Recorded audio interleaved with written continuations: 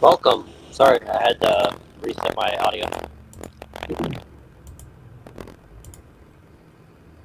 But I think you're both willing to host a little bit and do a little stuff. So whoever wants to go first, just make it known and NeuroJack stream back up. I like that. I see that. So I think Hank is ready to rock and roll. Joel, if you want to, You're roboting.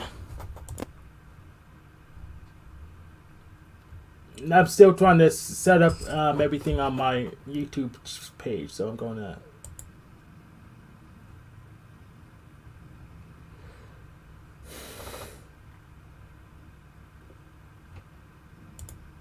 Yeah, I like having my YouTube studio page open by running a show. So nice, smart man. Is my audio better now? yes, Can you hear the White Devil loud and clear? yes. Okay, So great. you want to keep the link private for now, or do you want to run it out? You can open it up. Okay.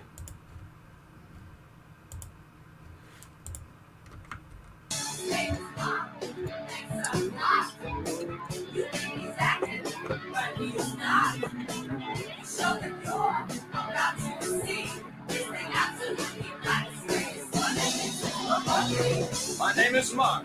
Thanks a lot. Just wait till you see. My name is Mark. My name is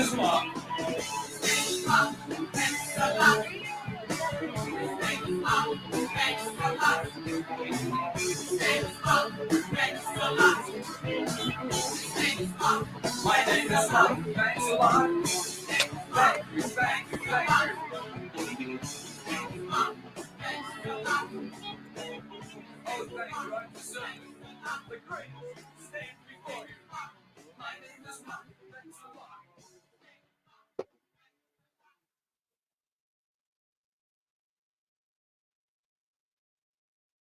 So I have a shared screen there.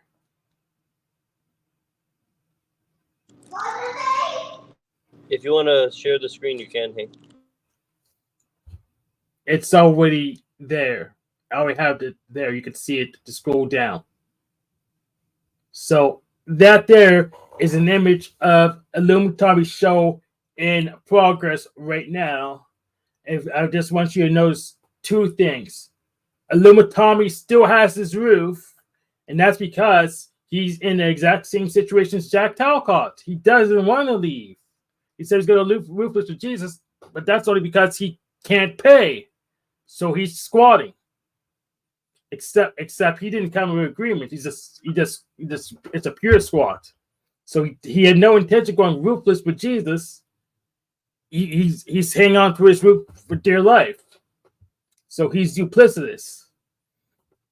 And to follow up on that, he had a poll up at the point in time. Series of Tom Wrecking Hank was the highest voted entry, but the only issue is Tom can't wreck Hank. So I actually put in a super chat saying if he wanted to have a moderated debate, because both of us know that he can't wreck me. But he has my profile blocked under Google, so he won't see my stuff personally. But right now he's not blocking me in the chat because it just looks too suspicious. So he wants to control the narrative, so he makes it look like he can wreck me at all. But he knows he can't wreck me. Otherwise, he would just have me on and talk to me. He's embarrassed. He knows he can't do it. The whole Keystone Cop crew can't wreck me, even if they were working together at the same time. The Keystone Cop crew he just joined, which he didn't want to join because he hated Officer Snaps. So, go figure. Sounds like a challenge has been issued. A gauntlet has been thrown. He doesn't want to pick it up. I mean, he knows the chance has been open, but he just wants to do his touchdown dance. He doesn't want to do the work to get to it.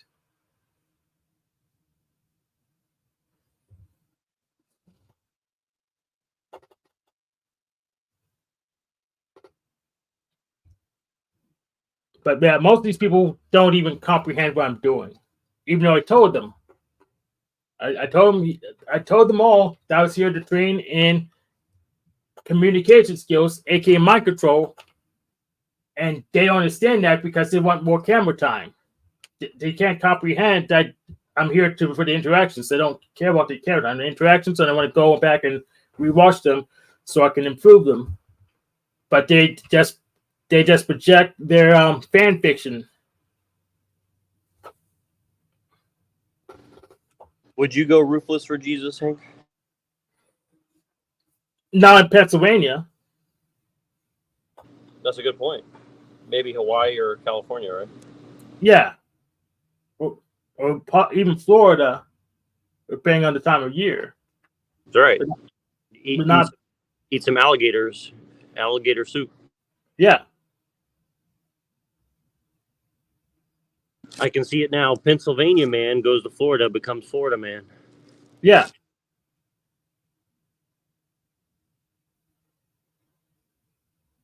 So I was going to say, well, while we're here,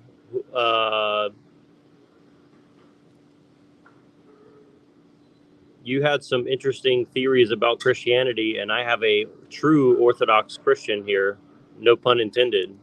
And I would love for you guys to hash out some of your differences, because he's actually a serious Orthodox Christian, not like one of the fake ones. So do you want to talk about holy fire?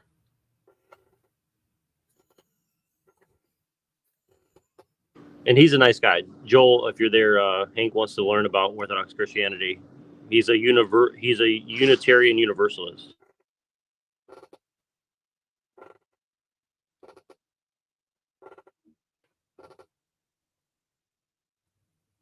I know he's there. He's probably just a little busy, but hopefully he'll come back in a second. Let me message him. Hold on one second.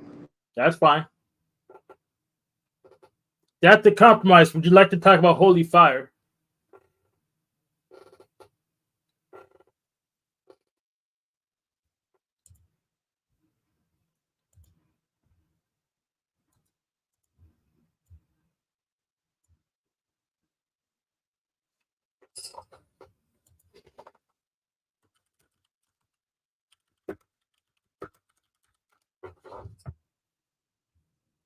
Yeah, I just messaged him. Hopefully he'll come back in. But what is it about the holy fire that stands out to you? Oh, this is gonna be funny. I have a clip for you because a lot of these ortho bros like to use holy fire as evidence for the validity of their church, and that's probably not a wise decision. So let's I'll show you why it's not a wise decision to go with holy fire. This is from a non-Christian that she's supposed to be clergy of your church. So when she says, this is a video called Holy Light Miracle, Paper Does Not Burn. And what's ironic about is that the paper does burn in this video. So let's go.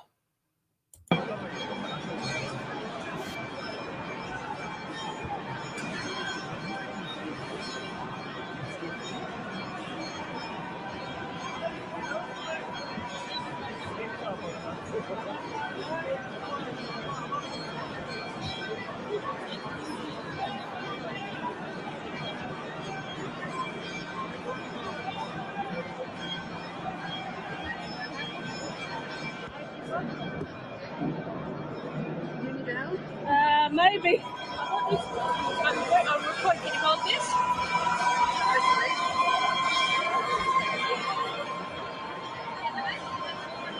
I cannot see anything, by the way. It's swimming or not? It's not catching a fire. Wow.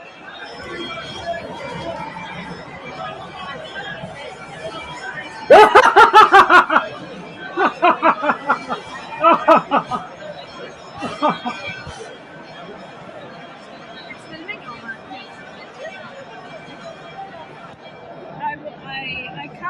I come from Australia. And that's comedy. That's classic slapstick comedy. but there's a serious business according to the Orthodox Church.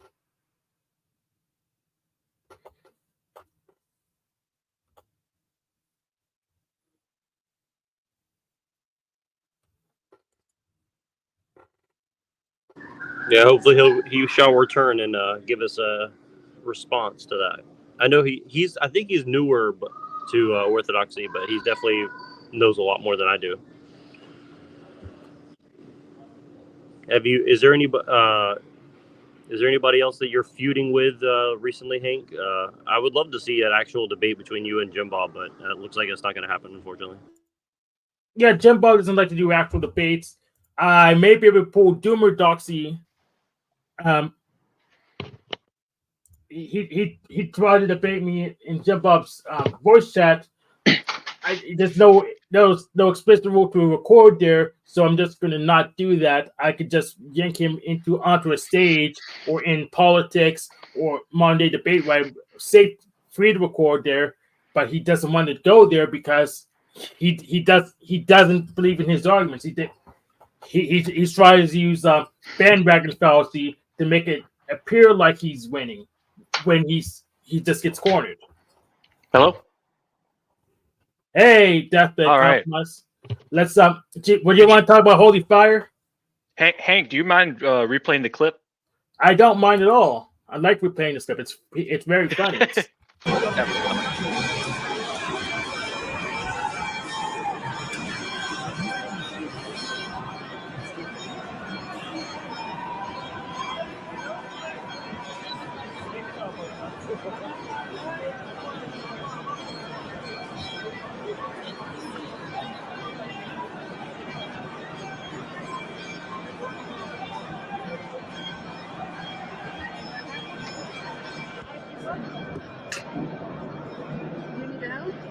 Maybe.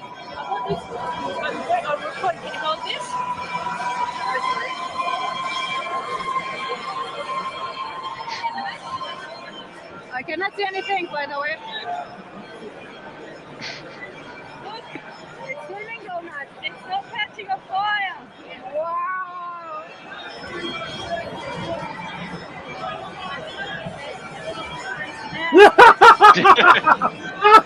There you go.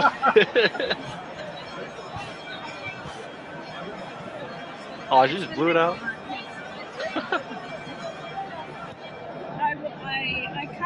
I come from Australia. You know, that's some Looney Tunes style slapstick comedy, if you ask me. Yeah, for real. Yeah, as I understand it, basically the general, because there are some people who say that it's not a thing, but the kind of the general take that I've heard is that if the miracle is real, it's more of as a testament to the resurrection of Christ, and not so much of, because like a lot of people, they use that as an argument for saying, oh, this proves that Orthodoxy is true or Catholicism or whatever. So it's not necessarily that it's more of that, if it is real, it's happening as a testament to the resurrection of Christ, and not so much as something that only responds to the true faith, if that makes sense. But there's also people who like, I've also heard some ideas that because of the larger Orthodox groups apostasy, and especially in that context, the Jerusalem Patriarchate, that it happens, but it's not happening because of their right faith. It's just happening out of, but some people say that the apostate patriarchates are faking it, because since they've departed from the faith, it doesn't actually come down, the light doesn't come down anymore, so they have to kind of create their own. And then there's some people who say that it's just fake altogether. So that's kind of there's kind of those three main ideas. Yeah, but we know that they didn't get the fire from the temple the whole time. They just lit the fire and walked down the streets, and they're trying to do they're trying to trick some people with some revisionist history, just relying on ignorance. Yeah, it's one of those things that, you know, I think it could be real, but there is obviously a lot of trickery going on, and you know, a lot of people use it to say, oh well, my beliefs are true and that kind of thing. I don't think that's necessarily the right way to approach it. When Orthodox people say that, I think that's kind of a bad approach. Like you were saying, it's not really that helpful. So Yeah, but let's assume they're just lighting a lantern and walking into the tomb and just then bringing it back out. The magic's not in how the fire is lit. The magic's in the ritual itself. This why lie about how the fire is lit? Why lie about the properties of the fire? It doesn't make any sense because we can just test it for ourselves and verify right. that the claim's false. And if it is real, some people have the idea that because it's a divine flame, that it's going to impact people differently. So that idea is kind of sort of saying that if someone of the true faith interacts with it, that it's not necessarily going to affect them, but everyone else is basically going to have an effect. So there's kind of some varying ideas to that, but I mean, they want to explain the difference in the holiness between their fire and the fire in the Yu chalice. I mean, they pretty much don't. They just say ours is magic and yours isn't, and that doesn't follow. yeah, I mean, it's not a good argument to say that, to say like, oh, this event proves that orthodoxy is true. It's not.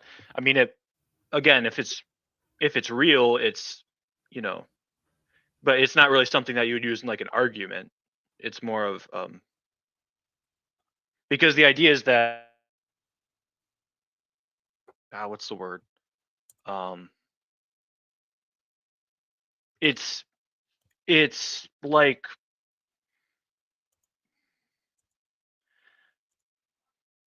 it's a divine occurrence, so it's not really like, if it's real, it's not a normal fire. It's like the Holy Spirit basically manifesting itself, just like what you see in the Old Testament and stuff, or in the New Testament with the different miracles that happen and stuff. So that's, if it's real, that's what it is. So it's not just a normal fire, but that also yeah. So that's kind of the general takes on it.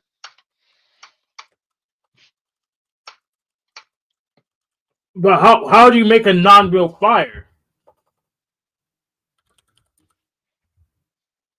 Yeah, I mean, that's one of the things is I haven't extensively read up on it, but those are the general ideas, is that if it is real, that, well, for example, like you have the burning bush would probably be an example people would bring up, but it kind of depends on faith. So like for uh Moses, was that it didn't really impact him, but for not, you know, for other people it would impact them differently. So because it's kind of physical and non-physical. So but you know, I kind of think that it's real, but it's not necessarily, like, to my knowledge, like a dogmatic thing. So Hey, King Steven, Tommy says he's gonna do clips about me and how he's destroying me, but he hasn't responded to my request to just have a moderated debate. Do you think Tom can actually win a moderated debate? Do I think Tom could win a meth debate? Is that what you said? That question too about moderated debate. You mean a debate with someone who will prevent him from mod spooking the whole time? Someone unlike Jack Talbot. I don't know if Tom could win a master debate. I've heard he's a masturbator, but I don't know if he's a master debater. That's what I thought too. Well, the opportunity's on the table, Tommy. If you want to destroy me live, well, first you have to learn how to debate. Then you'll have the opportunity when you're ready to schedule. Do you think that Hank? While I'm here, who do you think would win in a sumo wrestling match? Venus, Cupcake, or Cynthia? Venus, because she's more crafty. Which one do you think is heavier, Venus or Cynthia? Cynthia. Cynthia's heavier. Do you think she looks a bit like Grimace? Have you seen those Grimace memes of her where she's I don't think so. okay? I would say Grimace, but she is heavier than Venus. But Grimace is kind of pear-shaped, like Like Officer you Snaps. know what I'm saying? Yeah, like Officer Snaps. Is he pear-shaped? I didn't know that. He is. Venus showed me that he was pear-shaped. Oh, Venus did. Yeah. Did you ever see nudes of Venus, Cupcake? Negative. If you had seen them, would you still want women, or would it disgust you and turn you off women forever? It would not turn me off women. Okay.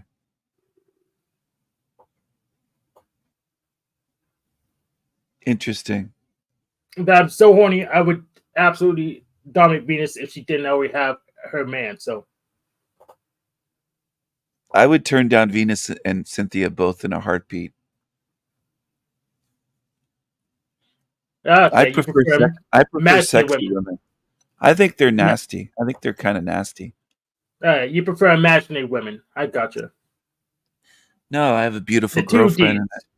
You like the 2Ds. I understand. No. The 2Ds are appealing. No. I have beautiful women in my harem. And they don't look Yeah, and the smell harem like of women that. who never come up on your panel, never show their face. I gotcha. They're always on my panel. They're always around. No, they're in You're the imagining peanut gallery. Hank, They're in the kinda peanut jealous. gallery. No. They're talking to me all the time. Okay, well, we all watch your show. We know where your harem is, so we don't even have to debate that. Do you think that Venus stinks in person? Do you think maybe her vagina stinks? Negative. What about big fat Cynthia? Negative. Because I think they do. Okay. I think they're so fat they need one of those reaching things to put a washcloth on, and they can't wash their vagina on their own. Is that what you use, King Stephen? No, not at all, Hank. I'm not as fat as you. You're huge. You're like 5'6" and 200 pounds. Oh, really? Do you want to watch a video you made of you? Sure. Watch a That's- video made of me. I don't care. that you made. You produced It's the fake. video. The video you made is fake of you hiking the woods? You said a video made of me. Now The which is it? video you made of yourself hiking in the woods is fake, King Stephen? Yes or no? Sure. Play it. Advertise for me. Promote my I'm channel. fine with that. Can you promote? My question is Hank, the can you video promote my you channel for made free? of yourself hiking in the woods fake or real?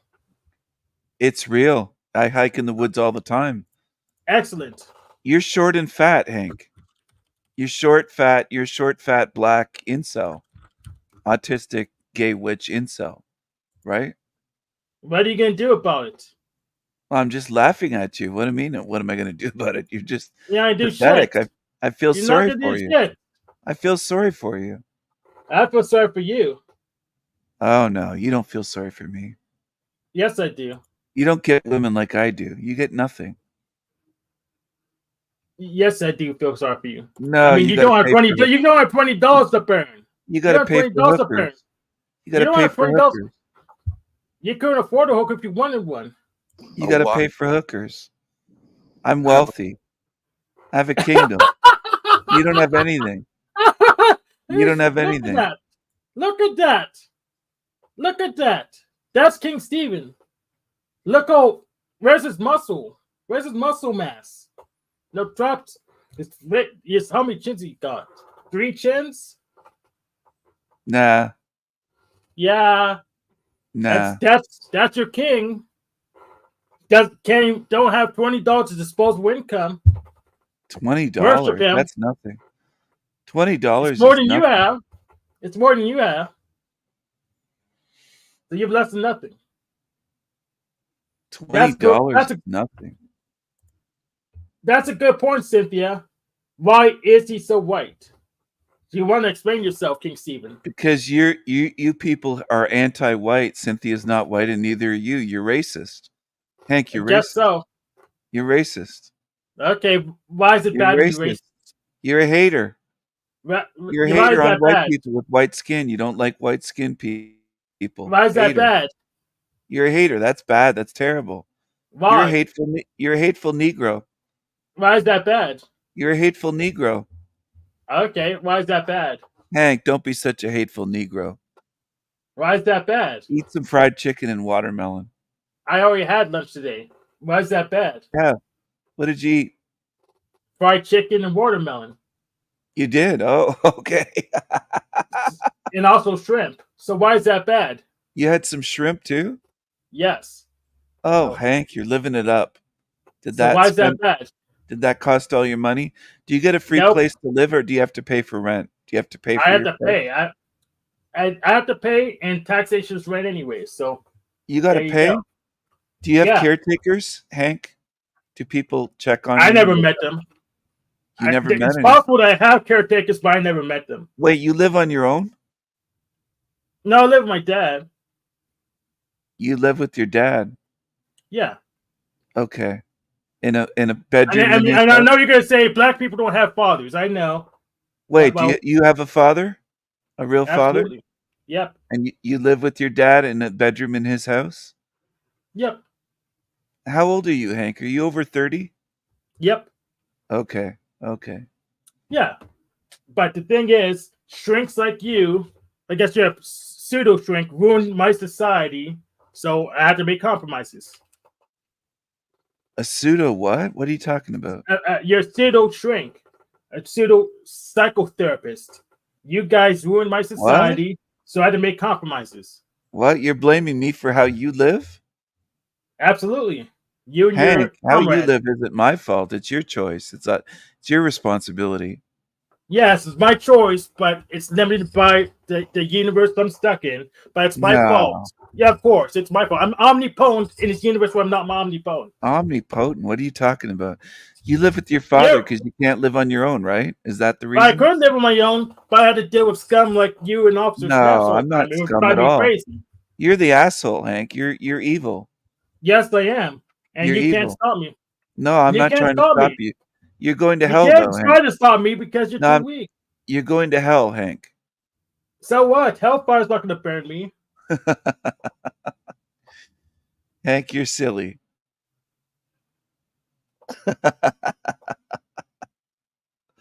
ahead and summon one.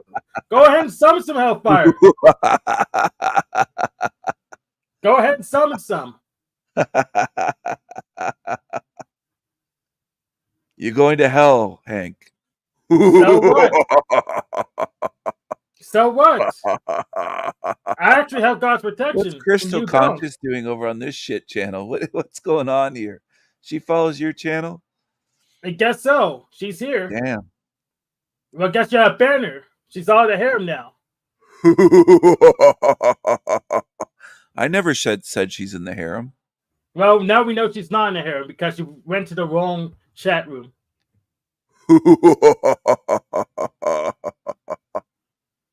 Who else is going to be kicked out? What's Fat Cynthia Grimace doing in the chat here? She takes up the whole chat room. That big fat ass. What's up, Cynthia Grimace? Oh, Stinky's calling Venus her mom now. Oh, man. You know, Margot blocked Noelle. Oh, well. Did you know that? I didn't know that. What's Noelle hanging around that scumbag witch for? What's going on over here? Oh, we have power and you don't. That's why. You don't have any power. You just lie. You're stinky liars. Okay, what am I lying about right now? You're lying all the time, Hank. Give You're me an just a example. short, fat, little black incel. That's what you So are. You it's live all with your those daddy. lies. Did I make that shit up? You live with your daddy. Did I make that up? You live with your daddy. Okay. But we decided I'm lying about everything all the time. So now we don't know anything. We don't know what to do now. I mean, where did you get that from? You got that information from me. But I'm lying all the time. You're So triggered. don't Settle know, down. Calm down, Hank. we Calm don't even down. know what's You're factual yet. triggered. Calm down. Take your You don't meds. know what's factual because I lie all the time. Isn't that right, King Take your Steven? meds. Calm down. I don't have any meds. You should take your meds. There comes the fart. King Steven. That was Hank.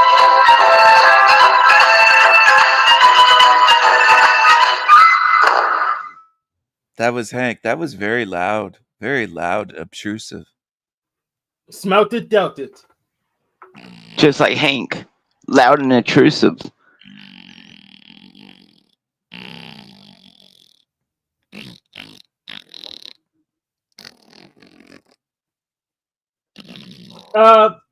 Moose. Well, he can get triggers if someone else finds them for him. He's actually pretty dumb. In my opinion. Oh.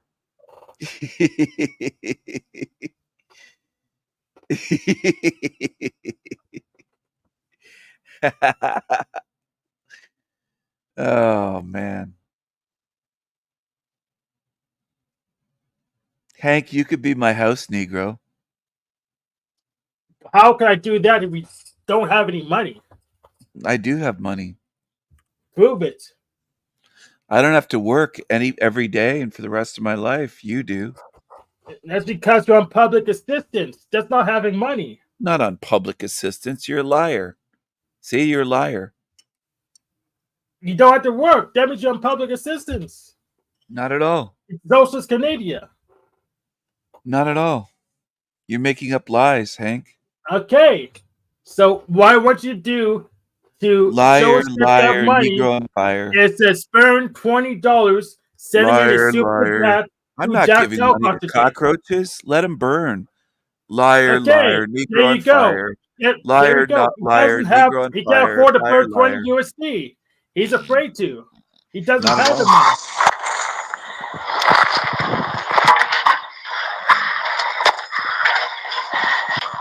Cock-a-doodle-doo, nigga. Liar, liar, Negro on fire. So hey El Diablo, meet the Super Devil.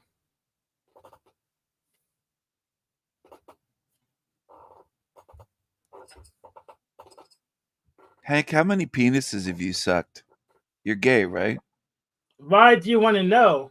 Are you trying to write fan fiction of me? Why don't you just tell the truth? Why are you such a liar? Just tell the truth. I know. You tell us how many you sucked. Then we None. can all share in a circle. How many of you sucked? We can all share in a circle. I'm not you go gay. first. You're gay. You're a fag, Hank. But you brought up the You're topic. a fag. So you have to be gay yourself. Otherwise, you wouldn't care. You're a fag. You're at least bi-curious because you brought up the topic. Not at all. Not at all, Hank. Then why'd you bring up the topic? You're a liar. Why are you embarrassed? Why don't you just Why'd tell you the bring truth? up the topic? Why do you want to talk about sucking dicks? Put your sex toy up on the screen. Why do you want to talk about Do you dick suck sucking? dicks? Yeah, Put answer your the question. sex toy up on the screen. You suck dicks, don't you? Do you suck dicks? King Steven, do you suck dicks? Hank, you suck dicks. How many do you want to suck, King Steven? Hank, have you sucked over 100? Why did you bring up the Suck topic? dicks? Sir, no, sir. Bullshit. I'll bet you can suck a golf ball through a garden hose. Hank, does your daddy know you suck dicks? Does he know that you do that? Let's Anyway, get this clear. Hank, I'm leaving. King Steven brought the topic of sucking Hank, dicks. He wants to Your talk about channel sucking dicks. sucks. Hank, your channel sucks. It's boring. It's really boring. All right, get the hell You're out of not- here. You're not just autistic. You're retarded, Hank. You're stupid. Okay, if you say You're so. dumb. You Hank, can get you're the hell dumb. out of here then. Bye, Hank. Bye. Let's this fat retard like some more. You want to come along with me? You want to walk the trail with me? You want some Viking power here? See if that shows up. I have my shades on. See?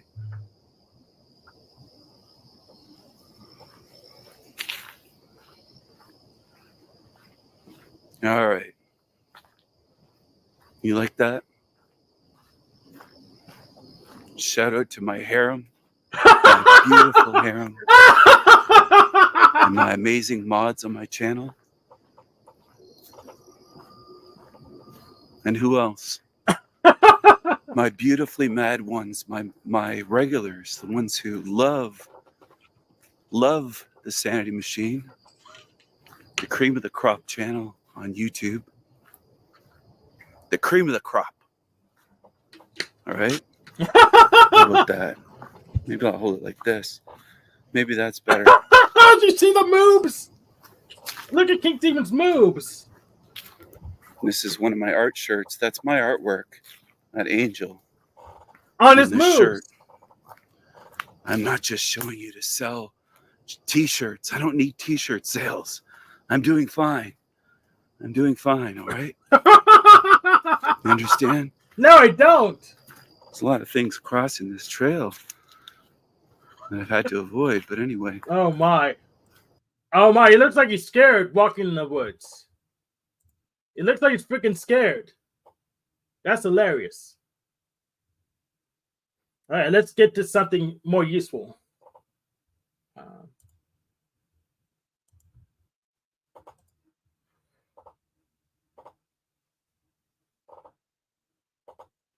We have a guy come on panel and want to talk about dick sucking, and then he says he's not gay. That's hilarious.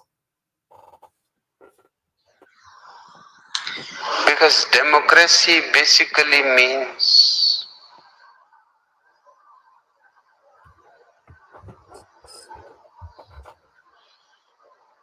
government by the people,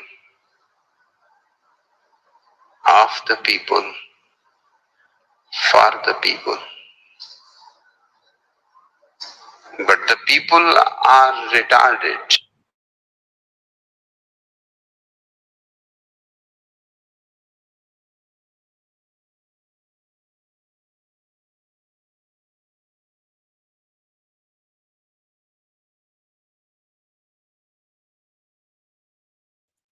Yeah, let's get back to orthodoxy.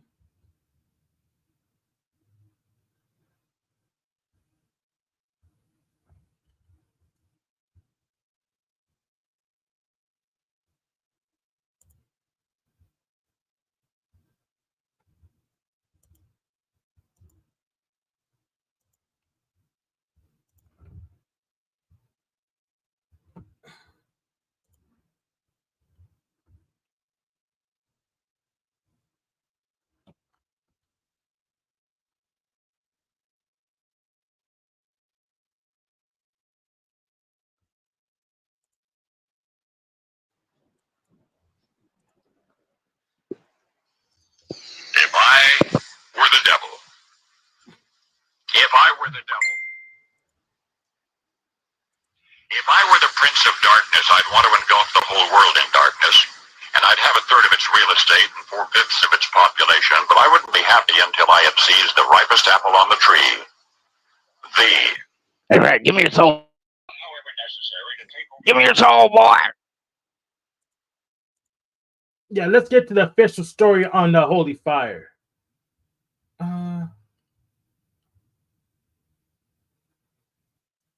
Wait, that's not the official story. Here it is. This is the official story.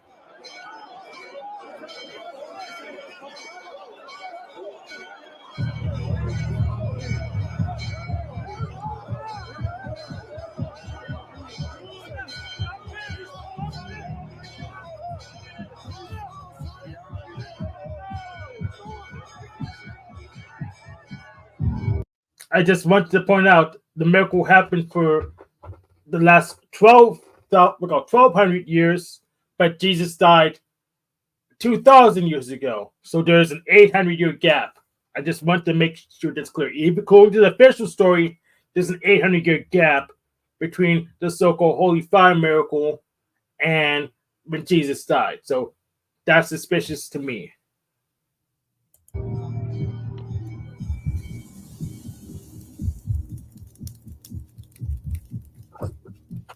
Every year in Jerusalem, on the eve of Orthodox Easter Sunday, Jesus Christ shows up inside the Church of the Holy Sepulchre during the ceremony of holy fire.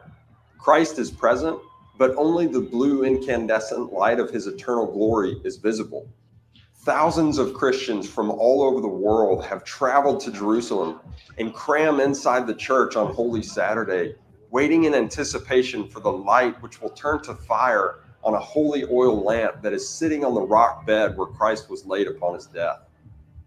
Occasionally, the light of Christ will spontaneously light candles of individual pilgrims in the church, or even candles that are Blasphemies. hanging outside the Nothing edifice. but blasphemies. During the ceremony, the Greek Orthodox Patriarch enters the shrine which is built over top the cave tomb, and kneeling beside the bed where Christ was laid, he prays an ancient prayer that has been passed down to him.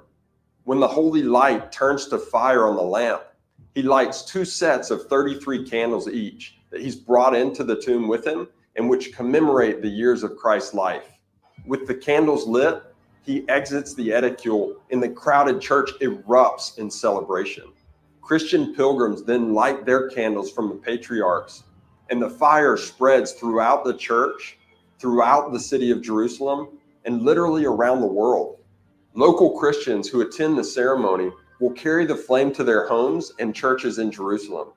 Special emissaries will carry the flame in special boxes on planes back to their home countries, where the fire will then spread from church to church.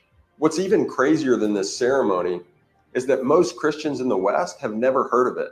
My name is Nate Carden, and by the grace of God, I've been able to attend the ceremony both in 2017 and again in 2018. I've spent the last 3 years of my life researching the history of this miracle in this most important of churches. And I'm convinced that not knowing about this ceremony as a Christian is the equivalent of a Muslim having never heard of the annual pilgrimage to the Kaaba in Mecca. The miracle of holy fire only parallels the greater miracle of Christ's resurrection from the dead. I believe in the miracle of holy fire because I believe in the evidence that Christ was crucified on a rock called Golgotha, and that he was buried in a cave tomb that couldn't hold him, and that both are found within this same church. Learning the history of the holy fire ceremony and the church in which it happens will make Christ's resurrection as real to you as if it only happened yesterday. It has for me.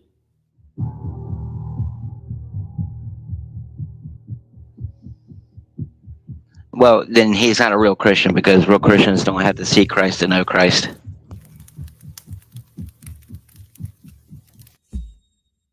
Thanks for watching this video. If you enjoyed watching it, head on over to JesusAcademy.com, where you'll find more in-depth and curated content on the tomb of Christ and the miracle of holy fire.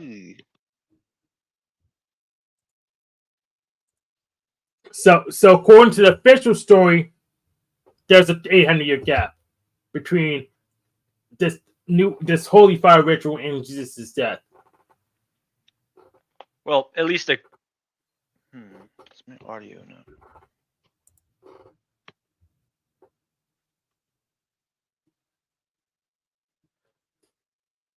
Well, in the famous words of Lucifer, do you really believe that one man can bear the sin of all?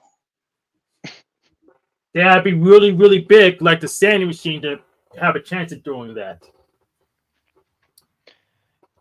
Yeah, I'd want to see if there's because there's a good chance there could be patristic writings that go long before that. So I haven't really researched holy fire stuff. I've just heard what people say about it. So that would be something interesting to kind of see if there's earlier documentation, because I know in the video he said 1200 years, but he might just be looking at the technical what people say. So it's something I'd have to do more research on, but it's an interesting subject. So yeah, I'm doing more research on it too. I saw a few more longer form videos on it, but just with the official story, there's an 800-year gap. There's some stories where it got reduced, but there is a big time gap and lots of, I guess, inter-Christian conflict to get to this ritual. So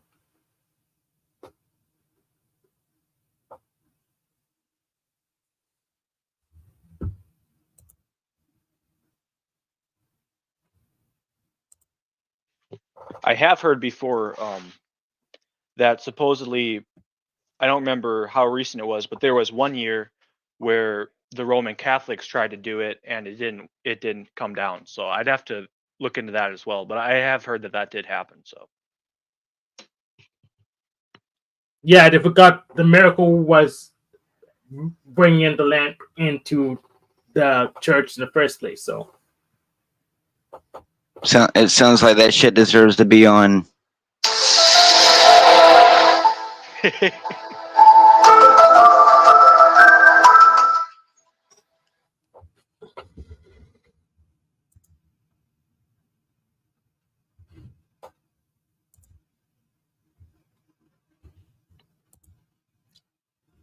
but yeah, I want to find new people to talk to. The Keystone Cop crew, which includes King Stephen, Illuma Tommy, Officer Snaps, and Officer Tarek, are very, very boring. All they have is ad hominem, and they don't even live up to their own, just non-existent standards. I mean, we took a look at King Stephen, and he doesn't look that great. He doesn't look that great. I wouldn't take any fitness advice from him. Well, we should all put our faith in what's his name, Democrates. There you go. That's someone we should put our faith in. Who is that? He was a. I'll just let Google tell you. Democrates. According to Wikipedia, Democritus was a Pythagorean philosopher about whom little is known. Very, very little is known about him. But I argued with him today on Facebook. Ancient Greek philosopher about whom little is known. Maybe it's a clone. A collection of moral maxims called the Golden Senses has come down to us under his name. However, many scholars argue that these maxims all originate from an original collections of sayings of Democritus, though others believe that there was a different little-known Democritus whose name became confused with a much better-known Democritus. But, he said that me believing in demons was a fallacy, but he believes in the Big Bang, so,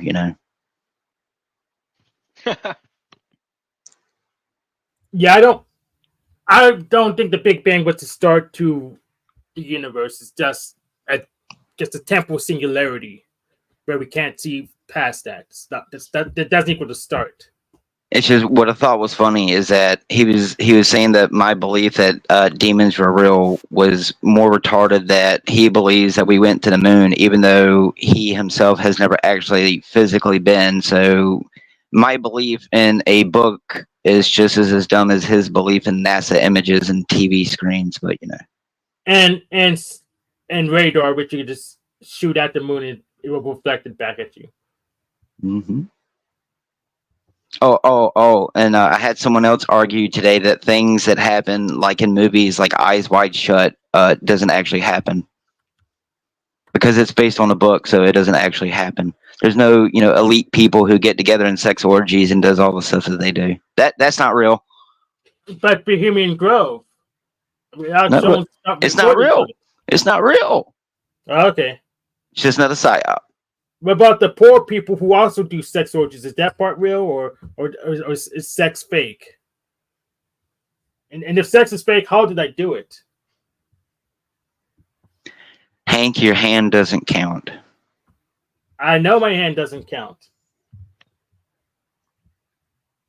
It's not real, according to Democritus.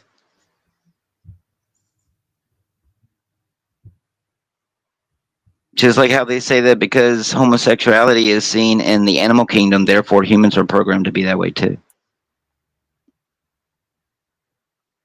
Well, dolphins rape, so does that argument follow? No. Dolphins also get high off of pufferfish. What's the point? I don't know.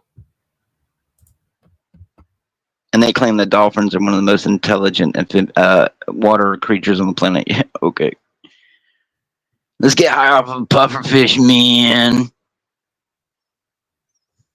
Maui Wowie, man.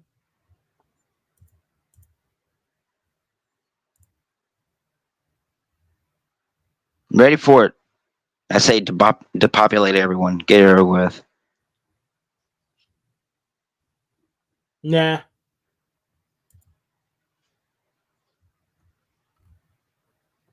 Why not? Why bother? It'd be fun. It'd be fun. It's not a lot of work. We're doing it ourselves already.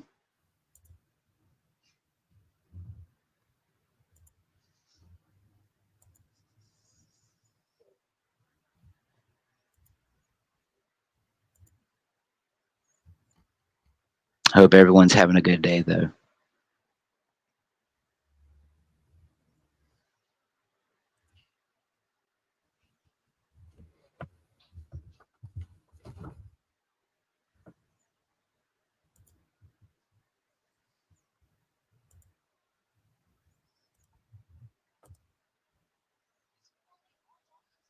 I'm kind of bored. I mean, we could have had a devil on devil word fight, but King Stephen is a pussy.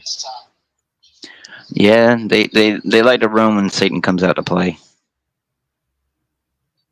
Yeah, but yeah, King Stephen's a pussy. He's a poser. And he ran.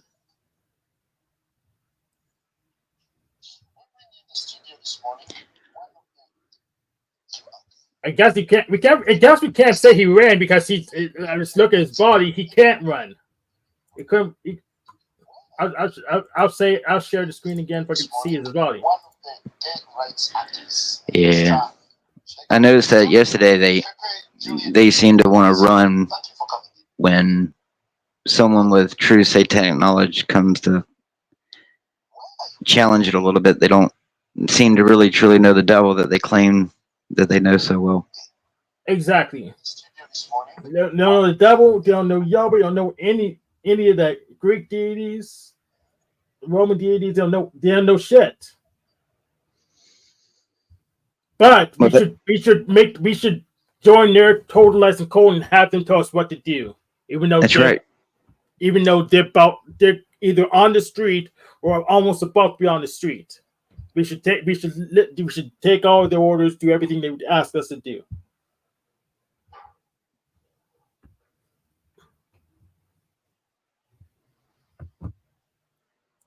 Well, there you go, Hank. That's why you got to be your own God. Worship yourself. Pretty much.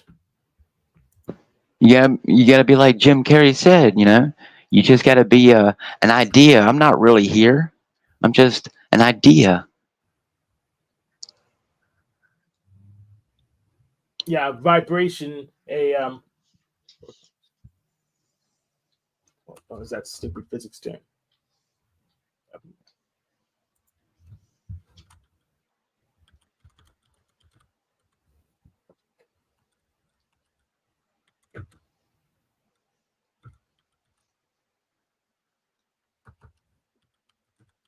It'll be okay. Wave function. Yeah, wave function. Yeah, I need to be a wave function.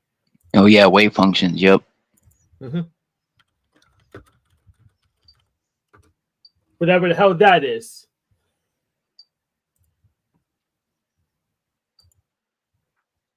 Well, good thing we all came from Neanderthals, so we don't have no grand purpose here anyway.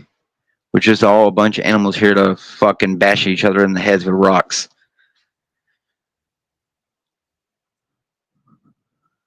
Yeah, that's right, being a certificate mad mystic in the Keystone Cop crew. We could have a purpose still, but I don't know what it is. So I guess make my own purpose.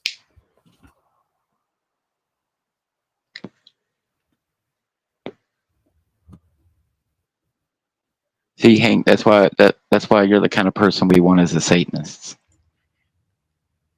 That's the exact same kind of mindset that we have.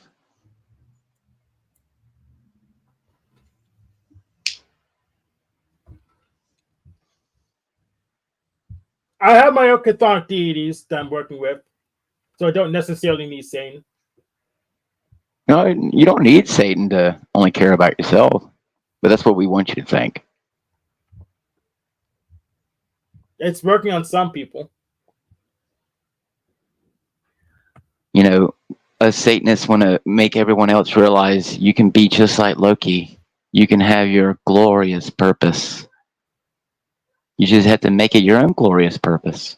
If you want to be rich, what are you willing to do to get there? It's going to take a lot more than talent. I'm willing to read the manual. Well, I hate to say it, Hank, but unless you're willing to sacrifice someone you care about very closely, you're not allowed in the club. What if there's no one I care about closely? Who do I sacrifice then? Oh, well, then you shouldn't have any moral qualms about sacrificing anyone then. You know that movie with Cameron Diaz about the whole pressing the button and you get a bunch of money, but someone random somewhere dies? You know, it's kind of like that.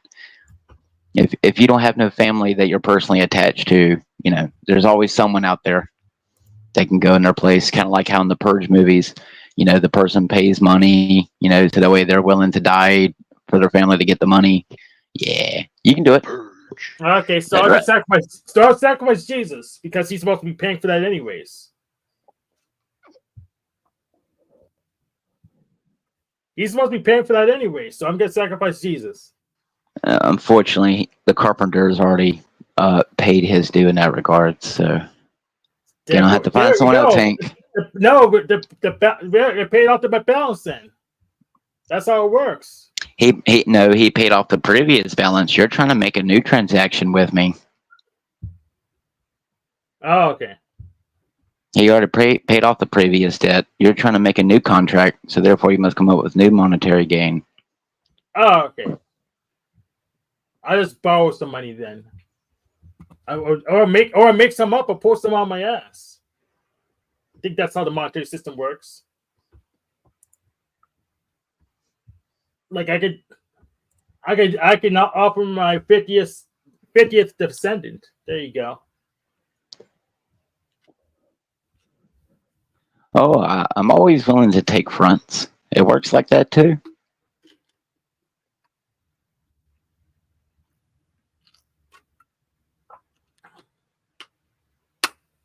Just now, remember the first rule about orgy clubs is you don't talk about orgy clubs. How dare you? How dare you reveal the secret? We were going to destroy you now. You're just mad, Hank, because my masquerade mask is prettier than yours. That's correct.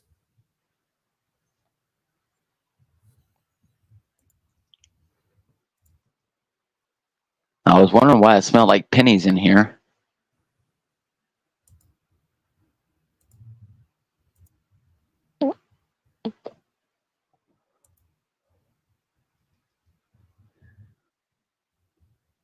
It would be kind of funny if there was like a toll-free Illuminati number that you could call just to see if it would work. But, you know, they already showed up once, so I'm good. It'd be nice if there was a toll-free Google number you can call for YouTube issues. What's wrong? Is YouTube keeping you down like the white man, Hank? Is it us white devils keeping you down? Sure, why not? Goddamn white devils. Yeah, I'm willing to blame them. They could be the scapegoat.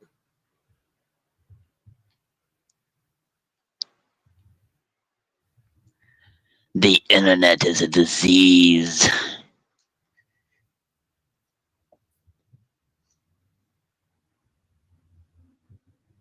Humanity will reach a point of no return. Oh wait, we're already there. Now eat your bonbon baked beans and drink your Kool-Aid like Jim Jones told you to. That was Flavor Aid. Oh, that's right, Flavor Aid. That's right. Which probably didn't even need to be spiked. Probably didn't even need to be spiked to kill people. Probably not. Fun fact, Kool-Aid was made so that way it would cover up the taste of the fluoride in your water. It's working. Oh, No, it does work. As someone who drank Kool-Aid for way too long, I can tell you it has devastating effects on one's health.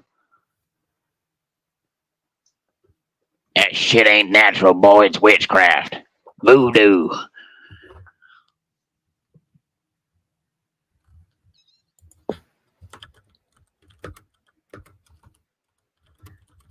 I want some Haitian voodoo witch doctor to come and perform a zombie ritual on me.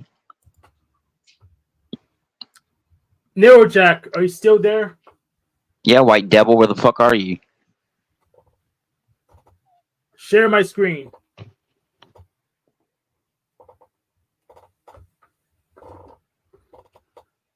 Share my screen or you're a racist.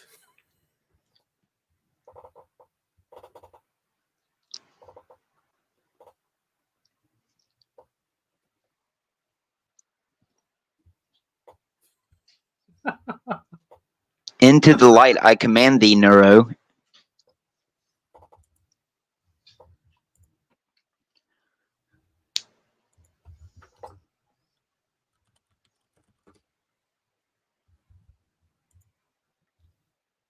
I maintain the balance. Screw the balance.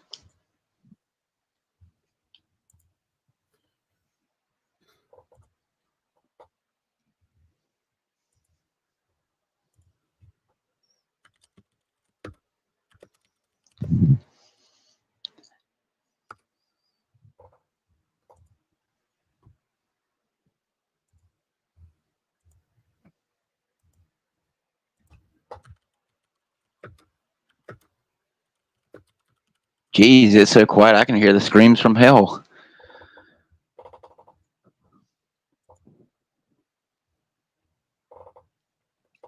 So, what's it? Base Circle has a poll up. It's pick one water source for the rest of your life: bottled water, clean spring water, with filtered water, and tap water, fluorinated. And I think it's all the same thing. I kind of like that fluoride, you know.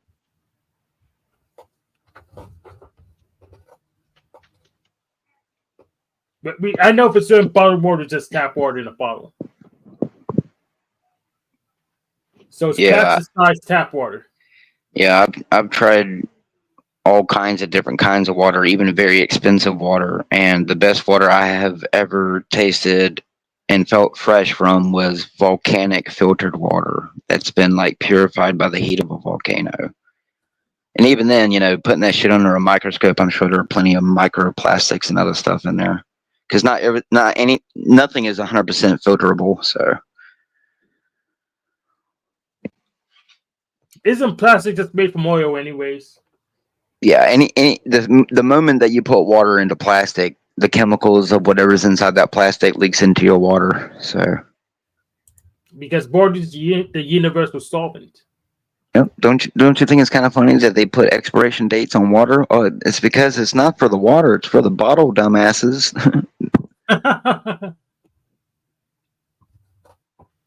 No, I kind of like that fluoride water though. Yeah, ain't nothing like it. Nothing like filtered piss and shit water.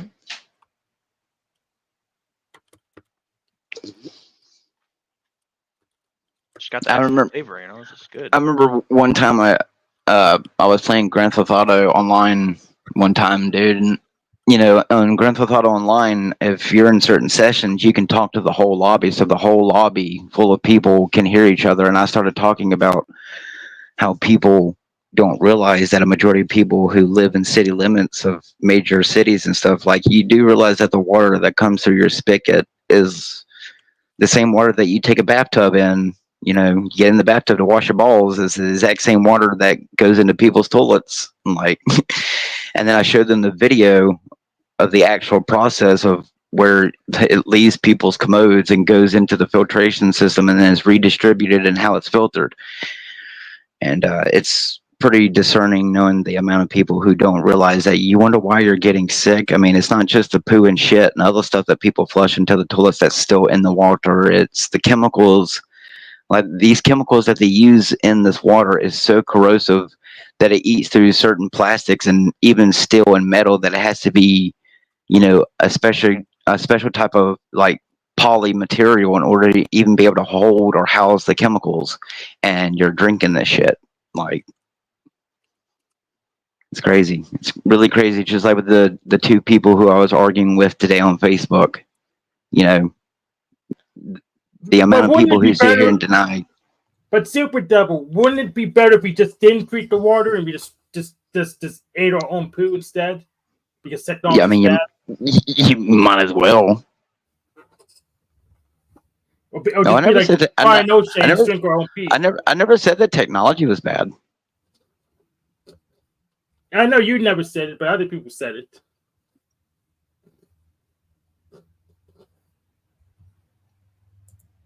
Let's watch an educational video about water. It's a topic we'd rather not think about. Where does last night's dinner go when we flush it down the drain? Well, you may already be grossed out just thinking about it. This leads trade to a significant subset of civil engineering and a massive amount of public funding. Just like all dogs go to heaven, all drains in a city lead to a wastewater treatment plant where that wastewater gets turned back into water that we can drink. Now, you may be thinking that you'd rather just let bygones be bygones and not think about this nasty part of real life. But here's the thing. Chances are you've drunk water that was waste at some point, so you might want to take some time to understand this engineering process that makes dirty water clean. Here's where it starts. The toilet. Once you're done doing your business and flush that magical handle, your waste ends up at the inlet of one pretty interesting place, a wastewater treatment plant. Why is this place so interesting? Because it takes arguably one of the most disgusting substances in the world and turns it back into something that is essential to all life. Flushing just your toilet at halftime may not seem like a big deal, but when you couple it with thousands, if not millions, of others doing the same, it can result in some pretty high sewage flow rates. New York City has an array of 14 wastewater treatment plants that handle a combined 1.3 billion gallons of wastewater daily. That's enough wastewater to fill the Dead Sea with pure sewage in just 8 years, and that's just New York City. There are an estimated 14,748 treatment plants in the U.S. alone that 76% of the USA's population relies on, according to the American Society of Civil Engineers. Understanding wastewater is crucial to understanding the critical infrastructure needed to support modern life. That brings us to the first step of the process that handles larger items in sewage, things like flushable wipes, 2x4s, toys, or even guns. You name it, and it's probably been caught in a bar screen. Bar screens are exactly what you would think. They are large vertical bars that stand at the inlet of nearly every wastewater treatment plant, designed to stop larger items from getting to the plant and hurting machinery like pumps. This first process where bar screens are used is commonly referred to as pretreatment. The sole intention of pretreatment is to remove the outliers in the sewage and make the whole mixture a little more homogeneous, or slightly less chunky. Bar screens are typically mechanically raked at certain intervals, depending upon the flow rates of the water treatment plant, although some older plants will still have more manual removal processes. Whatever is removed from the bar screens is then sent off to your average landfill or solid waste handling facility, or in the case of unusual items such as guns, they're sent off to your evidence locker and a police station to be investigated. Next up is the grit chamber. Grit chambers are the next steps in the pretreatment process following bar screens. Since these bars don't catch everything, larger particles called grit still need to be removed from the sewage as it is made even more homogeneous. As the sewage flows into the grit chamber, the velocity of the rather viscous sewage is adjusted to allow for particles of sand and rock to settle out. This is needed because these particles can't be removed using chemicals, and they could potentially clog or destroy pumps later on in the process. There are 3 types of these chambers: horizontal grit chambers, aerated grit chambers, and vortex grit chambers, which all accomplish the same task using slightly different methods. Following the grit chambers, the sewage will move on to the primary treatment process, which starts with a large basin called a primary clarifier. Primary clarifiers and clarifiers in general function on the principle of settling velocity. This term can be defined simply as the speed at which a particle settles. For wastewater being pumped into clarifiers, it's important that the flow rate of the water being pumped in doesn't exceed the settling velocity of the particles trying to be removed. In order to accomplish this, engineers will vary the size and number of primary clarifiers in accordance with a plant's permitted sewage flow rate. This ensures that at varying flow levels, solids can settle out of primary clarifiers to the correct quantities. At this step in the process, the slightly treated wastewater, which is referred to as effluent, is free of solids larger than 10 micrometers and should be all organic matter, which will be treated further.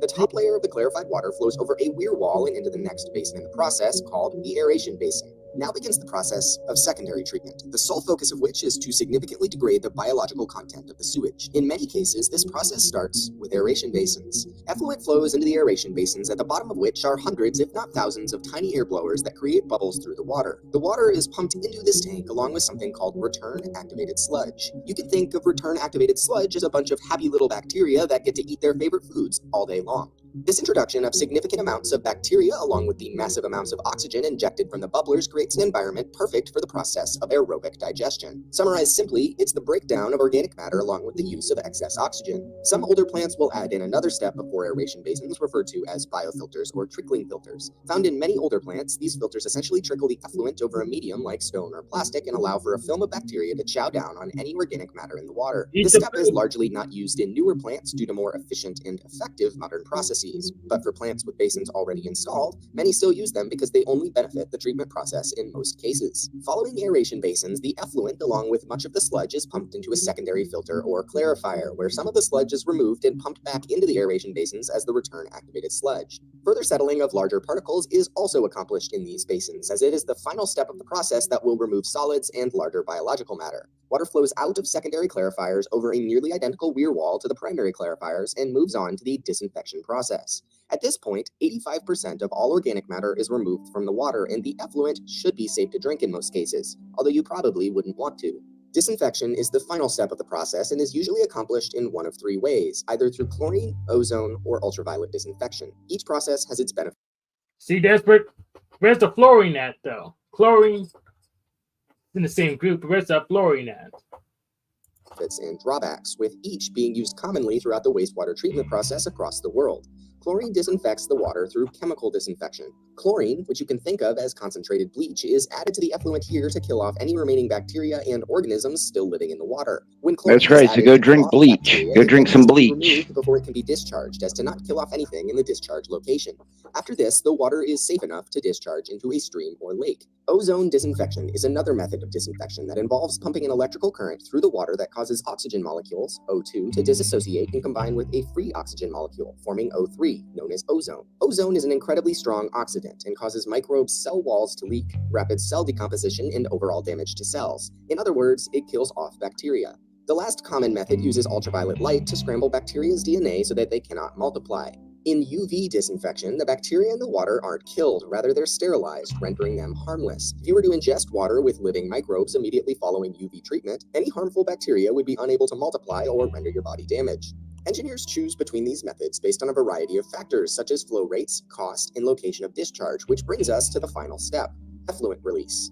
Effluent release exists in one of two forms. In most cases, the now treated water is released back into a stream or lake or other water source. In rare cases, usually in areas where water is scarce, the effluent discharge from a wastewater treatment plant can be discharged into another treatment plant directly where it will be treated further for consumption. This is referred to as full cycle water reuse. From a chemical perspective, the final drinking water is the same as normal treated water that flows through your pipes now, but due to the connotation of your drinking water being sewage just days before, this treatment process is normally shied away from or not heavily publicized. The entire process of wastewater treatment takes on average 24 to 36 hours from when a drop of water enters to when it leaves. Each wastewater plant will receive a permit for flow rates, chemical levels, and effluent quality, among other things, from the EPA that outlines the necessary treatment for a plant. Wastewater plant operators will make adjustments to a plant's operation and constantly measure levels to ensure proper discharge and proper treatment. Without these operators and the dirty job that they do around the clock, our sewage would always stay sewage, and sanitation in modern cities would be much, much worse.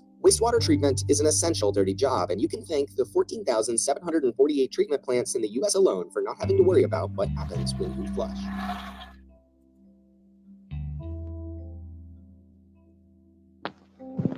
Yes, and in 1945, Grand Rapids became the first city in the world to fluorinate its drinking water. Fluoride in the water is the most efficient way to prevent cavities, one of the most common childhood diseases. An estimated 51 million school hours and 164 million work hours are lost each year due to dental-related illness. Since the mid-1940s, compounds containing the mineral fluoride have been added to community water supplies throughout the U.S. to prevent tooth decay. Health concerns expressed by opponents have largely been dismissed until recently. That article was 2016. I had a dentist tell me straight to my face that fluoride is good for me, but if you know your science, you know that in large quantities, after a while, fluoride leaves deposits in your bloodstream that isn't good for you. Affirmative. And that's the same thing for everything else in that group on the periodic table. What was that? Yes, that is very true. Grand Rapids, Michigan. Uh-oh. Yeah, it didn't give me the actual name of the state it was in. No, it said Michigan, so I looked it up. Okay. A little too close for home there, but Well, Flint, Michigan, let's not talk about that water problem.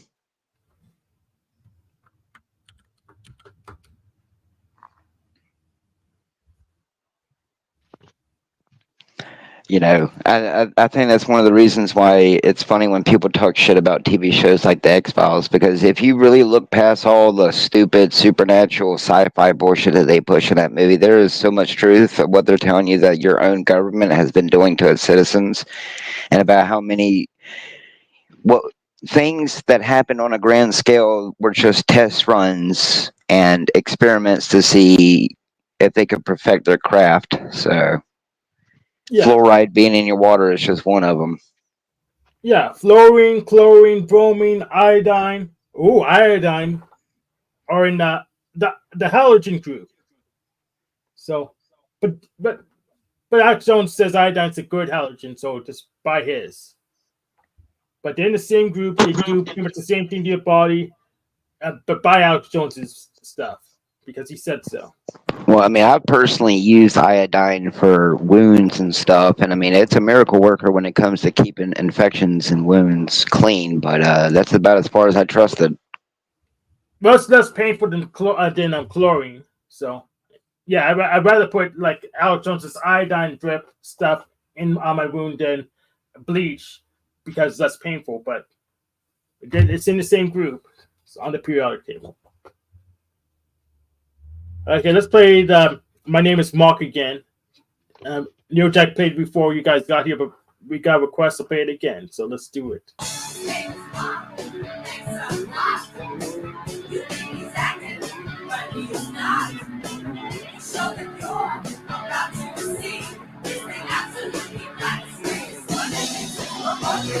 My name is Mark. Thanks a lot. Just wait till you see. My name is Mark.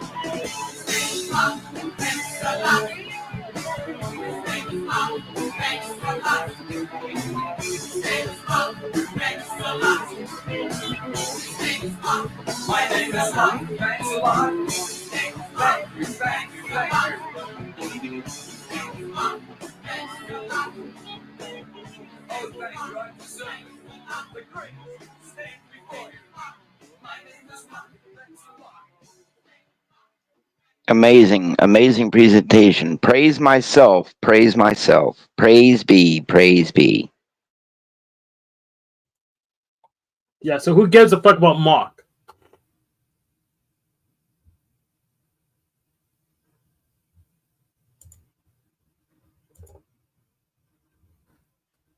King Stephen might be Mark. King Stephen's too round to be Mark.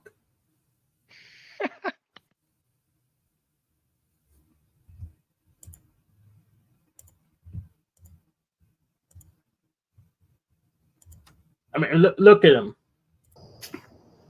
Hope you're having a gorgeous, fantastic day today. And I hope you're doing really well, everyone. Why does he sound like he's trying to get in bed with me? Because he's trying to get in bed with you. I mean, oh, good morning, everyone.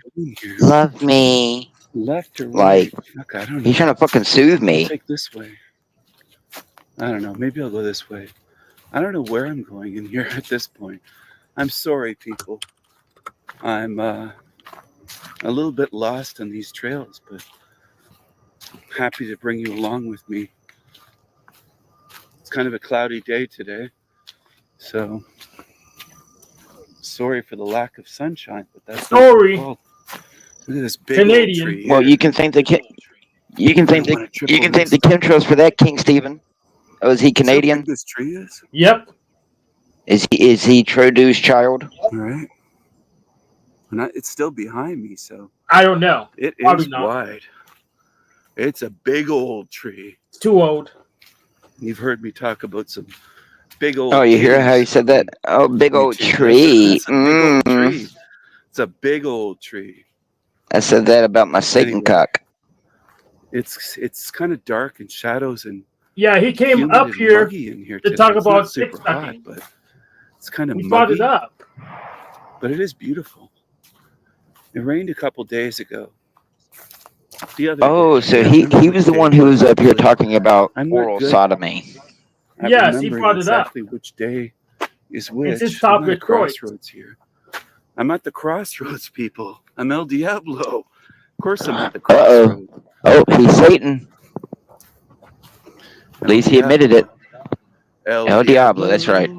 El The devil. Diablo. That's Ladies right. love Your Lord El and Savior. Diablo. That's right. The ladies love furry goat dick. That's right. I'm gonna head out. Here's my But, Viking keep it up. compass. Okay.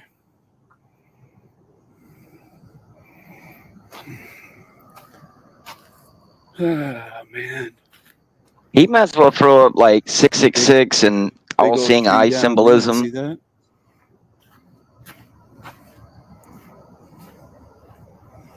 I think I'm gonna go the other way. Actually, He's short I'm of breath sorry, already. people, but He's short of breath. I'm sorry. Come on, man. I'm just sorry, Canadian. I'm trying not to trip over these roots. There's roots on the ground like Either this. either he eats very unhealthy or he There's smokes a roots lot. that you can just it's Or both. big enough that you could trip you over this shit easily. There's quite a few of them coming up through the trail all around here. There's a little black squirrel walking across in front of me. If I had my camera facing the other way, you would have seen him walk by, but unfortunately I have my face filling up the screen, which I don't like doing, and I don't like watching people that fill up the screen with their face. Like this. Okay. They just love to fill up that screen with their What face. kind of right? fucking laugh was that? That was scary. They do.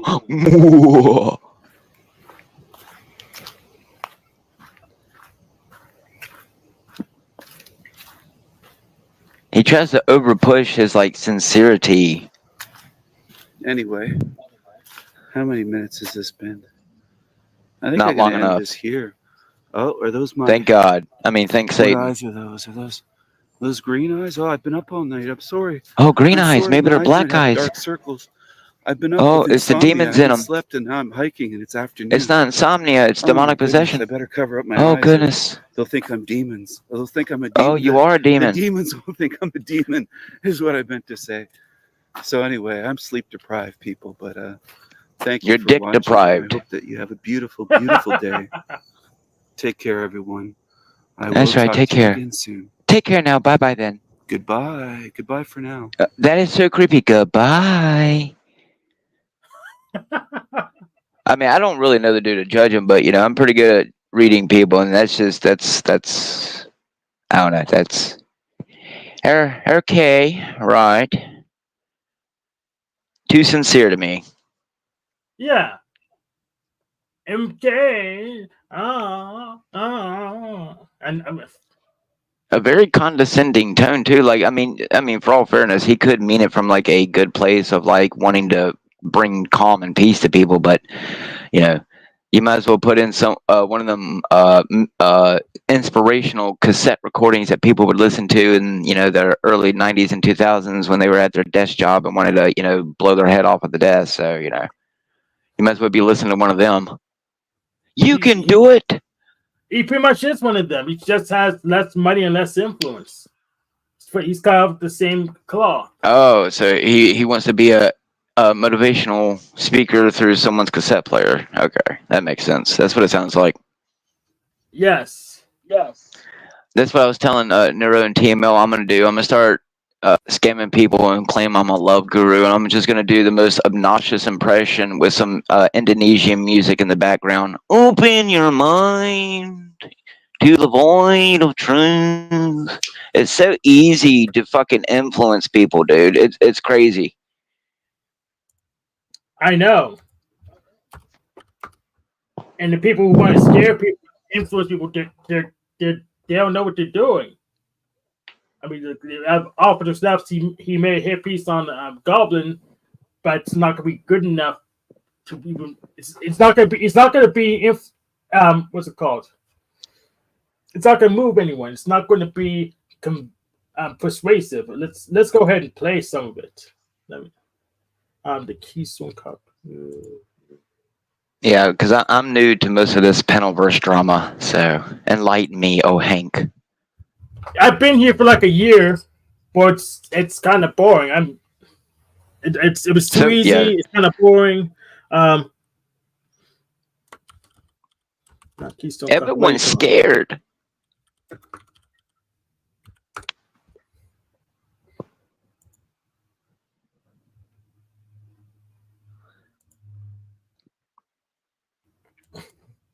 I'm still waiting for Talcott to save my soul.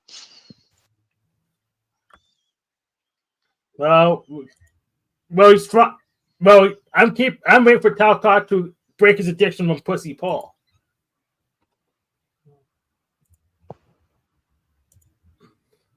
Okay. I don't speak really on matters I don't know. I don't know the whole debacle between everyone. Of illusions, and those illusions are up to us to decipher and discern what is the truth, yo. Uh-oh. Gentlemen, the world stage is being set, the B system is in play, and the optics are high. And that just like me is the truth, yo. I'm Snafu Snaps, you guys are the Snafu crew, the glue, each and every one of you. And remember, the optics will continue.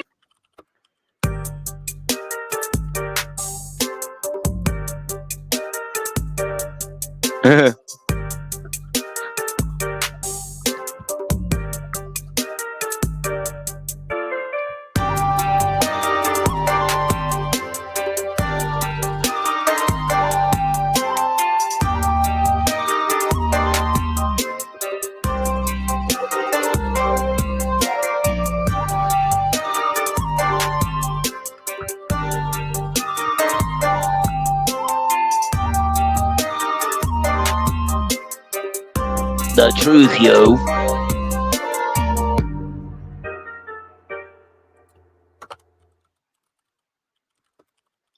Such a magnificent creature.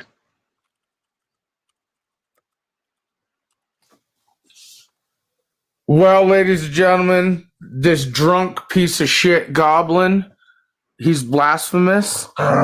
He supports pedophiles. He supports traitors. He supports criminals. He's a drunk idiot who has no clue about the optics in play.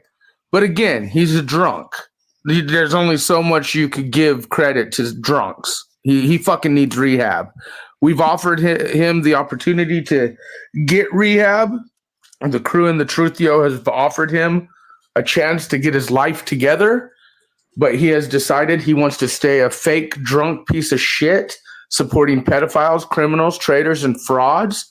And he wants to also blasphemize God and put false optics out there.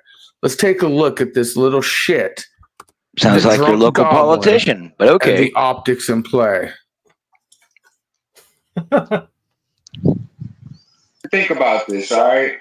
Because they run around, they say that they know God, they say they work for God, all this, that, and the third, while pushing the propaganda of, the Mandela effect or Alex Jones. Like, what type of shit? All right? Now, I have personally seen Snafu attack well over 200 different YouTubers online. It's not attacking, calling demons out and those who support traitors, criminals, frauds, or pedophiles, but your drunk ass is a fucking criminal supporting, pedophile supporting, traitor supporting, drunk piece of shit. But here's where he gets blasphemous, and again, this motherfucker has no clue of the optics in play. While claiming that he works for God, he's a self-proclaimed Christian, right? But he'll be the one to tell you that Mandela effect has changed scripture. No, that's false information. And to bear false witness, as you can see on that link right there, if you say that you are a Christian, that means that you support that scripture. Yes, the scriptures have been changed, have been tarnished. And Goblin, you're a drunk piece of shit. Maybe you should remember the truth, yo. And I want to know which scriptures have been changed, Officer Snaps. And then I need NeuroJack to unblock you so he can give me the death. I want the death. I don't care which Well, verse of the Bible. I kind of get the gist of what he's talking about. I haven't read it in a while, but there's a certain verse that talks about the lion laying with the lamb, and I think it really chalks it up to different translations. But I mean, I'm not going to sit here and deny that the Bible has not been changed, and to some degree, you know, if you're like me, you believe that the Bible, you know, as much as it is God's word, you know, this is the devil's world. So, you know, who's to not to say that the devil wasn't able to get a hold of, you know, the manuscripts and scrolls and be able to change words around and stuff like that. But, you know, and could have added any part in the editing process. So yeah. I mean, even someone like me who claims to believe in Christ, even I'm very, very careful on how I'll approach my belief in him. You know, so that's why I try not to get up and caught in people's dramas on these things, because you're always going to have opposing sides arguing that they're right and the other is wrong, that this person's this and this person's that, dude. So, you know, but I do have to agree with that whole aspect that yes, you know, through the Mandela effect, yes, that is part of the psyop, you know, and convincing people that there was a, you know, event at one point in our timeline that, you know, changed things where realities are merging together, and, you know, instead of seeing the sky not be blue or the, you know, ground be green, you know, let's, you know, change the name of a fucking Bearstein book, or, you know, let's change the logo on the, you know, pair of underwear instead of, you know, actual like all you know, alternate universe altering, you know, phenomenon, like, you know, like they pushed in Doctor Strange, you know, with, you know, the breaking realities, you know, where you have realities literally mixing together and clashing together. You know, that's something that I personally would expect something from a Mandela effect, not, you know, the fucking logo on the back of my underwear doesn't have a basket anymore. So to me, you know, the Mandela effect is nothing more and nothing less than just like the whole multiverse shit that they've been pushing for a long time. It's just another psyop to get people to believe that there are alternate realities, that there's more outside of what this plane of existence offers. And, you know, the problem is that once again, Hank, everyone's focusing on the human aspects of everything that's going on around us. People aren't really paying attention to the spiritual aspect. You know, someone like Paul may think he's working for God, but he's still pointing out the very humanistic aspects about, you know, the human psyche, the human condition. You know, you can't expect the whole human race to reach enlightenment at the same time that another person does. You know, that's the problem. A lot of people are still playing catch up, you know, so that's always been my problem with a lot of these people, like the people who I was arguing with today on Facebook. You know, these people are not spiritual in any aspect. You know, they sit here and believe that we went to the moon 6 times, that you came from nothing, but yet have the nerve to sit here and tell me that believing in God is crazy, or that, you know, my big sky daddy doesn't exist, but, you know, believe images fed through them on a tube. So, you know, I think we're all fucking crazy. If you ask me, we're all fucking crazy. I agree.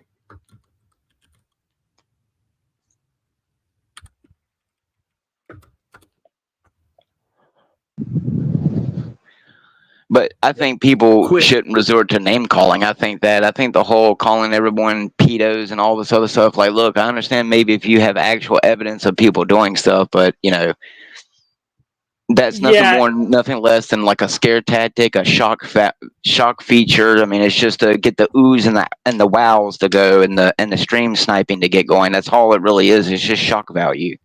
Yeah, and it's not working. He paints the whole YouTube, but when he hits the adjustments button, no one came. No one comes and does anything about it. The tactic doesn't work anymore. So I just tell them to stop that. Probably focus on the videos. Maybe if you calm yourself down, you can actually debate some people. But yeah, the tactic is anti-meta. It doesn't work anymore. Yeah, it goes back to what I've been telling everyone since I began on here recently, is that people don't know how to separate themselves from their online personalities. Even someone like Paul clearly has emotion in his stuff, and I know people say I sound emotional, but that's why I call myself a voice actor. You know, I'm very able to act like a damsel in distress if I so need to be. So, you know, I just think clearly everyone's emotions and personal ideas and, you know, their own philosophies get in the way of what their message is. And, you know, everyone's message is their own. Like they say that the customer's always right. You know, that's what it comes down to. I may think I'm right. You may think you're right. Paul may think he's right. Everyone thinks they're right. That's why I say that, you know, what's bad is good and what's good is squared, because pretty soon that's what it's going to be like. Everyone's going to assume that their bad is good. So who's to say that his bad is bad? Yeah. And what gives me the advantage is I know there's limits to where I'm right, and I'll exploit those limits. Other people think they're right all the time, and that's where the dragons lay. The dragons will lay in the spots where they think they're right, but they are making a mistake. Yep. And now, no one has accountability anymore, Hank. No one's willing to take accountability. They're not willing to say that I'm human and I too am wrong and make mistakes. Yeah, me on the other hand will draw a board and say, I have no idea what happens in that section. Yep, even someone like me who professes to know Christ as well as I do and have experienced the things I have experienced, even I am willing to say I don't have expertise in this and this and this. But that doesn't mean that at some point common knowledge or common sense can't come into play. But apparently a lot of people don't even have common sense, Hank. So what do you expect? Common sense has been replaced with Facebook and YouTube and TikTok lives. So. Yeah, and now for the snaps, we're not going to play the whole video. In fact, we're going to rush through this. 1.5, because it's just going to be insults and ad hominem, so. Putting out fake, false bullshit, you drunk. Something is wrong with the King James Bible. We all know it. There are changes, satanic changes. Behold, the days come, saith the Lord God, that I will send a famine in the land, not a famine of bread, nor a thirst for water, but of hearing the words of the Lord. And they shall wander from sea to sea, from north even to the east. They shall run to and fro to seek the word of the Lord, and shall not find it. And he shall speak great words against the Most High, and shall wear out the saints of the Most High, and think to change times and laws, and they shall be given into his hand until time and times, and the dividing of time.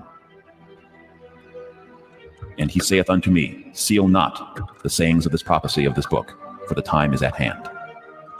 Even my 75-year-old family Bible, strangely enough, has a lowercase h now for holy on the cover. If you open up to the first page of the Bible, now it has a capitalized H. Very strange indeed. Even Genesis 1:1 says, in the beginning God created the heaven and the earth. I remember the King James Bible memorizing this verse. It was always the plural, heavens. And now they're making themselves aprons. Adam and Eve, aprons. That's unfamiliar to me. Freemasonry. And now the olive leaf plucked off. Notice the spelling. So many misspellings now in this strange version we now see. Then we have he asses, and we have she asses. These are not words I'm accustomed to. Whereas thou hast searched all my stuff, what hast thou found of all thy household stuff? Since when is stuff a word of the Bible? And it even looks like we have dukes and duke, as if the royal crown of England has taken control of the Bible. And he took and sent messes unto them from before him. But Benjamin's mess was 5 times so much as any of theirs. What kind of language is this for the Holy Bible? Then defilest not it, and he went up to my couch. Issachar is a strong-ass couching down between 2 burdens. I had heard the couch was invented in the 1890s. That thou shalt set apart unto the Lord all that openeth the matrix. I'm ready for Keanu Reeves to pop in at any moment. And the Lord repented of the evil which he thought to do unto his people. Really? I thought repenting is something that God's people do, not the Lord. is evil? For thou shalt worship no other God, for the Lord whose name is jealous is a jealous God? Never heard of God name being jealous. And it came to pass when Moses came down from Mount Sinai with 2 tables of testimony. I thought it was tablets. And they wrought onyx stones enclosed in ouches of gold. I thought it was enclosed, en. Ouches? Strange language. And if she be not able to bring a lamb, then she shall bring 2 turtles. Now we're talking about sacrifice. Sacrificing reptiles? That is not biblical. Look at the spelling here, and the mixed multitude. Mixed, M-I-X-T. And look at the spelling for garlic, ending with a C-K. These are just a few examples of misspellings. And then it says, God brought them out of Egypt. He hath, as it were, the strength. All right, this is this translation errata. This is boring. This is translation errata. All right, give me 1 second. Let me look if my Bible has the exact same one. So Numbers 23, 22. Numbers. It flipped right to Numbers 33. Oh, satanic. Let's see. 23, 22. God brought them out of Egypt. He hath as it were the strength of a unicorn. Okay.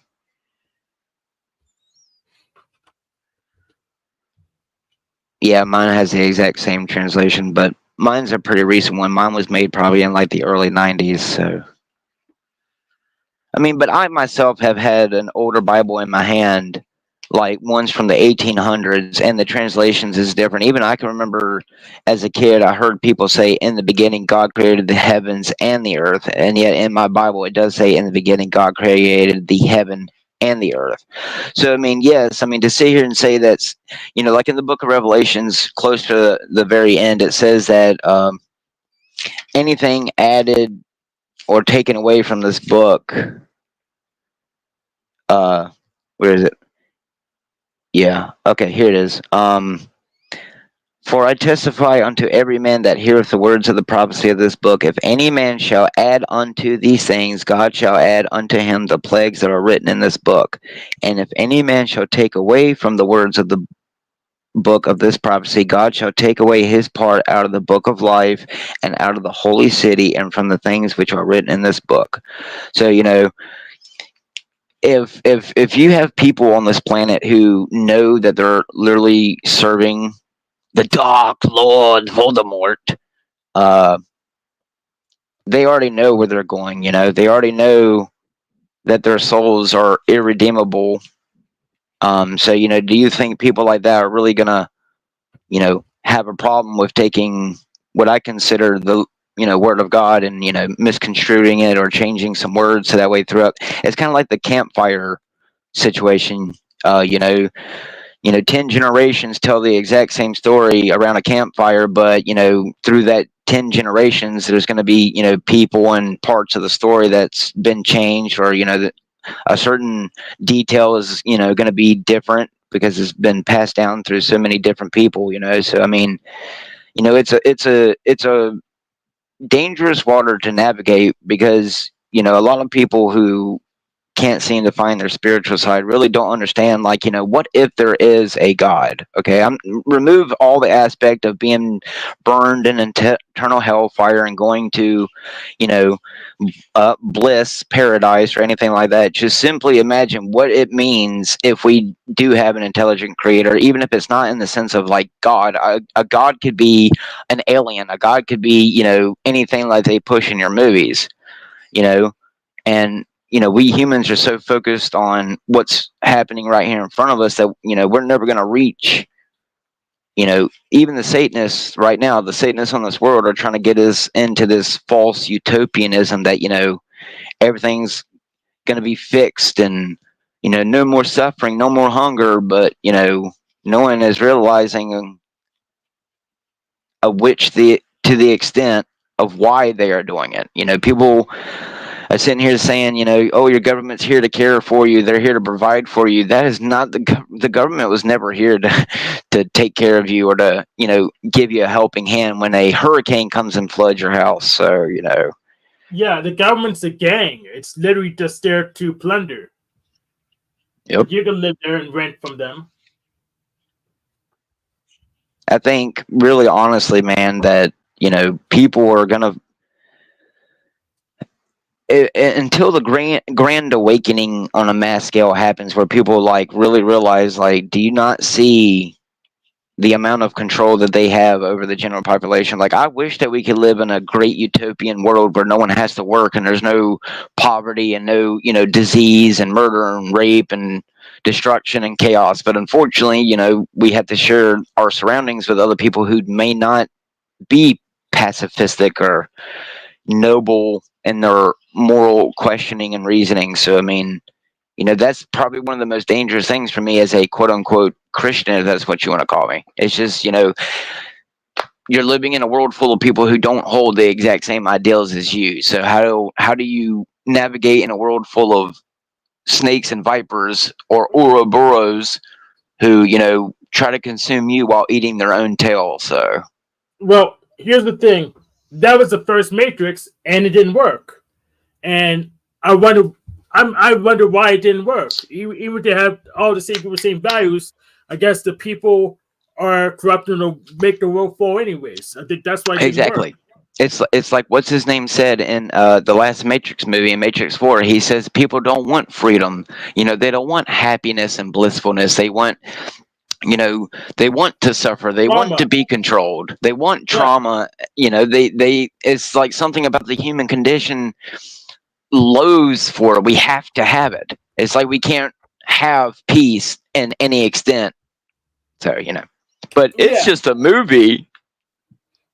Yeah, which is why we have to pursue a Discordian solution. We'll have the drama and the fighting contained where it doesn't do any damage to the stuff we need. We'll contain it in there's a certain locations, the certain slice of life, where we sure everyone signs all the what do you call it, agreements and EULAs, whatever they need to do, the release forms, and to let people go at it.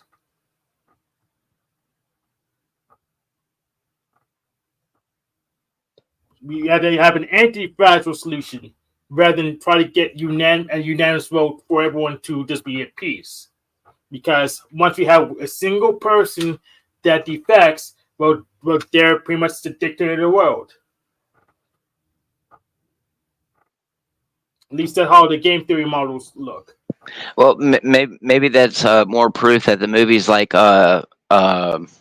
Equilibrium with Christian Bale is more of the lines of what they're trying to go. Maybe they've already got a chemical compound that they have people take at intervals, and it completely removes the emotional aspect of you. So that way, there's no more, you know, thought processes or emotions that go into, you know, standing up for what you believe in or any type of emotional connection to anything. So that way, even when your child dies of a disease or in a car wreck, you won't shed a tear over them and go about, you know, what they want you to do. So that's probably about where we're going. I think they have it working. They have SSRIs. I'm sure they can do better, but they'd rather sell the SSRIs and make people kill themselves instead because it makes a bigger profit. Well, I say we put everyone in them little VR headsets that they claim that can kill you now. Where if you die in the game, you die in real life. I think that's what everyone should do. Everyone in the world should get, like in Ready Player One, everyone is forced to get one of them headsets. Even babies, even kids, you know, even the elderly in your elder homes. And I think everyone should be forced to play a reality type Matrix game called Life, and it's exactly like real life, except for it's not real life. But then if you die in that one, you'll die in real life too. So see, because ignorance is bliss. Can I have cheat codes or an action replay or something, or my debugger? I'm trying not to laugh at it, but could you imagine if that kind of system had a mass glitch where everyone's spike that's inside their headset just malfunctions and just goes off anyway? There you go, depopulation. It's a game. Come get your free fries and burgers. Yeah, I want to. So my HP doesn't go down when that happens. So it kind of, I don't care. But you see, the scary thing is Hank, is how many people would literally read on the box, warning, this object will kill you. and then read the instructions in the instructions manual that literally tells you that a gigantic bar will be pierced through your skull if you die in this simulation. And how many people will still go out there and buy it like the new PS5 or iPhone and still play it?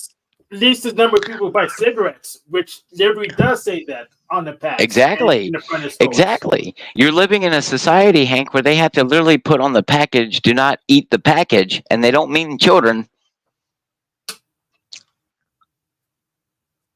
Imagine We're just having retarded.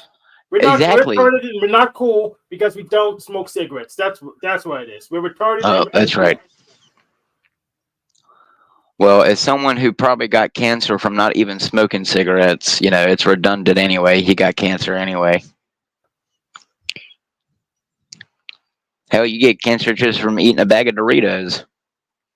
Well, they're radioactive, just like the sun is. So radioactive. Yeah, radioactive corn. Oh, and it's so true. The sad thing is that a lot of people don't realize about the parasite issue with mass-produced meat. And as someone who's been inside of a disgusting slaughterhouse, yeah, don't eat processed meat. But that's if it's even cow or pig. For all you know, you're eating humans. Give you your human hamburgers. Mm-hmm. Well, NeuroJack, I feel complete. What do you want to do? Well, he wants me to send a chat message.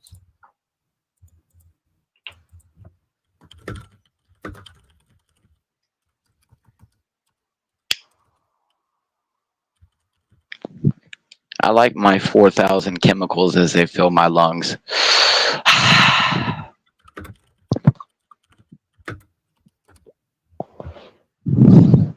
Yep, and you got some people who get on these podcasts who smoke them like they're fucking candy. Yep. And then sit here and claim that they're against the system. Yep. Oh, the hypocrisy. That's why I said when I get on here from now on, my name's going to be Hypocrisy. It's not Socrates or Democrates. It's going to be Hypocrisy.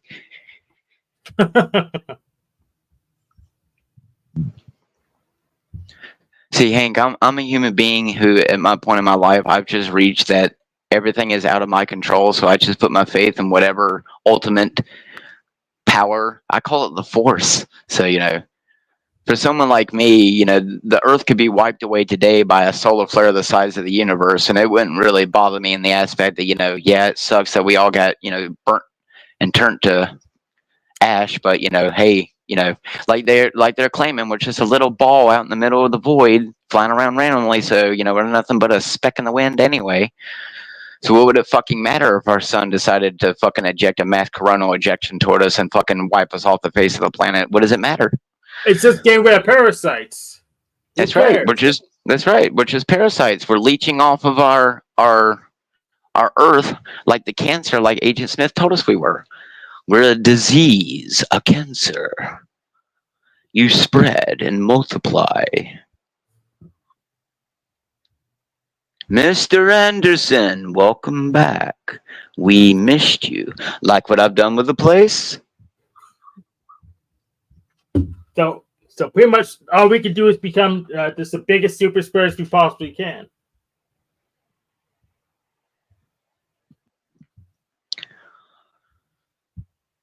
Yeah. Basically, yeah. But then people would turn around and say, well, what about the little baby in the belly who doesn't get that chance, So that's why I say, hey, worship Satan. Satan's the cool guy. He's like the genie in the bottle. If you rub him the right way, he'll give you 3 wishes. Well, actually 7 wishes. But I didn't tell you that. Actually unlimited wishes. No, that's not actually how it works. You get a certain amount of requests, and you have to do a certain amount of things before you get those requests, and then when the time comes, it's time for you to pay up your bargain, which is your soul. So I actually refuse the wishes. I want to just generate the magic with my own body. I don't trust no freaking demon. I want to just evoke it from my own body. because that's what I feel more powerful. That's another satanic teaching, Hank. I've told you so well and lied to you so well that you think that power comes from yourself, that you are God. I mean, you are God, but you're not the God. You're not uppercase G. You're a lowercase G, like me, like they say. Yeah, the trick is I go behind uppercase God's back and get power from uppercase G, uppercase O, uppercase D. Are you dyslexic? I heard you say dog. No, I didn't say dog. Oh. Dog. Oh, I'm sorry. I'm sorry. That was my backmasking. Copy.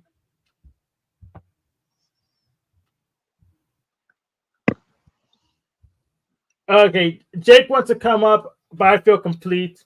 How long do you want to keep on going, NeuroJack? It's going to be going all day, so whoever wants to come up can, and whoever wants to host can. So that's the way. Hallelujah. I guess I'll leave the connection going. Yeah, if you play something stupid, I'll just send it the video. I'm not really worried. Yeah, just play some video with like a lower volume, so until somebody comes up, we can have Mr. Morningstar react while we wait. Hell yeah. Okay, I'll cut the volume a little bit. And a unicorn? Just play something Unicorn's long a and hopefully won't get fantasy us like animal. Dream. And now we have the family of the Jesuits. It totally Oh, looks like boy, the New the World Order has Jesuits, taken my favorite. control of the Holy Bible. When the Lord thy God shall enlarge thy border, as he hath promised thee, and thou shalt say, I will eat flesh, because thy soul longeth to eat flesh. Thou mayest eat flesh whatsoever thy soul lusteth after. Amen. Amen. Which, this is funny. I just happened to randomly was flipping through the Bible, and I got to this part. Every kingdom divided against itself is brought to desolation, and a house divided against a house falleth.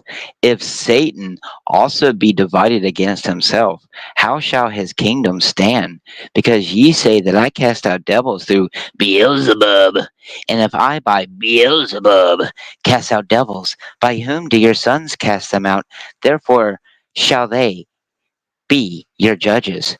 But if I, with the finger of God, cast out devils, no doubt the kingdom of God is upon you.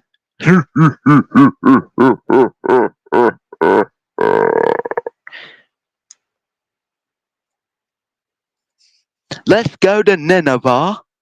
Let's all go to Nineveh. Which of you shall have an ass or an ox fallen into a pit, and will not straightway pull him out on the Sabbath day? Yeah, sure.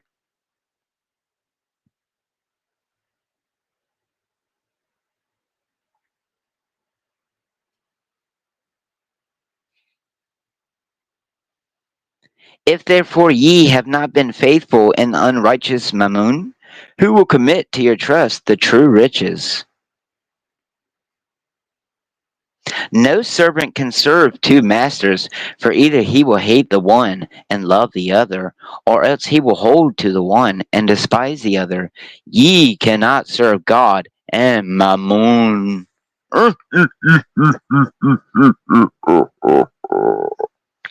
It's all a fairy tale. My magical sky daddy. Satan can be my daddy any day. As long as he's like Gen X Jeff and sticks it in my hole. That was a pretty good impression. Thank you.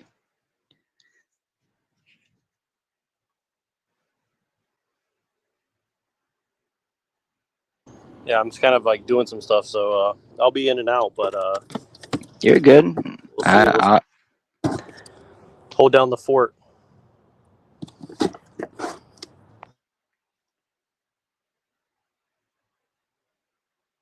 Here you go. So likewise ye, when ye see these things come to pass, know ye that the kingdom of God is nigh at hand. Verily I say unto you, this generation shall not pass away till all be fulfilled. Heaven and earth shall pass away, but my word shall not pass away. And take heed to yourselves, lest at any time your hearts be overcharged with surfeiting. I don't know, that's a new word to me. I can't read, I'm a little high right now. And drunkenness, and cares of this life. And so that day come upon you unawares. For a snare shall come on all them that dwell on the face of the whole earth. Watch ye therefore and pray always, that ye may be accounted worthy to escape all these things that shall come to pass, and to stand before the Son of Man. Woo! I'm shaking in my Satan boots. If I tell you, ye will not believe. And if I also ask you, ye will not answer me, nor let me go. But ye come out as against a thief with swords and staves.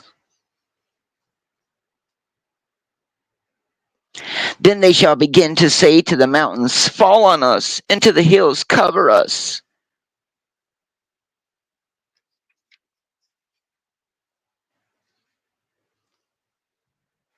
For I came down from heaven, not to do my own will, but the will of him that sent me.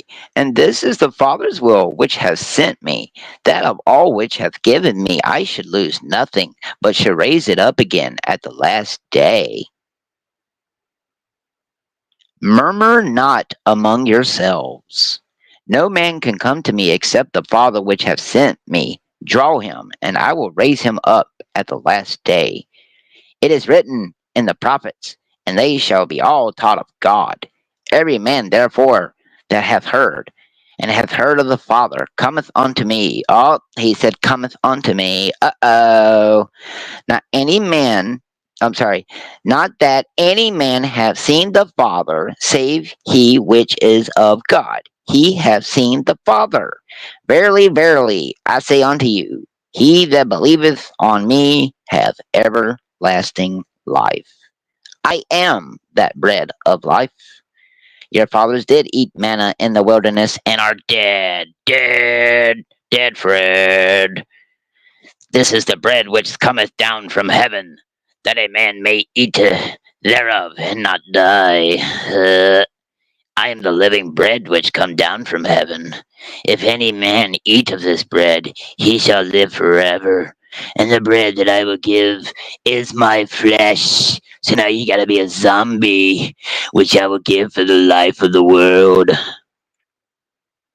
Verily, verily, I say unto you, except ye eat the flesh of the Son of Man and drink his blood, ye have no life in you. Whoso eateth my flesh and drinketh my blood have eternal life like Dracula. And I will raise him up at the last day. For my flesh is meat indeed, and my blood is drink indeed. He that eateth my flesh and drinketh my blood dwelleth in me, and I in him, because the blood is the life. I need lives. I need lives from the Master. As the living Father hath sent me, and I live by the Father, so he that eateth me, even he shall live by me. This is that bread which come down from heaven, not as your fathers did eat manna, and are dead. He that eateth of this bread shall live forever. You like my little voice impression? Mm-hmm, sure do got a pretty mouth on you, boy. Squeal like a pig. Wee, squeal like a pig. Like the pigs that was sent over the cliff. All the demons in it.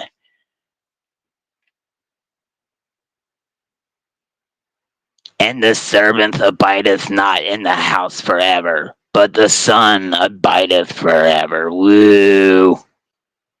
If the Son therefore shall make you free, ye shall be free indeed.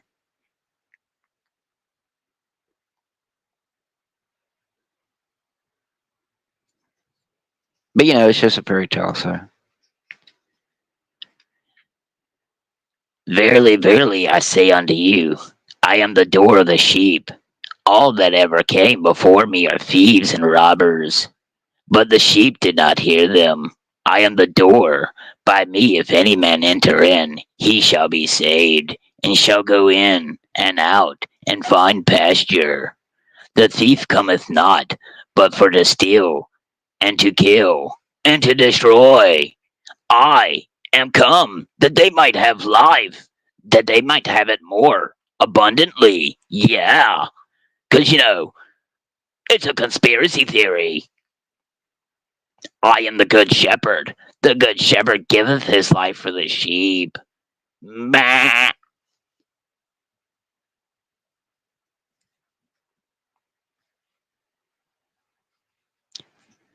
There you go.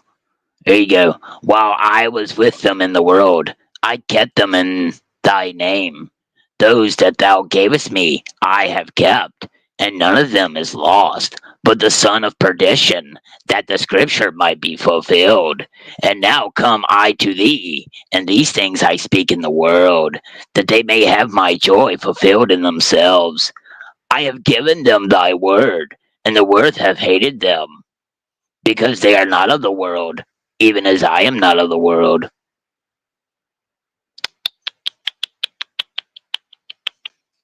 Tisk, tisk. I spake openly to the world. I even taught in the synagogue, and in the temple, whither the Jews always resort, and in secret have I said nothing. Why askest thou me, and ask them which heard me? What I have said unto them, behold, they know what I said.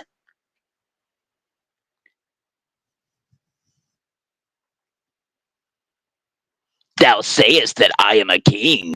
To this end was I born, and for this cause came I into the world, that I should bear witness unto the truth.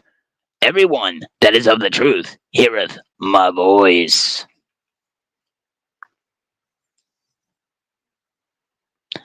Thou couldst have no power at all against me, except it were given thee from above. Therefore he that delivered me unto thee hath the greater sin.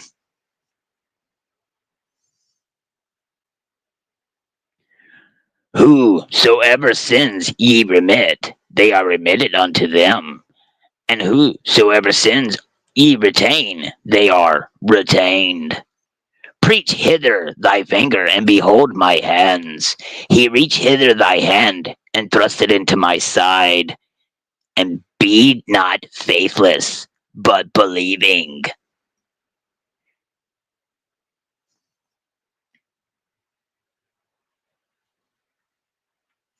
But those hookers let you down.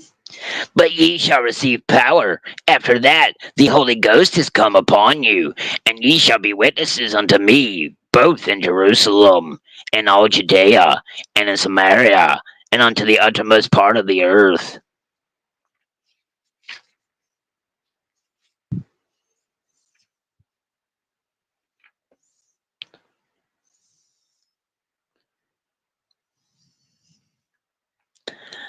The Lord is my shepherd, I shall not want. He maketh me to lie down in green pastures. He leadeth me beside the still waters.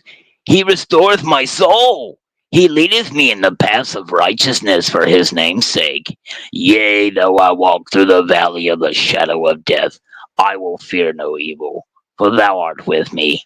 Thy rod and thy staff, they comfort me. Thou preparest a table before me in the presence of mine enemies. Thou anointest my head with oil, my cup runneth over. Surely goodness and mercy shall follow me in all the days of my life, and I will dwell in the house of the Lord forever. That's a bunch of hogwash. Sounds like a bunch of men wearing dusty dresses doing one too many papayas.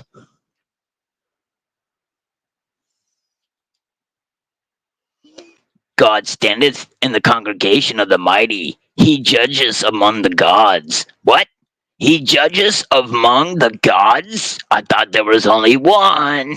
Uh-oh. How long will ye judge unjustly? accept the persons of the wicked. Salah. Defend the poor and fatherless. Do justice to the afflicted and needy. Deliver the poor and needy. Rid them out of the hand of the wicked. They know not, neither will they understand. They walk on in darkness. All the foundations of the earth are out of course.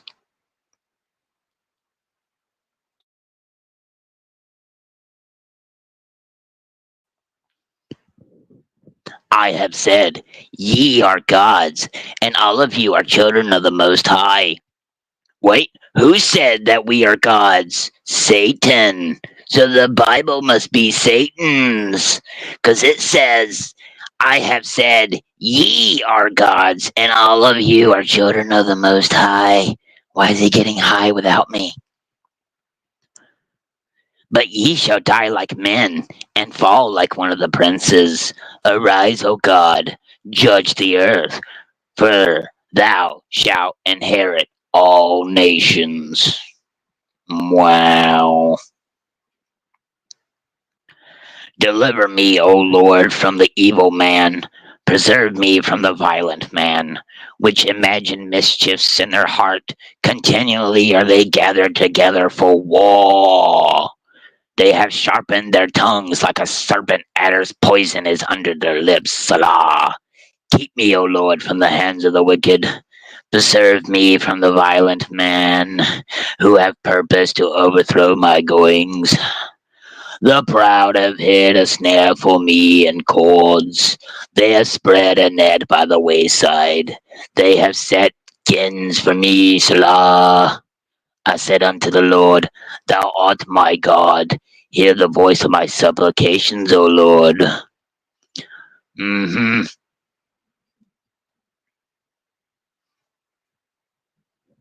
Sounds like a bunch of hogwash to me. And I saw the dead, small and great, stand before God, and the books were opened, and another book was opened, which is the book of life. And the dead were judged out of those things which were written in the books, according to their works. And the sea gave up the dead which were in it, and death and hell delivered up the dead which were in them. But how were we there? I thought we didn't go to hell already. And they were judged every man according to their works. And death and hell were cast into the lake of fire. This is the second death. And whosoever was not found written in the book of life was cast into the lake of fire. Uh-oh. Oh, there's the eternal hellfire, boy. And I saw a new heaven and a new earth for the first time. Wow. And the first heaven and the first earth were passed away, and there was no more sea. Wow. I mean, that's kind of what happens when you boil everything and set it on fire. And the nations were angry, and they wrath was come in the time of the dead, that they should be judged, and that thou shouldest give reward unto thy servants the prophets, and to the saints, and them that fear thy name, small and great, and shouldest destroy them which would destroy the earth. Oh boy, talking about them there crickets, them grasshopper like people, they're gonna come out of pits and eat our flesh for a few months, and barbecue, and beef jerky. Bathsheba. There's an interesting name. Bathsheba, wife of Uriah the Hittite. I don't know. I don't read very well. David took her from Uriah when this soldier was with the army in Ammon. Okay. Beelzebub. Uh-oh. The name of the demon in whose authority Jesus was said to expel demons, the chief of devils. Beersheba. Uh-oh. Balal, a Hebrew word best translated for worthless or wicked, has become personified as the wicked one or Satan. Satan, Teletubbies go bye-bye. Teletubbies go bye. Barack. Barack. Barack assembled and led an army under the inspiration of Deborah, that defeated the Canaanite army under Sisera on the plain of Esdraelon near Mount Tabor. I don't know how to read that shit, boy. Let's see. See what other little names they give me over here in the back. Oh, Satan. Oh, there we go. Satan. Sayten. In the Old Testament, the word means an accuser in a court or an adversary, political, military, or otherwise. In Job, Satan was authorized by God to test the sincerity, the genuineness of a person's virtue and piety. Satan and the devil are synonyms. And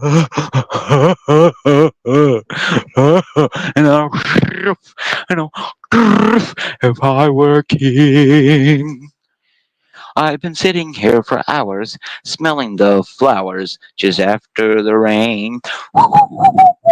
And I would wipe my tail if it really did smell, if I only had a brain. Oh why do the birds fly? Oh why can't I fucking die? That's right, we're all Tin Man and Scarecrows and Lions, and we're all Dorothys. We don't know how to get home. We ain't got no heart. Most of us ain't got no fucking brain, and we ain't got no courage. That's right. And the man behind the curtain is the Wizard of Oz. But I'm the crazy one. But I'm in danger.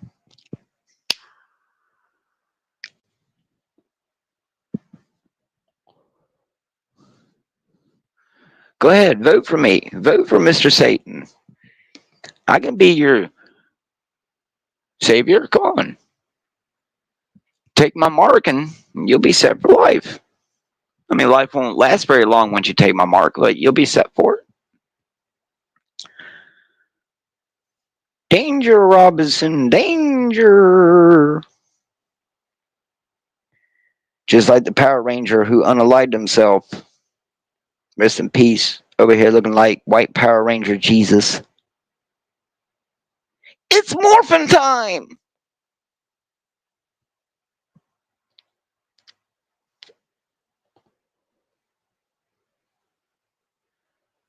I'm trying to find something, but it ain't working.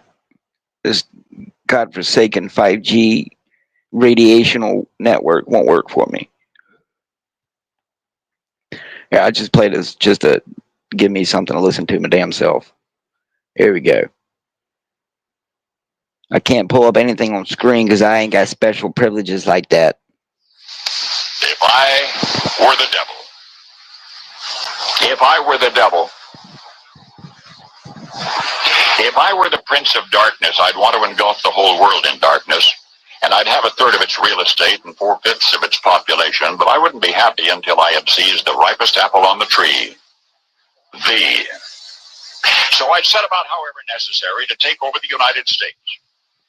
I'd subvert the churches first. I'd begin with a campaign of whispers. With the wisdom of a serpent, I would whisper to you as I whispered to Eve, do as you please. To the young, I would whisper that the Bible is a myth. I would convince them that man created God instead of the other way around. I would confide that what's bad is good and what's good is square. And the old, I would teach to pray after me, Our Father, which art in Washington. And then I'd get organized. I'd educate authors in how to make lurid literature exciting so that anything else would appear dull and uninteresting. I'd threaten TV with dirtier movies and vice versa. I'd peddle narcotics to whom I could. I'd sell alcohol to ladies and gentlemen of distinction. I'd tranquilize the rest with pills.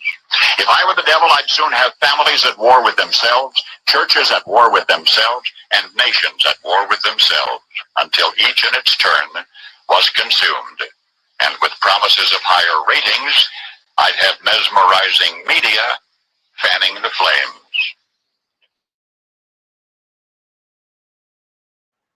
There you go. That's how YouTube operates.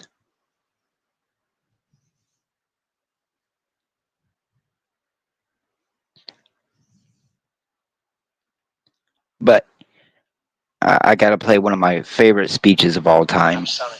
Here you go. I'm sorry. But I don't want to be an emperor. That's not my business. I don't want to rule or conquer anyone. I should like to help everyone if possible. Jew, Gentile, black man, white. We all want to help one another. Human beings are like that. We want to live by each other's happiness, not by each other's misery. We don't want to hate and despise one another. In this world, there's room for everyone, and the good earth is rich and can provide for everyone. The way of life can be free and beautiful, but we have lost the way. Greed has poisoned men's souls, has barricaded the world with hate, has goose-stepped us into misery and bloodshed. We have developed speed, but we have shut ourselves in. Machinery that gives abundance has left us in want. Our knowledge has made us cynical, our cleverness hard and unkind. We think too much and feel too little. More than machinery, we need humanity. More than cleverness, we need kindness and gentleness. Without these qualities, life will be violent and all will be lost. The aeroplane and the radio have brought us closer together. The very nature of these inventions cries out for the goodness in men, cries out for universal brotherhood, for the unity of us all. Even now, my voice is reaching millions throughout the world, millions of despairing men, women, and little children, victims of a system that makes men torture and imprison innocent people. To those who can hear me, I say, do not despair. The misery that is now upon us is but the passing of greed, the bitterness of men who fear the way of human progress. The hate of men will pass, and dictators die, and the power they took from the people will return to the people. And so long as men die, liberty will never perish. Soldiers, don't give yourselves to brutes, men who despise you, enslave you, who regiment your lives, tell you what to do, what to think, and what to feel, who drill you, diet you, treat you like cattle, use you as cannon fodder. Don't give yourselves to these unnatural men, machine men with machine minds and machine hearts. You are not machines, you are not cattle, you are men. You have the love of humanity in your hearts. You don't hate, only the unloved hate, the unloved and the unnatural. Soldiers, don't fight for slavery, fight for liberty. In the 17th chapter of St. Luke it is written, the kingdom of God is within man, not one man nor a group of men, but in all men, in you. You, the people, have the power to create machines, the power to create happiness. You, the people, have the power to make this life free and beautiful, to make this life a wonderful adventure. Then in the name of democracy, let us use that power. Let us all unite.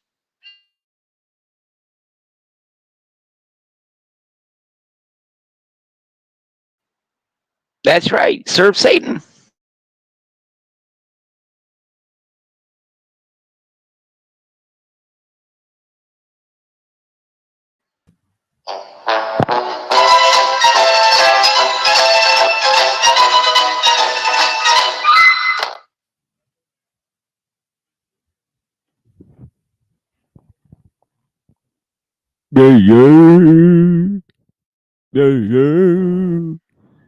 What's up? That's my brother.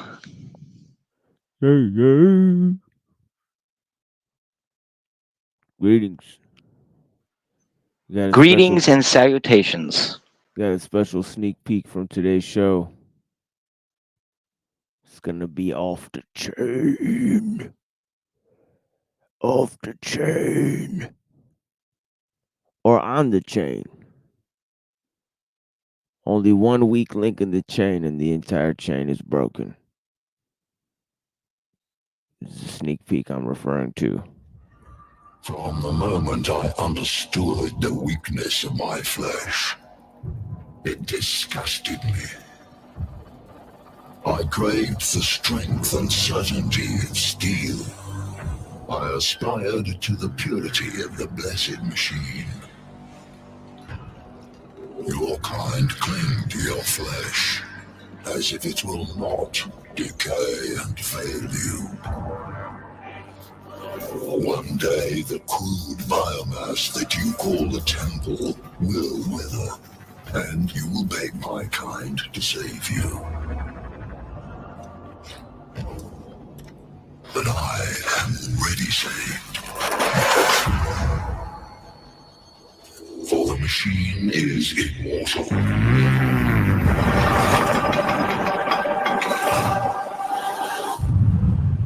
Even in death, I serve the undesire.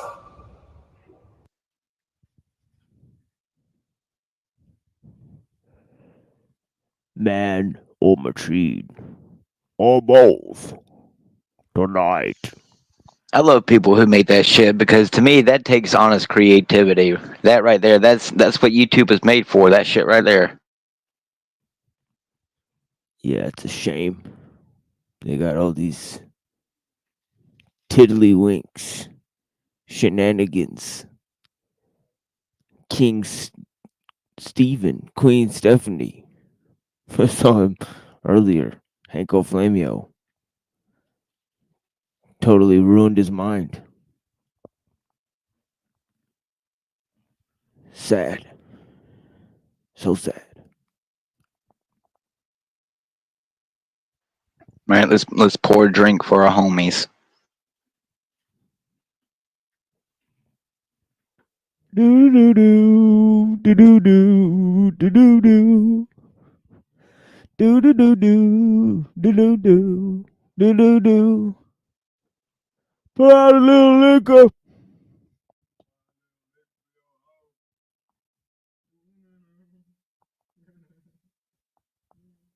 What we got here? We got anybody? It's been me. I've been all alone up here, brother. But it was kind of funny though. I played some Hitman after our conversations last night, and I went on a rampage on all the computer screens in the game just for you, dude. Oh my god. Yeah, what? I was like, look at all this fucking technology in this room, so I just started shooting all the computer screens.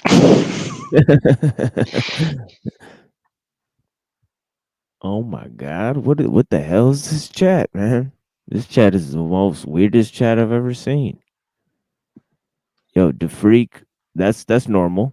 We got DeFreak saying lie, lie, lie, lie, lie, lie, lie. That makes a lot of sense. Then we got Venus Cupcake. Now it starts getting okay. Venus Cupcake's here. That's cool. You know. Now we got Goblin Majesty. Now I know I'm Goblin. Now we got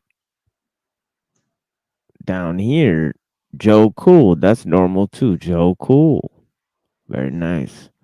Got Deaths to Compromise. That's pretty normal. We got Zephyr. That's pretty normal. Now we got some anomalies here. Truthio. What's this guy doing here? Oh yeah, Hank brought this guy. So that's not an anomaly because of Hank. All right. All right. Yeah, everything else is normal. Well, like the good book says, Jesus casted out demons with demons. So I pull the demons in with demons because he said that Jesus is Satan. So there you go. That's right. I use the power of Beelzebub to command Beelzebub. That's right. Devil boy. Maybe I should prove my faith. Maybe I should be like one of them church people who hold deadly poisonous snakes and see if it bites me right in my fucking throat. Beelzebub Beetlejuice. It's crazy that a lot of people who I talk to can't seem to notice the connections between those two names. Right. It's like the same name. For sure. Beetlejuice. Battle Jews.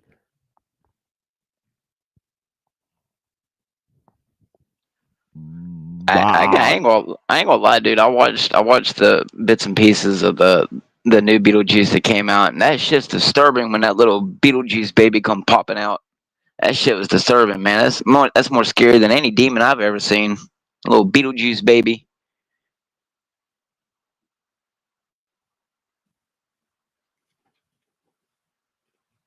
Yeah, but you see, TML, now you can give birth to little demon babies. I wanna give birth to a demon baby. Men can get pregnant now, so I want a demon baby. Give me old black babies.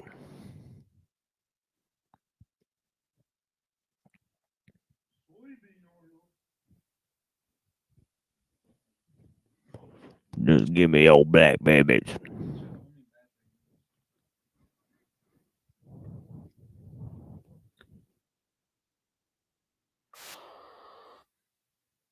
Dun dun dun dun dun dun dun dun dun dun dun dun dun dun dun dun dun. Dun dun dun dun dun dun dun dun dun dun dun dun dun dun dun dun. Oh my god. What is this? My screen is totally. Can you guys see anything? I understood the weakness of my flesh. Yeah, it's here. I can see it. I craved the strength and certainty of steel. I aspired to the purity of the blessed machine. Your kind cling to your flesh, as if it will not decay and fail you. One day, the crude biomass that you call a temple will wither, and you will beg my kind to save you. But I am already saved. For the machine is immortal.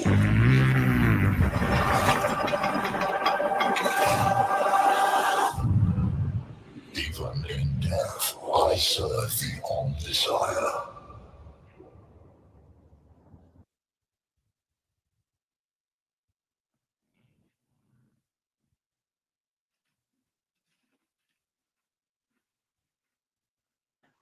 Yeah, you playing that just reminded me of this part right here.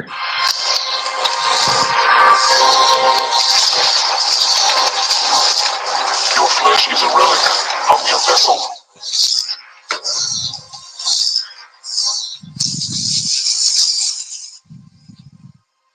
I don't think it'll play it. Hang on. I hate that fucking background music.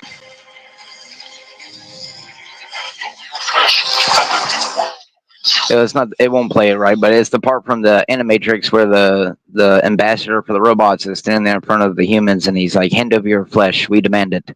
That's all I thought of when you were playing that part.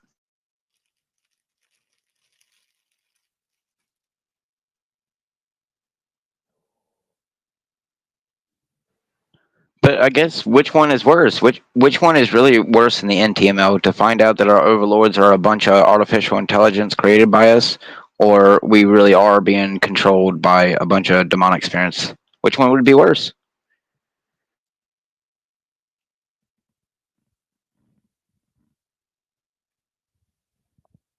Well, I guess it would be either case would be, you know, like the same to me personally, because what I would have to do in each case would be the same, right? Agreed. You know, Agreed. like I wouldn't change the outcome. It's like evil will have to be fought no matter where it comes from. Denied.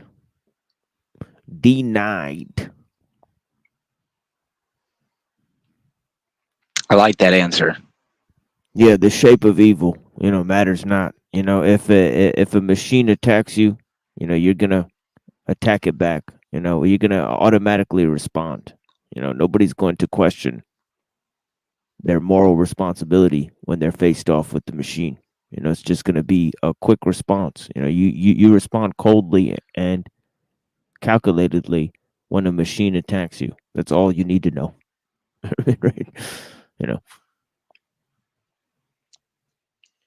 Bro, they're over here dropping truth bombs, man. That's what I'm talking about. And it really is crazy that a majority of people that you try to have these conversations with can't see it like that. They're always focused on one side or the other. It's like, but see, you got right to the point. It doesn't matter what kind of evil, where the evil's coming from. You got to fight it all together. Yeah. Evil is love spelled backwards. I'll show you. Evil. Yeah. The love of money is the root. The root.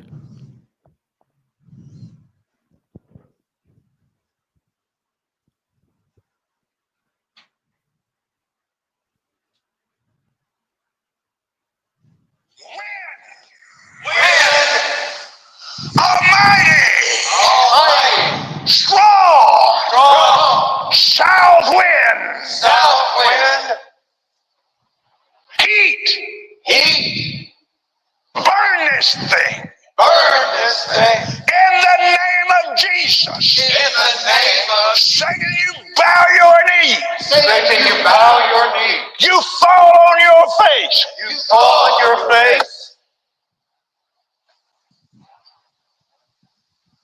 COVID-19. COVID-19.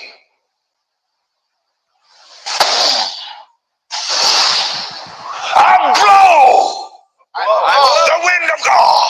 Praise be, praise be, praise be.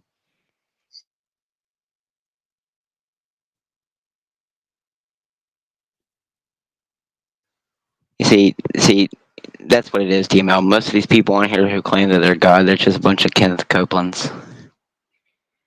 Look at that beautiful face of his. Every time I just see Kenneth Copeland, I'm like, oh man, he's just a loving, caring, godly person. You know, despite the fact we're all demons in tubes.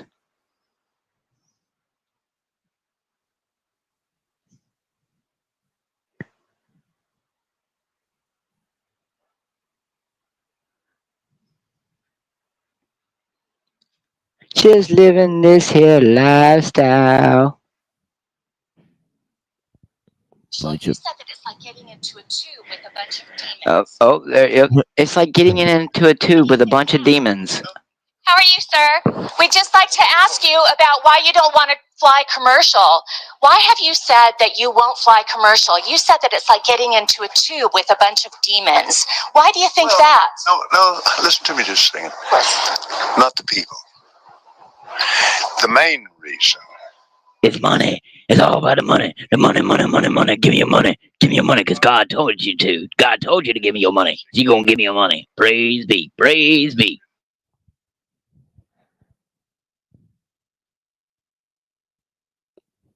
demons in a tube. Sounds like Super Mario. Dun dun dun dun dun dun. Dun dun dun dun dun dun. Dun dun dun dun dun dun dun dun dun dun dun dun. Yeah, completely ignoring the fact that Princess Peach is a slut, but yeah, okay.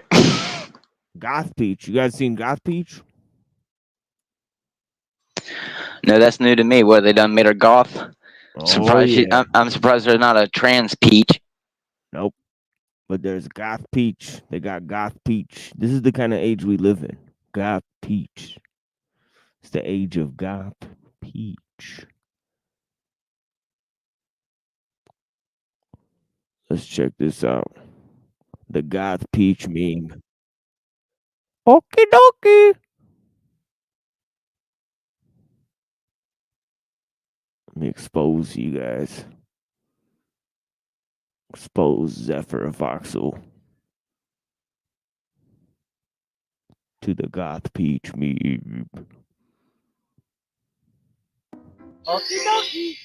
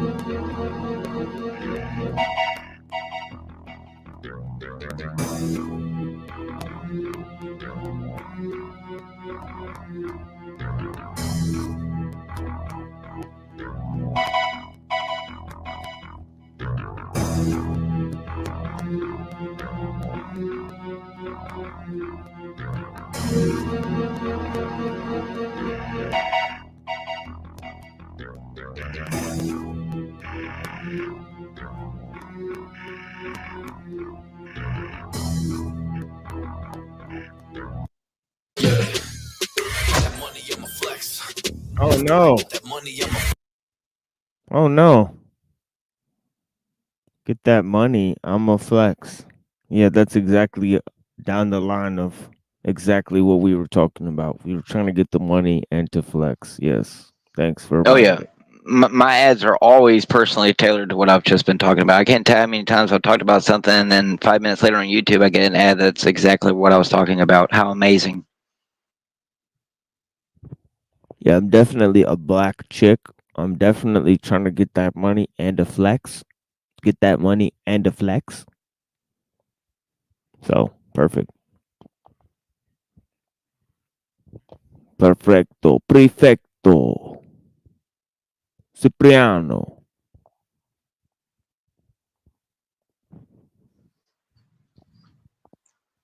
Goth Peach. That Italian man's got some thinking to do. Goth Peach.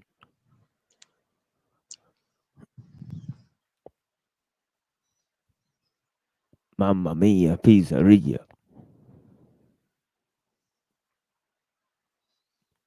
Yeah, right. Basically perpetuating to younger generations, hey, it's okay to eat shrooms.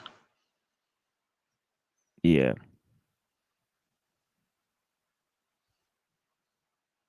Dash resume.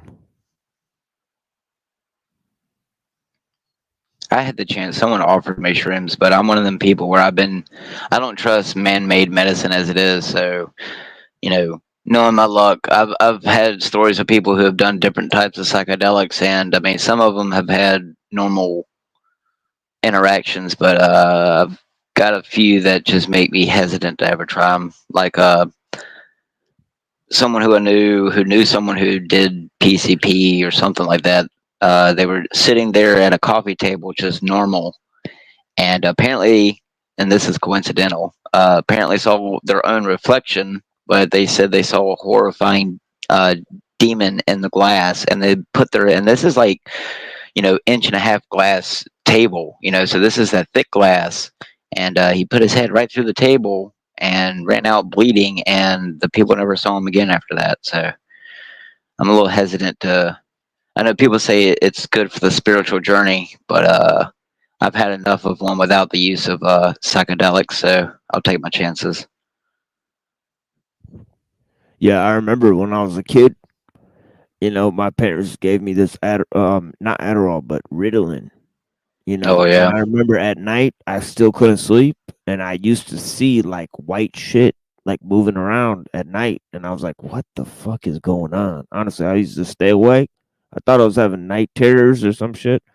But yeah, it'd feel like I was wide awake, just laying there, not being able to move, and just seeing, you know, like white apparitions and shit. And I was getting fucking scared the fuck out of myself. I couldn't go to sleep at night. I remember this shit. And it's funny because people who do like meth and like see demons and shit, they seen the same shit. So I think they were putting kids under the ability to see that shit, trying to do like experiments on them. I mean, fucking Ritalin. Oh, for sure. I mean, if you want to believe conspiracy theories, like with Stranger Things, uh, especially if you believe that, like the Bible or any real religious text would teach you, is that children's minds before they're corrupted are like the most powerful magic there that you can use. The innocence of a child is like, the worst thing that you can destroy, basically. So, yeah, I definitely believe that, using children in those experiments like they did on 11 and Stranger Things, on top of MK Ultra and all the other stuff, yeah, they knew their dark shit when they were doing it, and children are the, like Brandon Lee says in The Crow, the name of God and all the hearts and lips of children, is mom. So um, it's like when you see about the stuff that's happening now that's coming out with Justin Bieber and all this shit that's going on. Like to me, I think it's disturbing that people are just like now acting like they're aware of it when it's like, dude, this shit happens literally in your face all the time, and just people don't care, man. They sit there and for me personally, anyone who thinks that they're going to go and become famous in this world and you're not going to have to give up some part of your morality or soul in order to get there, to me, it's just more of the sleepiness. It's just another night pill for people that, are too afraid to face the horrible truth and rather drink the sweet lie. And that's just everywhere you're turning, Like I say about, we live in a country that, my country specifically, we live in a place where, violence is considered horrific and bad and you condemn and all this other stuff. But then we turn around and we go to the movies and we watch movies like John Wick, where the guy literally puts pencils into people's freaking earlobes. So, I just think that's why I said I want to call myself hypocrisy when I come on here, because every time I'm turning around and somewhere at some point in society or the human condition, we're like fucking hypocrites on everything. Everything we do is hypocrisy, dude. It's just constant hypocrisy. We're constantly bitching and complaining about our system, but yet, there are people who are not like us who know that the system's going on, or just, let it continue. Like the two idiots who I argued with today on Facebook, to sit there and deny that what the movie Eyes Wide Shut puts in your face isn't really happening. That's the kind of people you're sharing this earth with. They could literally see the asteroid coming right toward them, right in their face, and just say, well, like whatever excuse that they'll try to come up with to disgruntle you and to make you seem like the crazy person. It's just crazy, man. And people sit here and say I'm crazy because I think Satan is real. I mean, I don't know. I think there's a lot more crazier shit to believe in, but I believe that usually what is the most easiest explanation is usually the most direct, and God and Satan is the only thing that makes sense. We humans are too stupid to have come up with this conundrum and paradox on our own. There's no way. But the machine lies, and so does God, apparently.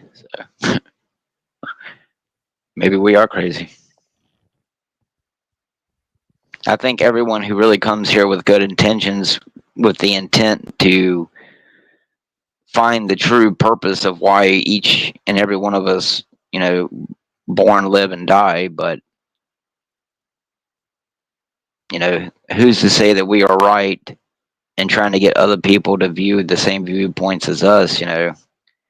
I think for me, that's where the fallacy of all these kind of arguments kind of just end in a stalemate for either side. Like, as much as me and you or Neuro or whoever else may argue for their message, there's plenty of other people who are never going to see that message that way. So you're just constantly stuck in this endless debate, loop, cycle, whatever you want to call it. It's just a constant back and forth, while whatever clearly the situation and agenda is still going on, and all we're doing is pettily squabbling over it, or arguing with each other, instead of really trying to get down to any root cause. We're identifying root causes by technology, spiritualism, stuff in politics, but I mean, to me, I think we're just fighting against a system that, in one way or the other, it's going to take every human being on the planet to stand up against it.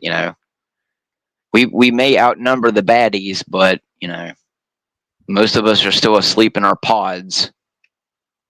So if we can be the Morpheuses that wake up the Neos and get them to understand, like, hey, if you don't start taking the next 5 minutes, the next 10 days, the next year seriously, even if you can only change things on a small scale, it's something. It's better than sitting here, every single day continuing to drink the fluoride and microwave yourself. So, it's the small steps that matter. If you know that they're poisoning your food, do your best to try to sustain from having to buy the food that is poisoned. If you can get a clean water source, isn't tampered by human waste, or waste dumped out by corporations dumping their toxins and chemicals into the local water supply, killing all your fish in your rivers.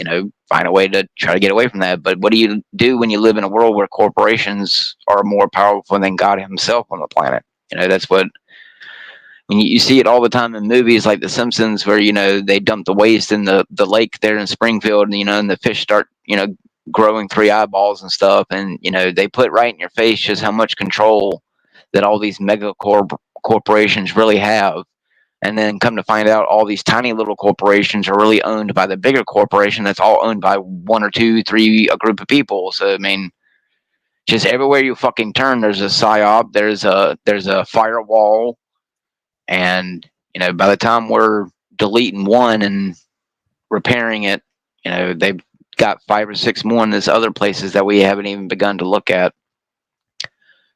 So we're on the right track, because this is about the only way we are going to be able to do it, kind of like how they live. In any movie that pushes a resistance type thinking, you always have the resistance, using some type of technological means in order to be able to reach the masses, to wake them up from their perpetrators and stuff, and that's what we're trying to do now. And unfortunately, I think a lot like the movies, that's how it's going to play out. You know, a lot of us, not in the sense that we're going to die as martyrs, but, you know, martyrs in the sense that, you know, we're just another voice in the millions of other voices who are on here doing the exact same thing. So, yeah, how do we get past the snafus and the Talcots and these other people who, for me personally, I can just tell a lot of people's heart isn't in any really of these discussions. They may get on here and, you know, conversate and act like they're here to betterment the idea, but all I see is just a bunch of fake people. I see a bunch of automatons who have their body cams on, so to speak, and their job is to just sit in the back of the room and observe everything and report back to their masters. That's how I see it. So, you know, you have to weed out people like that too, because as much as, you know, we know that you can use those people to gain your message, you know, we know how the internet works, and it's just, you know, people are afraid to get on certain subjects, and I understand why. You have to be careful, but I mean, come on, we can't sit here and claim that we're for the betterment of mankind and all this stuff if we're afraid to get on the most taboo of subjects, regardless of what the taboo-ness of them subjects are. And I understand, you know, there's takedowns and strike downs or whatever, because you're not allowed to talk about certain things. But you know, maybe what that person said the other night is right. Maybe, you know, pull resources together to be able to pay for a website to where, you know, you can basically say and post what you want, apart from cruelty to people and animals, you know, so that way you don't have to worry about your message ever being edited, misconstrued, smear campaigned. I mean, that's the only way I know how to see how to go. I mean, you know, I've been using YouTube now for my channel for probably about 8, 6, maybe 7 years now.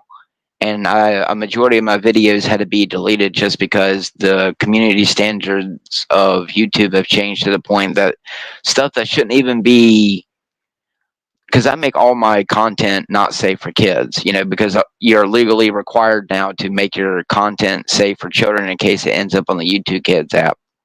But, you know, I've witnessed with my own child being on the YouTube Kids app that there is stuff that get into his algorithm that is not kid friendly.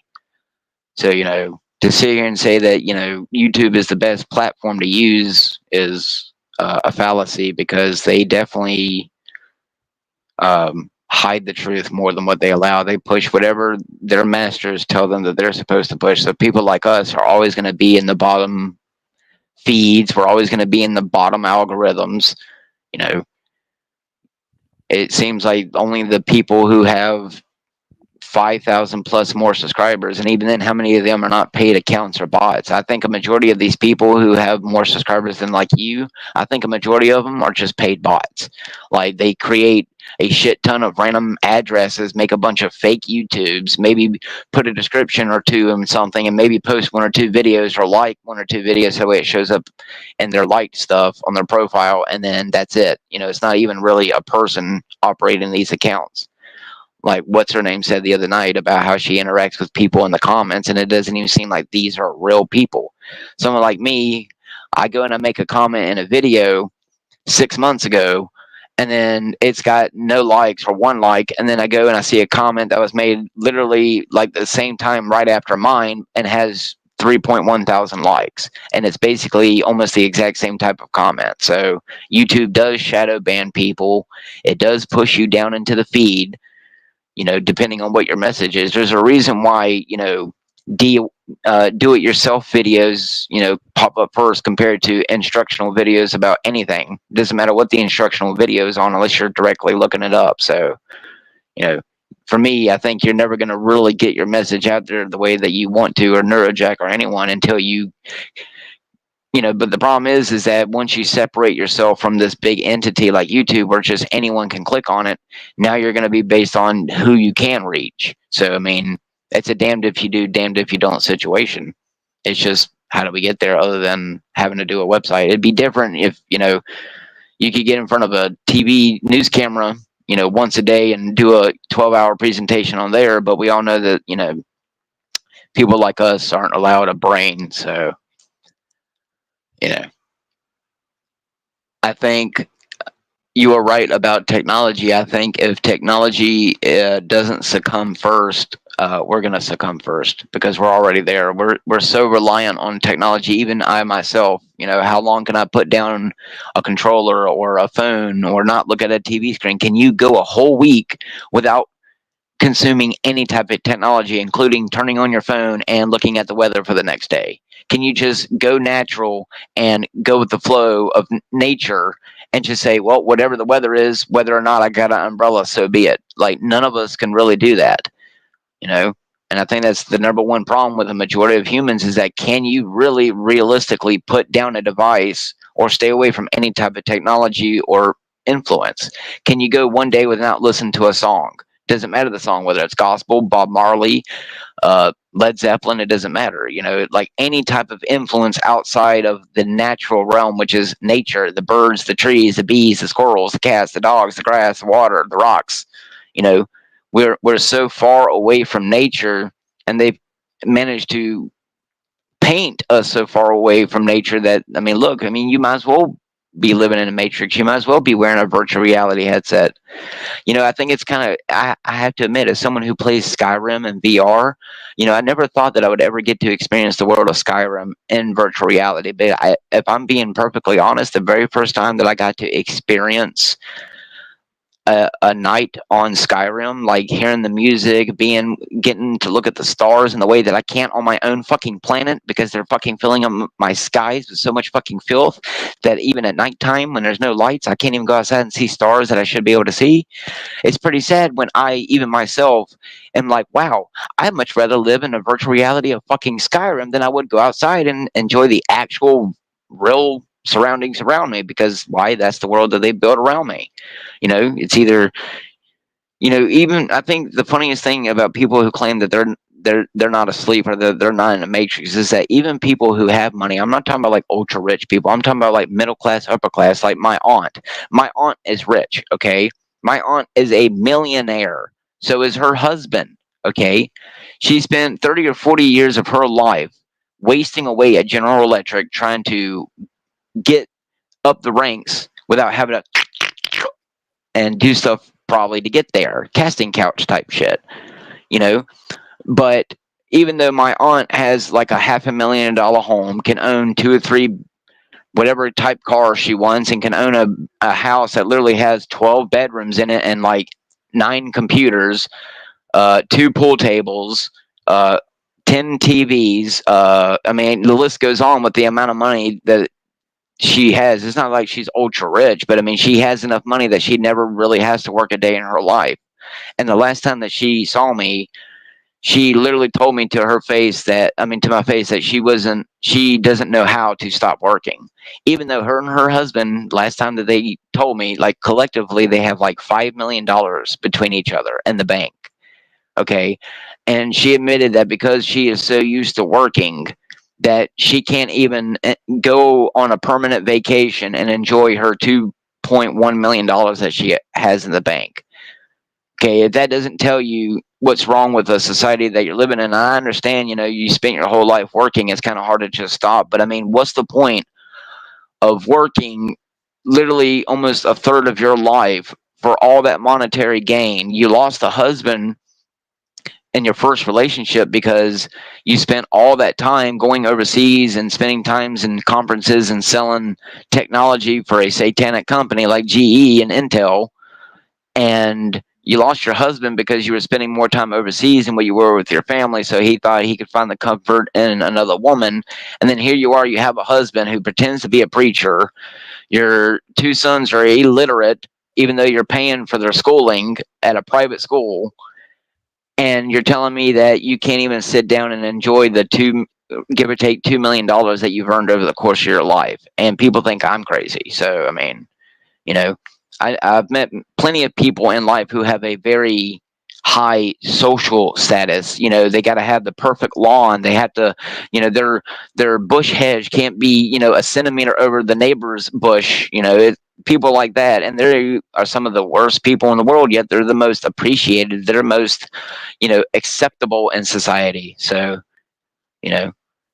you're fighting in a system that's been pulled over generations of people, and I just don't see how you're going to break that. It's like the rat in the studies for nicotine, how the rat was known to chew its teeth off, in some cases would literally chew its teeth off in order to get to the nicotine inside the water bottle. So, and what a lot of people don't realize is that a lot of these tests that they have done, like the rat test that they use and animal test, is just what they do on a grand scale on the population, kind of like Hurricane Katrina and other great supposed tragedies that were nothing more than less than test runs. And it's just one big simulation. So pretty soon I think they're going to get the perfect formula, and they're clearly close to it. I mean, Jesus Christ, literally, you got people who are willing to rip each other's throat out over a candy bar. So I don't like living on a planetoid with a bunch of humans who will literally, rip your throat out just because, you feel a different way, you think a different way, you don't like green beans, which are carrots or something. So, I think as much as what we're doing good, TML, I think, as much as what we are finding the route that we need to go, there's always going to be those 20 or 30 other routes that are working against us and dropping boulders on the path that we have to try to dodge and roll out of the way of. And man, I honestly wonder when will the cultivation of everything come to a climax, and when is the grand finale of all this gonna pop off? Is it gonna be a unexpected wow, nobody knew this was coming? Or is it going to be, kind of like Deep Impact? We're going to know that the asteroid's been on its way for several months or years, and we've seen it coming all along, and by the time it smacks us, there's not going to be no Elijah Wood to save us. So I don't know, man. I definitely wish that we could I wouldn't say change reality like in the Matrix, like change the coding on the wall and be able to change a window to a brick wall, but it would be nice if people like us really could get access to whatever the higher frequencies or enlightenment, whatever you want to call it, and just and not even use it for selfish gains, but like to truly enlighten other people around us. And we all come from different walks of life, but I think deep down a majority of us really are just trying to find the ultimate truth. And maybe one day we'll get there, man. I mean, I think a certain group of people are close or trying to get there, but you're having to separate the wheat from the tares, my man, and it seems like we're getting a lot more of the goats than we are the sheeps. So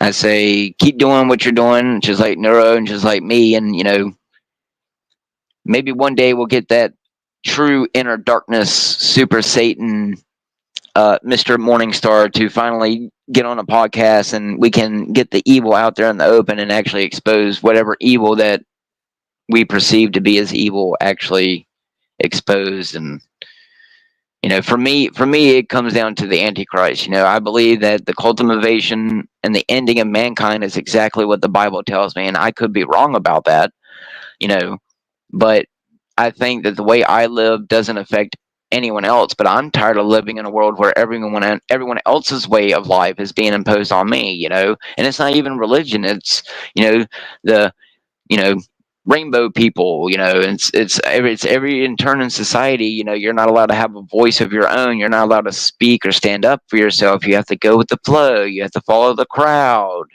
You're not allowed to be an individual anymore. You're not allowed to have a mind of your own. You're not allowed to be the ghost in the machine.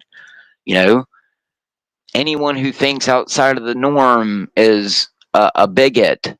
They're non-intellectual. It's just, that's why I try to stay out of these conversations as much as I can. But it's getting to a point where, like, dude, I have a child of my own, and sure, it's not the people are at your door putting you on your knees, getting you ready to behead you or anything like that, the Antichrist system. But I mean, you're already there. Even if you don't believe in a Satan, to sit here and to deny that what the Bible or any religious text tells you, that there's going to be like a one world religious system that's going to be dictated about everything you do, even if you remove Satan from it. Does anyone really want to live in a new world order, even if it wasn't quote unquote satanic? I don't know about you, but I won't. I don't know very many people who I know personally who want to live in a totalitarian police world where literally everything, which it's already been monitored and recorded and cataloged, but will be monitored, recorded, and cataloged. And every little thing that you've ever done is going to be out there on public display, like in China's smart cities, where even if you owe a book fee on a book for like 3 days, you're going to be publicly shamed for it. So, again, it's just test run in other countries for what the beast system is planning on implementing. So kind of like on Hitman, and one of the missions, when you get up from the table, when you're in Japan, you have to go and kill this Yakuza boss lady girl. And as soon as you get up off the bed, and the little robotic surgeon AI person who helps run the building, which it's a medical establishment for the ultra rich, hint hint. They put their right in your face that these elite people are able to go to these medical facilities, and like in that part of the game, the guy has a heart that's cloned, and he had to wait a while for that heart to be cloned before he can get the surgery. And depending on how you do the mission, you can walk right up to the control console, pull the heart off of the tubes, and you've effectively killed him without touching him. Just like with the other part of Hitman, about where you go to the Ark Society, where you dress up, you wear a masquerade mask, and you go to this hint hint island out in the middle of the ocean called the Ark Society, with a bunch of ultra rich people wear masquerade masks and burn $100 bills in a fire pit. And we all know, they don't show like orgies or sacrifices, but we can get at the hint of what they're hinting at. And you're literally being told what their agenda is. Even if you don't believe in their agenda, these people believe in this, and they are actively 100% every single day doing everything they can because they believe in it. Like I know many people who don't believe that there's a literal Satan, but yet wear Satan shirts thinking it's cute. So, like Gen X Jeff sitting here claiming that he's worshiping something that doesn't exist, when that's just in and of itself a fallacy. These are the kind of people that you're never going to wake up. These are the people that you're never going to red pill. You're never going to be able to cleanse their brains from the monarch programming or the butterfly effect, as I like to call it. You're not going to. There are certain people that you're just going to have to come to the conclusion you're never going to get them where they need to be spiritually or even mentally. You can take someone who's not spiritual at all and come to the exact same conclusion as me, you, or anyone else who has that type of thinking. But how do you navigate the group of people who are the Agent Smiths, who literally, oh, he's getting too close to the truth, oh, take him out, or let's tarnish his name to the point he commits unaliving, or whatever you want to do. It's just it's a very dangerous game to play, and I think it only ends in one way or another, which is nowhere for people like us. You'll forever get on podcasts like this, or do whatever, and you'll be an old man with a gray beard still preaching the same message, and then the world that you lived in has done exponentially gotten worse like 1,000 times, which is the way it's going. How do we get people up off their asses, stop eating their bonbon baked beans, stop going to work every single day and making the CEOs ultra rich billionaires at Walmart, with people who have so much money that they could literally buy their own stores 10 times over, and it would not even put a chink in their bank account? How do you plan on beating people like this? People who have so much money that doesn't even exist. Like in the Hitman game, when you walk into that drug cartel's fucking safe room, if I had to guess about the amount of money that he has just in that one room, I would have to say it's right around maybe $10 million. And I that's not even putting it through a fucking money counter. $10 million is nothing compared to the ultra top 1%. these, if you want to believe that there are different lands that they didn't tell you that are actually out there, these people live on these lands, and they're controlling all the other lands that they have told us about, that they're even still lying about. They're operating from a place where we can't get to. You're not going to be like Hitman and get an invitation to an ultra rich satanic orgy masquerade party. That's, to me, I think that's what it really comes down to. Like, we can reach the people, the common folk. We can reach, the ears of people, but a majority of them people are so fucking fluoridated that it's just, there's nothing to get through, or it's right through their cranium and out to the other side. It's like in the Tom and Jerry cartoons, you can flash a flashlight through their brain and see the light coming out through their eyeballs. So,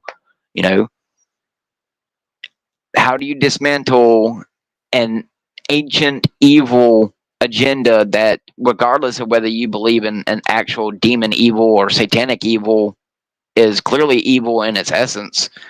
And how do you get good people to rise up? I mean, I've tried. I've been doing this for the last 15 years.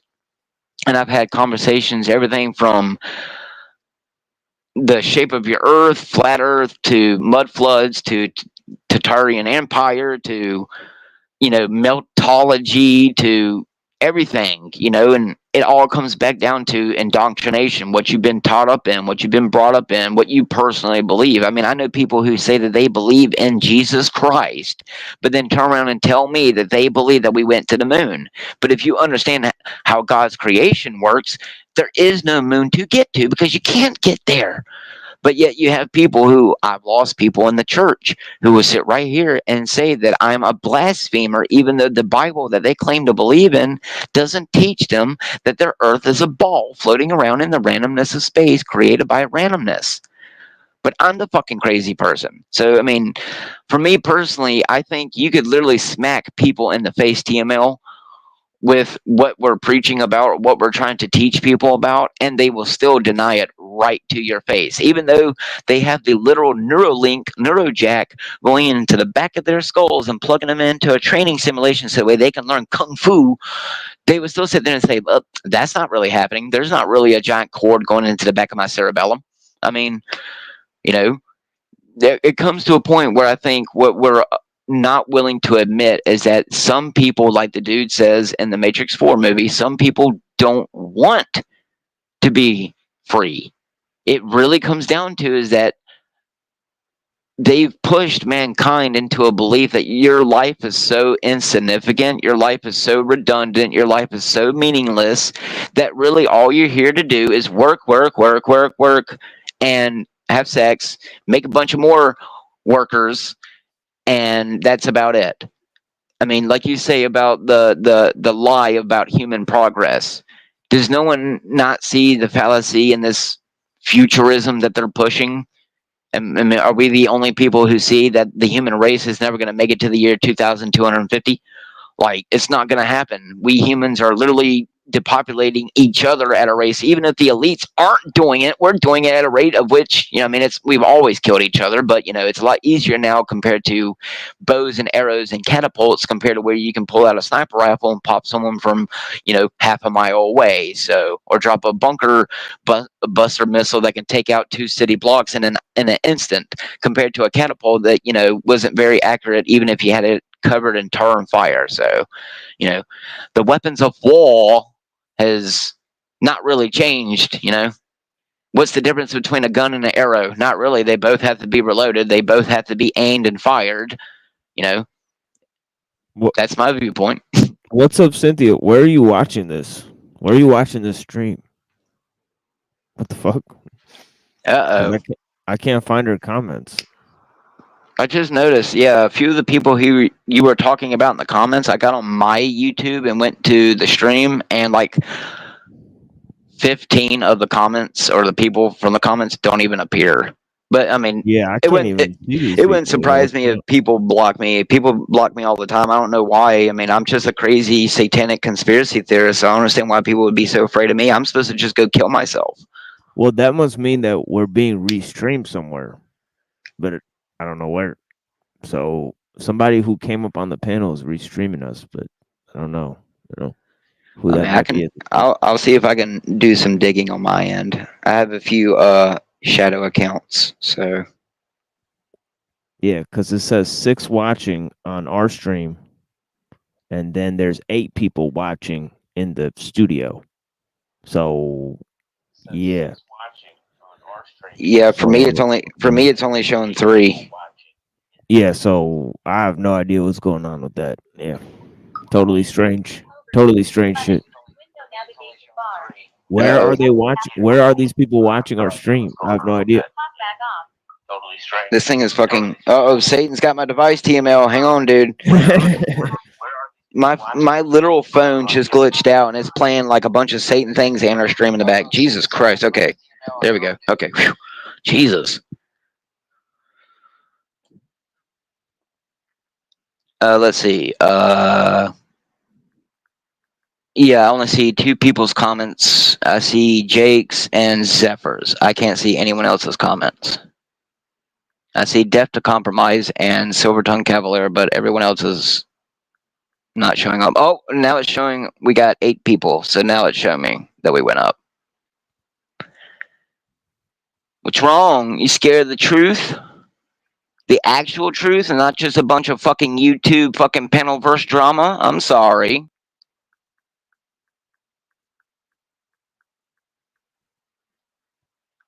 Again, it comes back down to that, they crave off of drama. They crave it.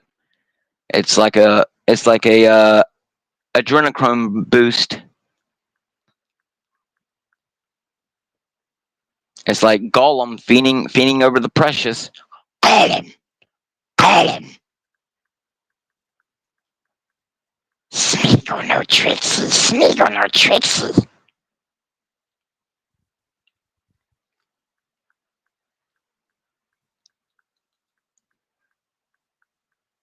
Uh-oh, I think I might know. No, it's not our brother Talcott, that's for sure. King Stephen is over there with his moobs.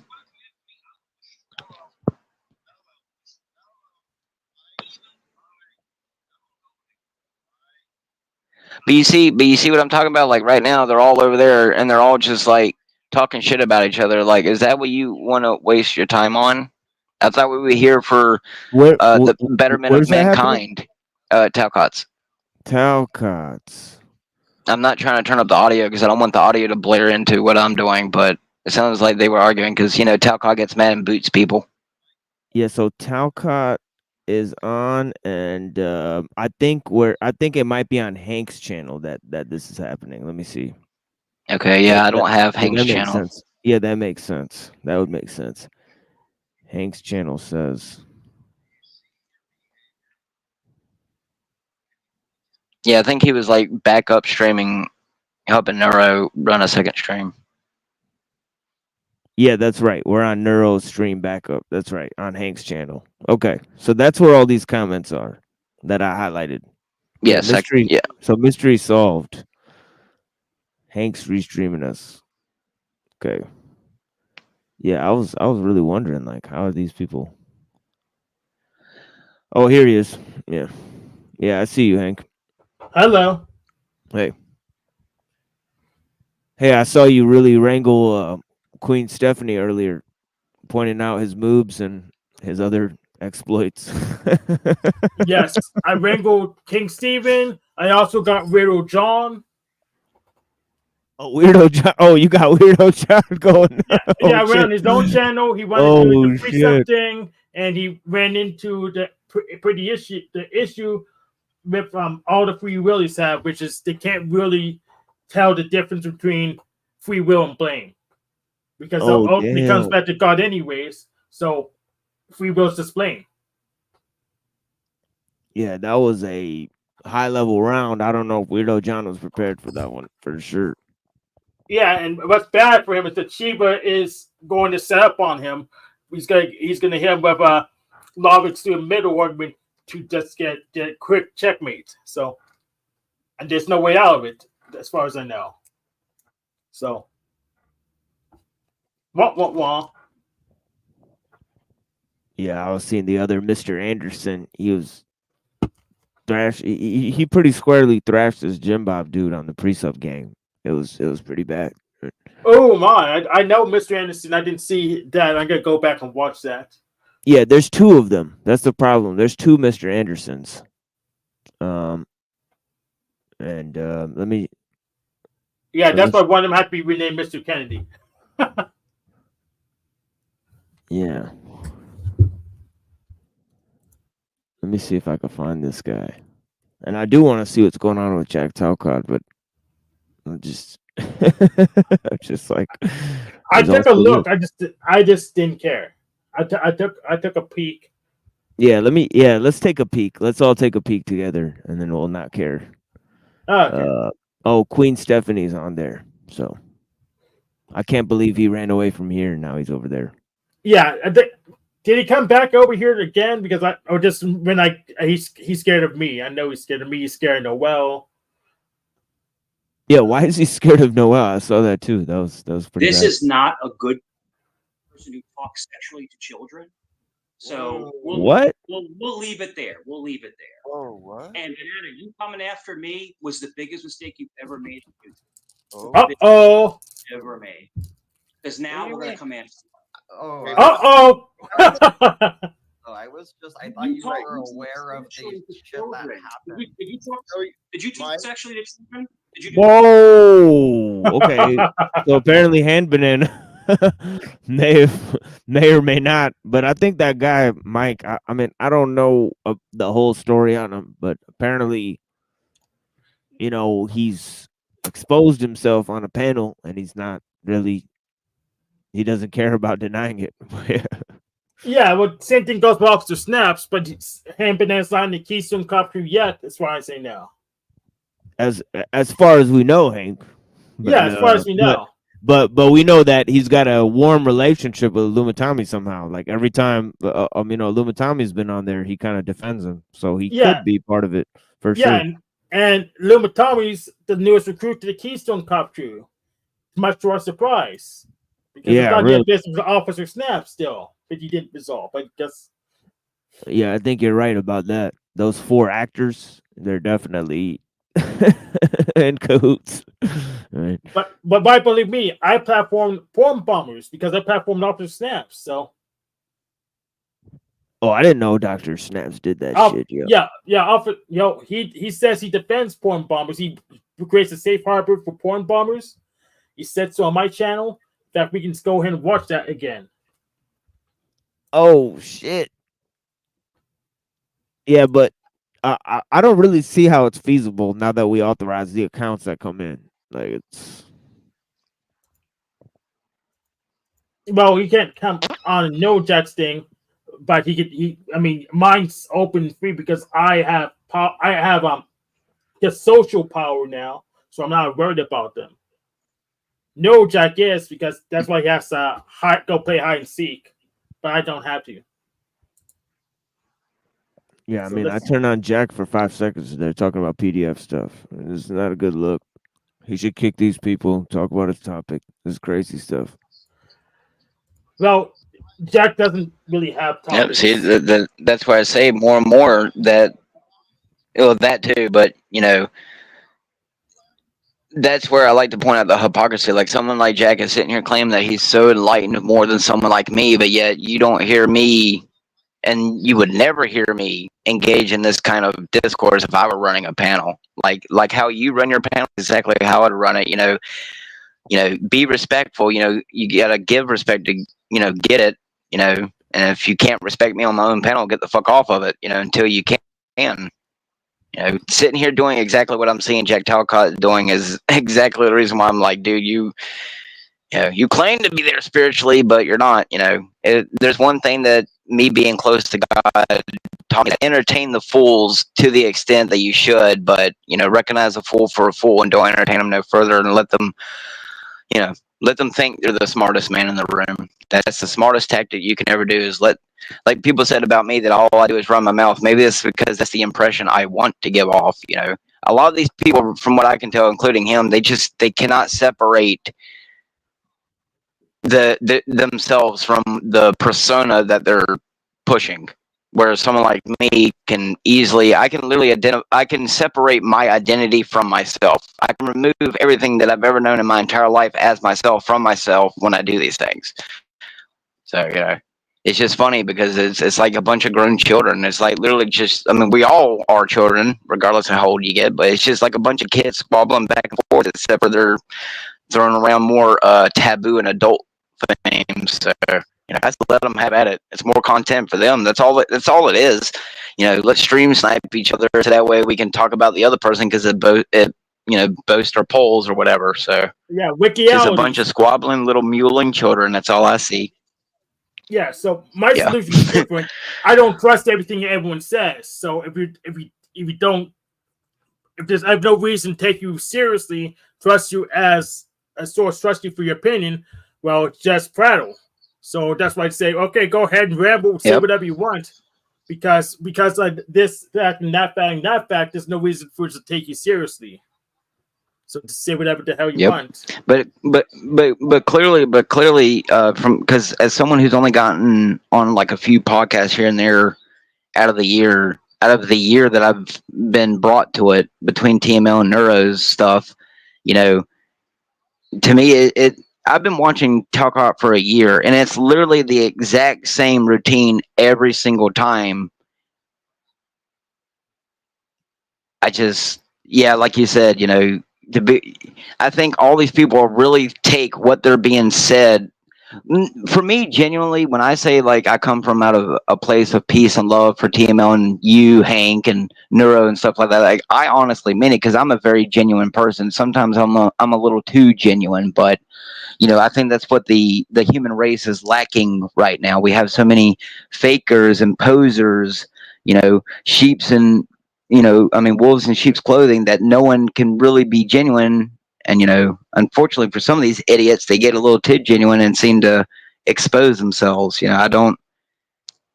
Yeah, that's the difference between us, Hank. People like me and you, and TML and other people, we can separate ourselves from this stuff. Where people like them clearly just can't separate themselves from it, and it's very dangerous.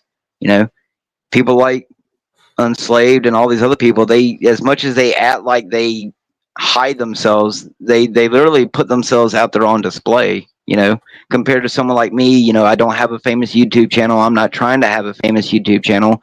I just get on here when people ask me to come on here to cause problems, you know, but you know, I'm not one of them people who like go out here and seek infamy or notoriety in any way, shape, or form. So it's just a childish game. Yeah, I just use this to train and just get more people to interact with faster. It's faster than Walmart, so I'm here, and it's working. That's right. Clearly, your graphs and shit seem to work. Have you put me in one yet? I'm waiting for it. Where's my spot? I need more interaction with you. I mean, you're different than I expected you to be, so I need more information. Hell yeah! I'm intrigued. Okay, let's hear Officer Snaps. Yes, So, Officer Snaps, did you really take your pantaloons off in front of the camera? Did you strip a penis? No, of course not. But I know what's hilarious about this is Venus thinks a green penis is mine. She used to do backstage, hey, you guys all want to see Snap's penis? I can't show you on YouTube, but come look at this online. And then I come to find out that it was a troll, an army, one of the trolls out there. And they sent, because Goblin was on Venus and shit, I guess they porn bombed him with a goblin porno, like a goblin penis. That's why the penis is green or something, apparently. And we told them all what happened. We years ago, we're like, for one, no, I did not pull my pants down. Two, my cock is brown, not green. Three, yeah, I don't really think I'd be showing my cock to Venus of all people. Yeah, but when we found out what the truth was, and to see her even still like admit like green worm for a penis, and we told her, we're like, dude, it was one of the trolls, and you were with goblins, so they porn bombed you with a goblin porno, and you guys think it was me automatically. We found out who it was. I won't say. I'll protect them. You're protecting them. Okay. Yeah, I'm gonna protect the porn bombers because again, Venus brought it on herself. She's a traitor, pedophile, supporting piece of shit. But they porn bombed her with a goblin. They porn bombed her with like a goblin porno, like goblins, you know. And that's because Goblin was on her panel support. But that's what I'm saying. She even admits, like, shriveled green worm, but she's such a Karen and still pushing these narratives that even when we told her the fucking truth, like, yo, we found out who did it to you. It wasn't me. All right, you got to remember, I'm advocating for an army of trolls. Fuck you, Venus. You deserve everything you get. If they're porn bombing you, reporting you, tracking you, fuck it. But I'm telling you, it wasn't me. That's not my dick or cock. And then we found out, and she's still like trying to say that Snap's dick. He's pulling his cock out. Like, do you understand that? Like this bitch is so. She's Karened out, bro. Venus Cupcake is Karened out. This is why society is doomed. Fucking crazy bitches like her, really, and gay black jabbed witches like you. But yeah, we're doomed. So you said it was goblin porn. I'm sure they weren't orcs. They were tiny, correct? They weren't full size orcs. I mean, you know, goblins and orcs are the same. I don't know. I didn't see it, dude. I didn't see it. Everyone at first was like, dude, she said you porn bombed him, but we know it's not you. And then, of course, I wanted to look into this because she started telling everyone, come see it, come in my backstage and we'll show you the video. So we had moles, and then I got in there one time. We saw the video she's showing, and then we realized we just ran software on it and realized it was a goblin porn. I just want to point out that he claims that both didn't see it and did see it. He claims he didn't see it, and he also claims that he did see it. Porno. And then we just put one in, and I guarantee it was one of the trolls because Goblin was in there, and they fucking literally porn bombed her. But the fact that she's saying it's my dick, but she knows it was a green cartoon dick, like whatever it was, like she's literally. But then again, this is a woman who supports an old man, fantasy raping a child. So Venus, are you sure? Venus supports old men fantasies of raping children. Let's just be real about who we're talking about here. Okay, Venus is okay with rape of children. So, are you sure you didn't participate in a humiliation ritual? Are you sure you didn't get sucked into that? I mean, because if so, you could be cursed right now. I mean, you could be under her control. No. I got what's called the armor. I got what's called the armor of God on me and the Holy Ghost. I got a protection over me from gay black jabbed witches and pedophiles supporting devil worshipping cunts like Venus. And yeah, I'm pretty good, Hank. I have what's called the sword is your scripture, the helmet. You know, I got it all. I'm pretty good. Yeah. So, but if you did strip for Venus, she could have a curse on you right now, and that could be why you're acting all rabid. So you would need someone who's good at magic like me, not someone who's pathetic like King Stephen to remove it, so you can find your heart center. No, I don't mess with. No, you guys love messing with sorcery. You guys love fucking being about that shit, not me. You guys forget. Yeah, I mean, I'm saying if you're not properly protected, you could be just doing stuff you wouldn't want to do. So let me ask you this: do you support Venus and her double chin? Like, I mean, because why aren't you leaving comments on her channel? At least one person should, and maybe you will after this, which will be cute because hey, there you go, Venus. I helped you out. You'll have one person commenting on your channel, Hank. He could go up there, and when you cry like a little bitch baby in your comment section, instead of her writing to herself 5 or 8 times, you know, maybe you can go in there and help her out. Let's do it right now. Let's do it right now. She has her dragon up. Keep my name out of your dirty hoe mouth, Mad Mystic, and that's 2 of Mad Mystic's accounts. What do you think I should say, Officer Snaps? That's a guardian dragon thing. What should I say?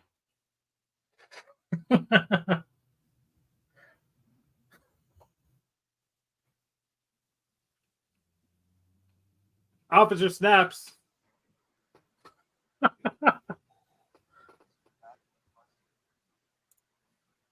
Sounds to me Are like you afraid boy of the just high dragon off his own opposite? power. Yep. I That's what it gotta sounds go. like to I gotta me. go handle something. I'll be back though. I didn't even hear anything you said. I had to take a Yeah. call. Are you afraid of the What'd you say? dragon opposite steps?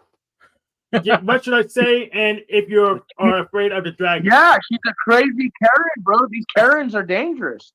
Venus literally is a danger to society. She's a dangerous Karen, granny panty. She supports pedophiles.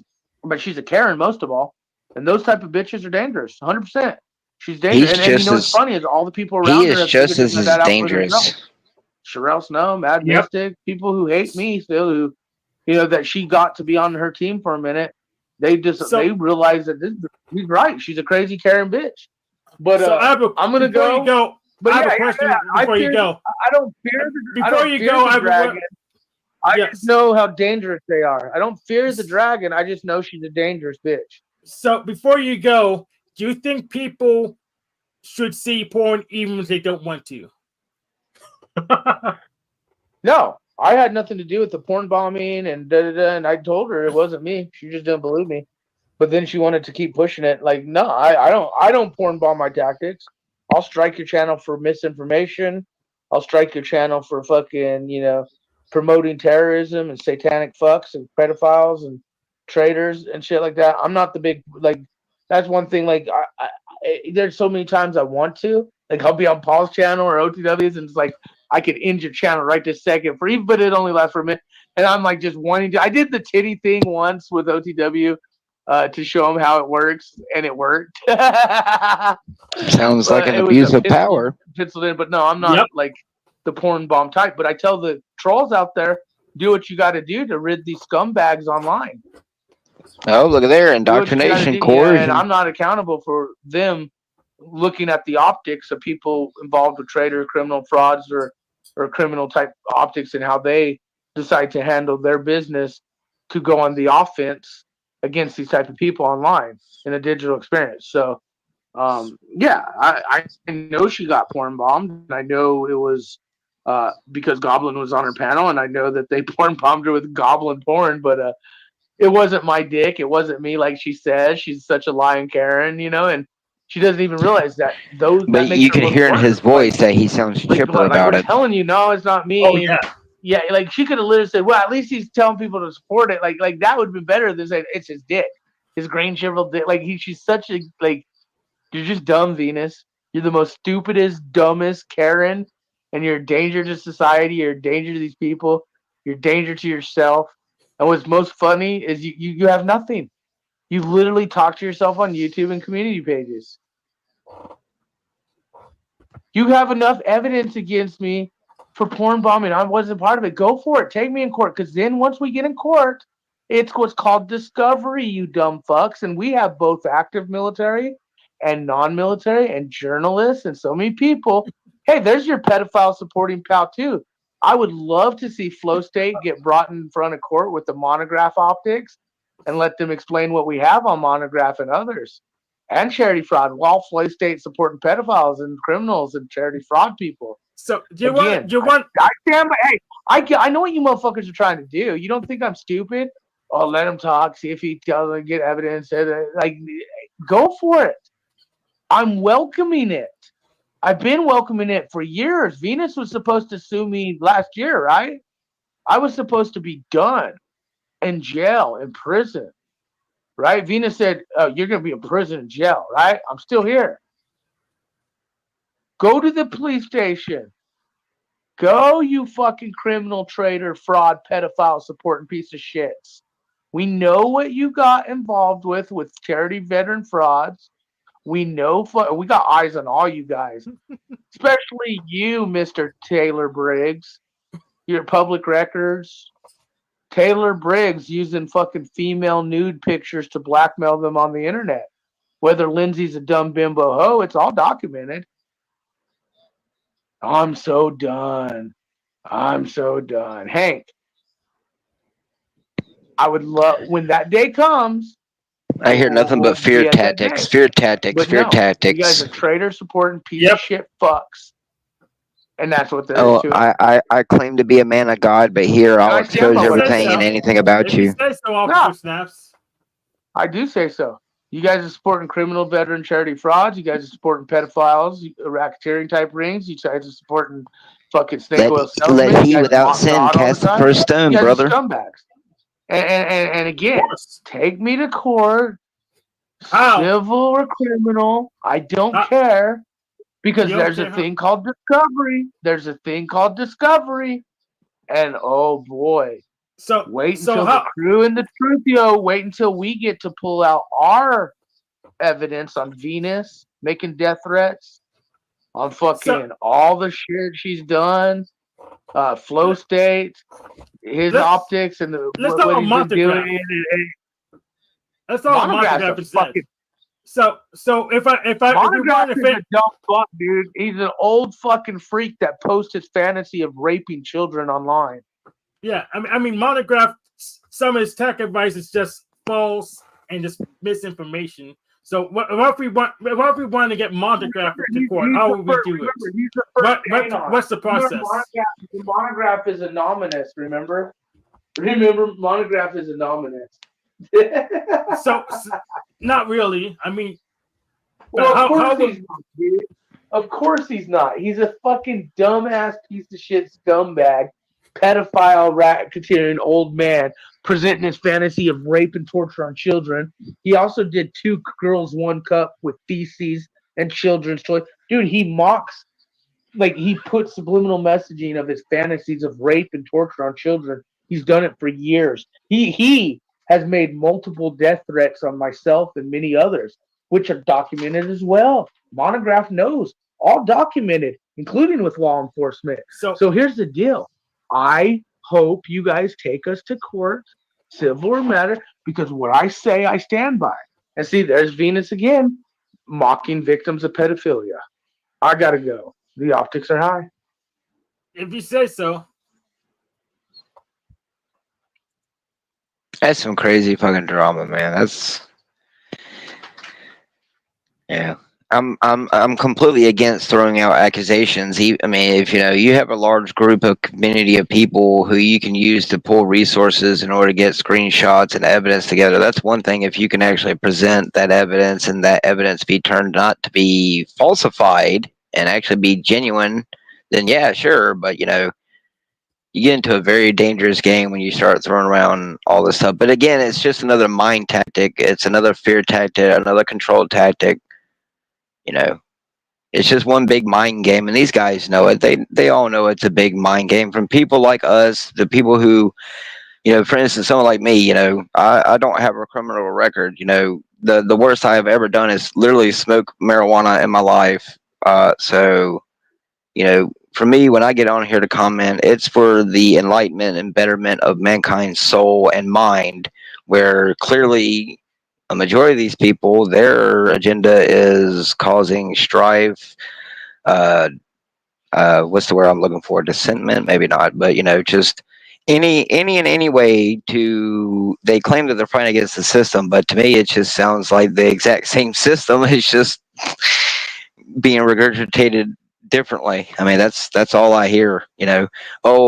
I'll expose you and your entire existence on the internet. That just proves that you're wanting the harm of another human being. Because what if that information is false? Like with that shit that just happened with that dude on TikTok, that Inquisitor dude, where he was being accused of messaging a minor, and even though there was proof that he was rejecting the girl in every way possible, she and some other dude, her boyfriend or something, managed to falsify text messages and even change the dates and stuff digitally on the phone, screenshot, and posted on their TikTok like the guy was actually doing it, and the guy ends up, doing what he did, which was end his life. And come to find out, none of it was true. You know, all the evidence that was pointing that the minor or the one pretending to be the minor, was actually older than the age she was. Just a good dude on TikTok who was sharing his love of Call of Duty and Star Wars, and through a false accusation, his entire life was ruined. And went and did what he did. So for me personally, when you go down the road of having to sit here and say, well, unless there's obvious evidence that's been accumulated and that evidence can be presented like in a court of law and say, okay, this is real, this is true, and actually have an expert look at it, like you can have experts look at photographs and be able to tell if it's been digitally manipulated and actually be able to say, okay, this evidence is genuine and legit and it can be seen in the court of law as good evidence, that's a completely different story. But to me, it just sounds satanic, dude.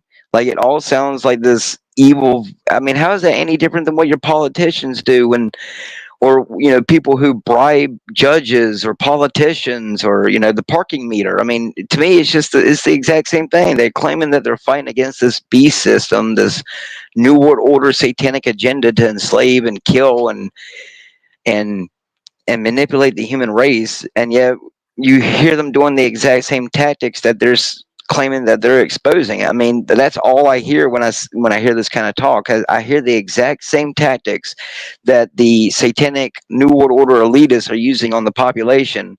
They're just using the different wordings like optics and all this other stuff, which I'm kind of new to the lingo of panel verses, but I've caught on pretty quickly. And for me, the optics is just personal gain. All I see is personal gain. Most of these people probably have a bunch of people and subscribers and views, so they're getting paid. So when they go and they sit here, and remember, any publicity is good publicity. So calling people these names and throwing out these accusations, which can ruin and tarnish a person's life forever, or literally end a person's life. It's just to me, it's just another psyop that they're using. They're sitting here arguing and fighting. Trust me, think, because I know this guy's pretty much in Section 8 housing. He's pretty much living off of the government cheese, but then he's acting like the Politburo. So he's literally privately owned, government operated. That's why the optics got high. It does. I do have to admit, I don't want to say FED. It sounds FED. Here, hold on, my friends. K in the back, you gotta cam up and wave. Like, we ain't doing this. We don't need no buttholes. Yeah, we don't do that shit. Right? Say his. And there's not even an account there. Like, it's fucking crazy. Like, his might be green, but mine's red. Yeah, K or B in the back. It's got a K and it says B. You got to cam up and wave before you come on the panel, sir. Yeah, we on panel letters. Yeah, we on the last hour of the stream here. We're not trying to get shut down. And even if you do get shut down, I have my end stream button here, so we're gonna know what happened. Oh, okay. I think that's the homie. Hey, greetings. Speak up, Burger King. Oh, I thought that was. I think maybe that might be Special K. But I don't know. Where'd he go? I don't know. But yeah, they fell out. I mean, I didn't drop them. They dropped out on their own. But yeah. Oh well, connection issues.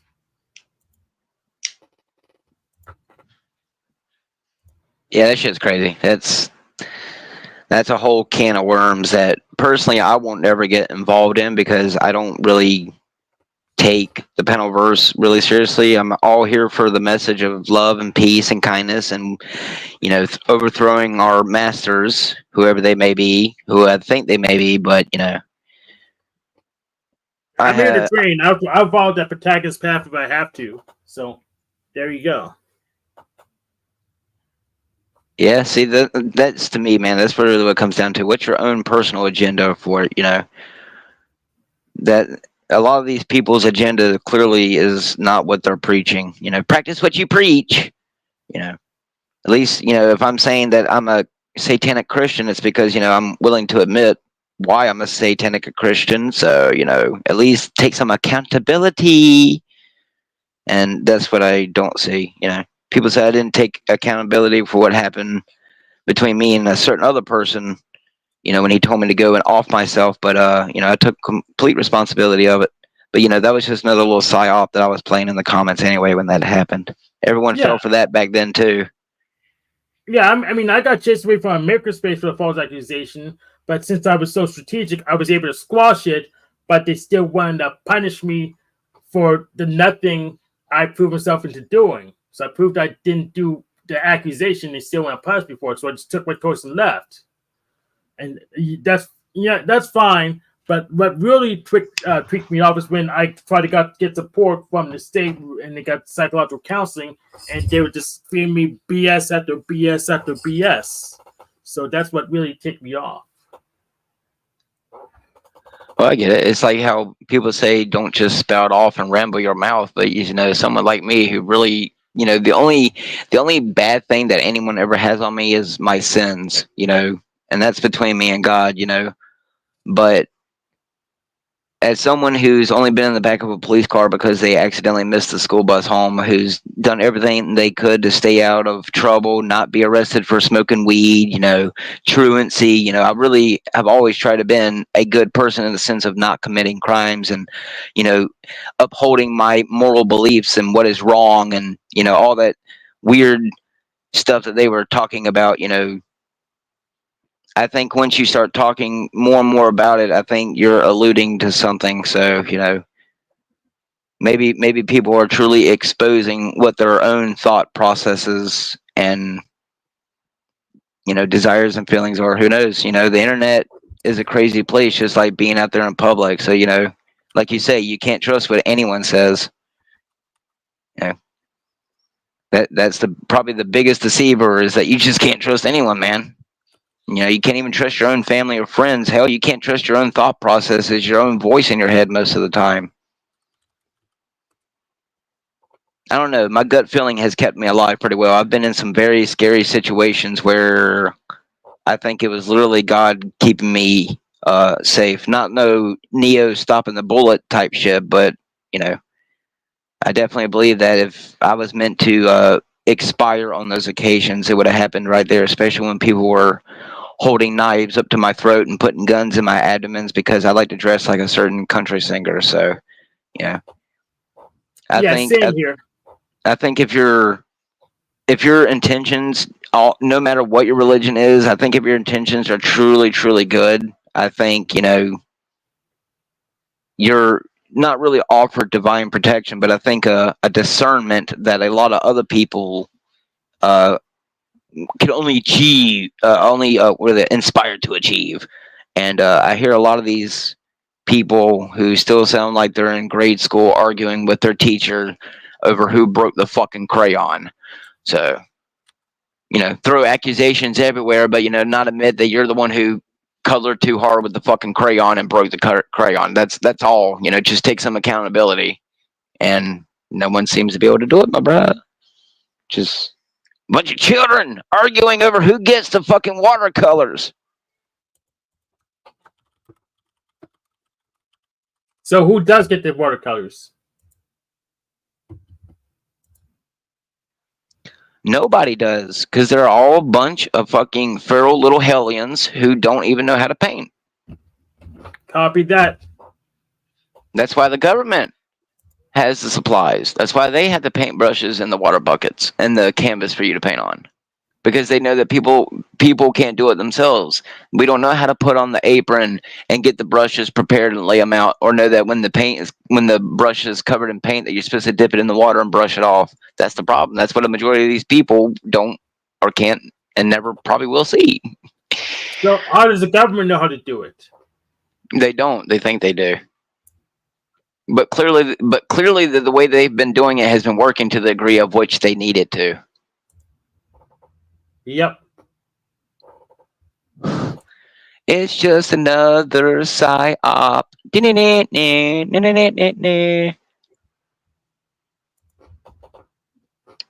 But I'm not saying I'm any better than these people. I'm spraying stripe. I'm doing it in a way that's sane. I mean, I want exactly. You're willing to take accountability when you're caught in the wrong. Other people aren't. Even I'm willing to. If you like the other day when I was talking about the God thing about Earth, where you had said that I said that God couldn't have reached the moon. I'm pretty sure unless I had forgotten. I'm pretty sure I said that mankind couldn't get to the moon. So it's kind of like that situation. You know, that's how I see this situation right here with them and stuff. It's just, God. I just don't understand why anyone, other than they're getting paid for it, there's some type of governmental reasoning, psyop experiment collection data behind it. But I don't understand how anyone has the mental, emotional, physical, or energy, to want to do this every single day to the point of what they do it. I mean, to me, it would be so physically and mentally and emotionally draining that, dude, I wouldn't even want to look at the fucking screen, let alone get on a fucking panel. I agree. It's just crazy. So that tells you right there that, is someone like Paul really coming from a side of God? Well, I hate to say it, but in my version of God, calling people something, let he without sin cast the first stone. So that's like me saying that Hank beheads people or cuts off their hands when they steal. Well, I've never seen you actually do it, so I can't sit here and just say, well, you're going to go to hell because you cut off someone's hand for falsely accusing them of stealing, and then call the kettle black. Record or a news article that insinuates I did it? Yeah, yeah. Have some hardcore evidence to at least give your accusation some credibility. Yeah. So you don't have to see it, but if you have a news article or you have a police report where it links the event to me, that's some evidence to go on. Yeah, and until we have that evidence, it's circumstantial evidence at best. It can be either kept in the record or disregarded. I don't know, dude. See, to me, it's just like a merry-go-round that goes so fucking fast and so disorienting. It doesn't just go round and round clockwise. It stops all of a sudden and starts going backwards and starts going counterclockwise. And you just have to decide whether you're going to push your friend off for the unicorn or not. So we're all on the same fucking ride, but we all seem to be going in different fucking directions. Yep. Welcome to the conundrum and paradox of being a human being. What is up? We're just retarded. We don't understand what we're doing. That's right. I'm mentally challenged. Yeah. It's not right, the machine lies. We're just retarded. We don't know what we're doing. We should just submit to them. Well, I want, it's like I said to my wife, I said, I want to build a village. I don't want to find my own way. It's fucking, what I mean? I won't be settled until, all right? Yeah. Yeah. I got all my friends and family with me. Eating on one table. Yeah, there's a reason why they say that human beings are one of the most, sociable, reliant creatures. I mean, it's the truth. We all crave a village. We all crave, companionship. I guess in some ways, if you want to say leadership, I mean, a lot of us are followers more than leaders, apparently. But, we all seek at some point at a human aspect some type of companionship, whether it's a loved one, a husband, a wife,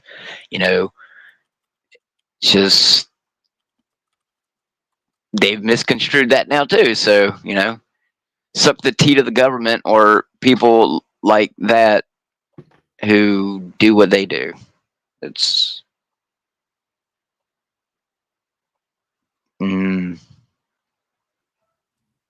it's like it infects your mind too, like with me talking about how social medias are like a trauma collector for negative human energy. I think in a lot of ways, what they do applies to that as well. Like, do majority of these people really care if the accusations that they're saying against someone else actually cause that person to go, or like what Flow State told me to go and kill myself because I asked for a few dollars to go get a fucking cigar? Oh, whammy. Oh, whammy. Let me go put a gun in my mouth and blow my brains all over the wall like fucking Gomer Pyle and fucking Full Metal Jacket. Oh no, God, I'm a e-grifter. I'm a fucking e-beggar. I'm the scum of society. At least I don't sit on a podcast all day smoking like a fucking freight train claiming that I care about my fellow human being. At least when I say I care about my fellow human being, I actually fucking mean it. No, Flow State doesn't have a problem with e-grifting. I think you mean Pussy Paul. No, no, it was Flo who a few months ago told me that I should go and kill myself because I was in the comments and someone was nice enough to help me out. And then I guess because he wanted to spy on me or see if he could get some dirt on me or see if I was a part of the panel verse at the time, which at that time I wasn't. I literally would get on for like 5 or 10 minutes, watch TML's podcast if it was live, watch Jack's, and then get off. And then I was like, I see everyone else on here getting donations. Let's see if I can get a cigar from someone. So I asked in the comments, and yeah, to a point I was kind of being, I guess you want to say, what do they call it when you insinuate that your life is shit and that you deserve to die. I'm like, yeah, I'm a depressed person. I mean, but how is me sitting here saying, oh, my life sucks, I would die, I want to die because I don't have a cigar, when how's that any different than any of you motherfuckers who get on here and do the exact same thing you do by manipulating the emotions of your viewers?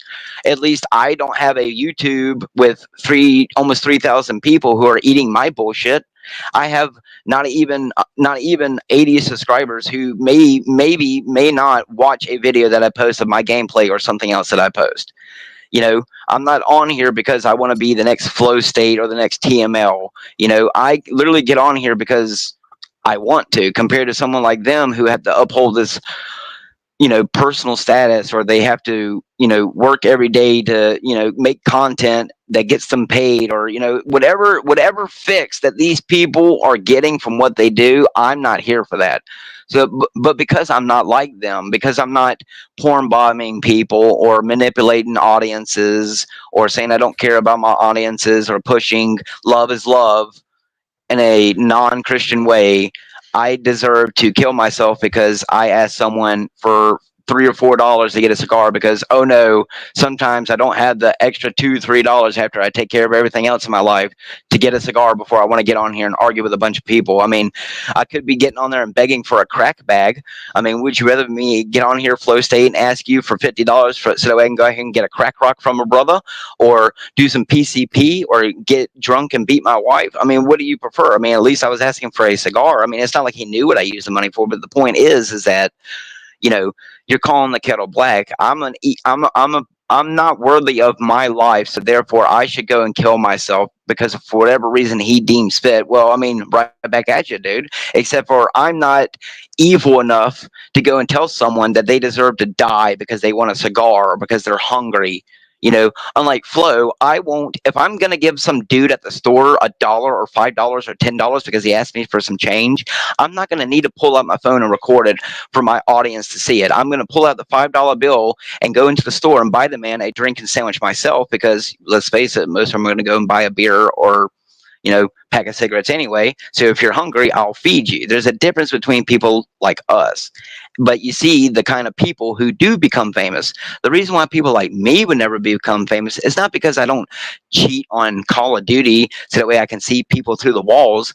It's because I'm not a toxic alpha male who's willing to demean human beings and call them names and cheat in order to be able to be a Twitch streamer or a TikTok streamer. That's the reason why people like me will never become famous, because I'm not willing to sell all of my morals or my soul, or sit in front of a camera every single day and try to portray myself to be something that I know that I'm not, like everyone does on the Panelverse. That's why I say that to put me in a box is going to be very hard to do, Hank, because I can see everyone's side. I can see why this person sees it this way and this way. So for me, it's always going to be like a double answer for you. I may sit here and say that I believe in God and Jesus Christ, but that doesn't mean that just because that I believe in them, that I can't criticize them. So for me, from the way I see it, you're never going to get that aha got you moment on me, because there really is nothing to get you on.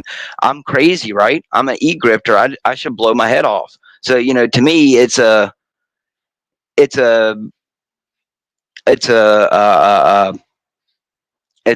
force field. I've never been to prison for anything. The only crime I have ever committed, other than, oh no, I had sex out of wedlock, oh no, I may have stolen something when I was a kid, oh no, I didn't exactly honor my mother and father. The only time I have ever been in trouble was for truancy, and that's because I woke up to the indoctrination school system, and I said I'm not going anymore because I found out that they only wanted me to go because that school district gets $120,000 for every fucking child who goes to it, and I wasn't getting anything out of the educational system, so I fucking quit. Because why? I know that it takes a lot. Sure, you can go out there and open up a business and you're going to own that business for the rest of your life. If you're not moving along with today and the way that today's businesses are having to go, where everything's no longer manual, everything's digital. You can't even walk into some restaurants in certain countries and order food without talking to a robot or a person through a screen. Like, if you're not already offering what they are already offering better than what they're offering, you're not going to get to what the level that like we want to. You're not going to be an Elon Musk because they're never going to let people like us be Elon Musk, because they're going to kill you and take your technology and then hand it off to their puppet like Elon Musk. So that's the way I see everything. At some point, even us as human beings, we have a conspiracy theory behind even us. It's just, I'm willing to admit that I'm not God. I don't have all the answers. People may think that I try to claim that I have all the answers. That's why I like to call myself inner darkness. I am the inner darkness. I am the person who, no matter your walk of life, no matter your religious upbringing, I am that voice that's in the back of the head that gives you both perspectives. I may profess my religion or my own beliefs, but that doesn't mean that I can't turn around and see the viewpoints of an atheist or a Muslim or a Buddhist or something like that. And that's, I think, what makes people like me dangerous compared to all these famous YouTubers who have over 100 subscribers. People who have 23,000 subscribers. Like, people like that don't scare me. You can threaten my life all you want. You can threaten me with public exposure on the dirty deeds that you think that you have on me, which no one is going to have it, because I don't have any dirty deeds. So, for someone like me, sure, yeah, what, threaten to attack my family? Wow, that just proves on how low life of you and your people are. I mean, to an extent, you have to separate the physical fear from the spiritual fear. And for me, even if the Gestapo demon people are rounding up us Christians tonight and throw us all in concentration camps, yes, it's going to be scary because I'm a human being. I am meant to experience that fear. But there comes a point of where I, as a human being, with what I've experienced in my spirituality, to know that in the end, what I experience, even the physical pain, you can tear off my fingernails, you can rip the teeth, what I got left in my head, you can skin and fillet me alive. Yes, I will scream, I will bleed, but all you did was kill a corpse. All you did was kill a corpse. And that's what I have found a majority of human beings. Now, I'm not talking about being so thug that you're not afraid to walk into a house with an AK-47 and kill a family. That's not what I'm talking about. But someone like me truly has no fear of any human being. And once you've reached that level of spirituality, people like me become dangerous. Sure, I might not be able to pull every single Bible verse out of my ass, but I never claimed to know every single Bible verse. So there's a difference between knowing, admitting, and, et cetera, et cetera. So, the problem is that no one knows how to be actually genuine. Everyone who gets on a panel verse, including me, I put on a front. But when can you tell a person's genuineness in anything? I mean, I could be I just think there's no genuineness at the bottom of the well, so I don't worry about it. Exactly. That's why I say surf Satan and fuck it. We're almost there, gentlemen. We're almost there. It's like I was telling NeuroJack the other night. I was like, if you could honestly get someone like Kamala Harris, which she couldn't answer the fucking question whether the sky is blue, so there's no point to get that bumbling thing on here. But imagine if you could actually get Donald Trump or Bill Gates or Elon Musk on a panel like this. They wouldn't stay on it for very long, because why? You wouldn't be allowed to ask these kind of questions. And let's say that the grand conspiracy Well, theory they actually do isn't get even on real. panels like this. I mean, there was I an Alex know, Jones panel on Twitter. but So it's all they do scripted. they're too lazy to script it. They actually do get on those panels, but they only want to connect to the people they know. But it's still it's just like That's right. they have panels just like this. They're just like this. They just they are just like this. They just don't know everyone in. It's one big club, and we ain't fucking in it, Hank. Yep. But I have good news. Mr. Miner on the Machine Lies Discord pretty much tried to run the same argument I just destroyed with Riddle John. He got pinned, just like Riddle John did. So he can't distinguish between me and my nature, and then he's just he can't get the free will.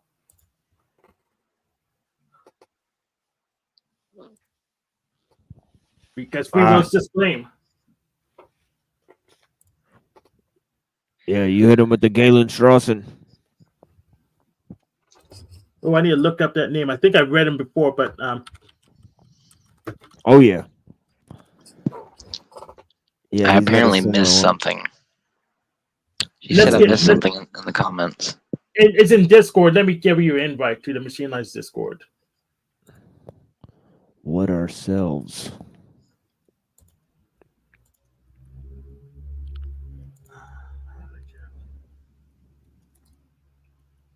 Oh, did I miss where it says all it takes is one viral video to make you famous? Is that what I missed? No, it's not that. It's in the Discord. Let me put in a private chat. Super Satan.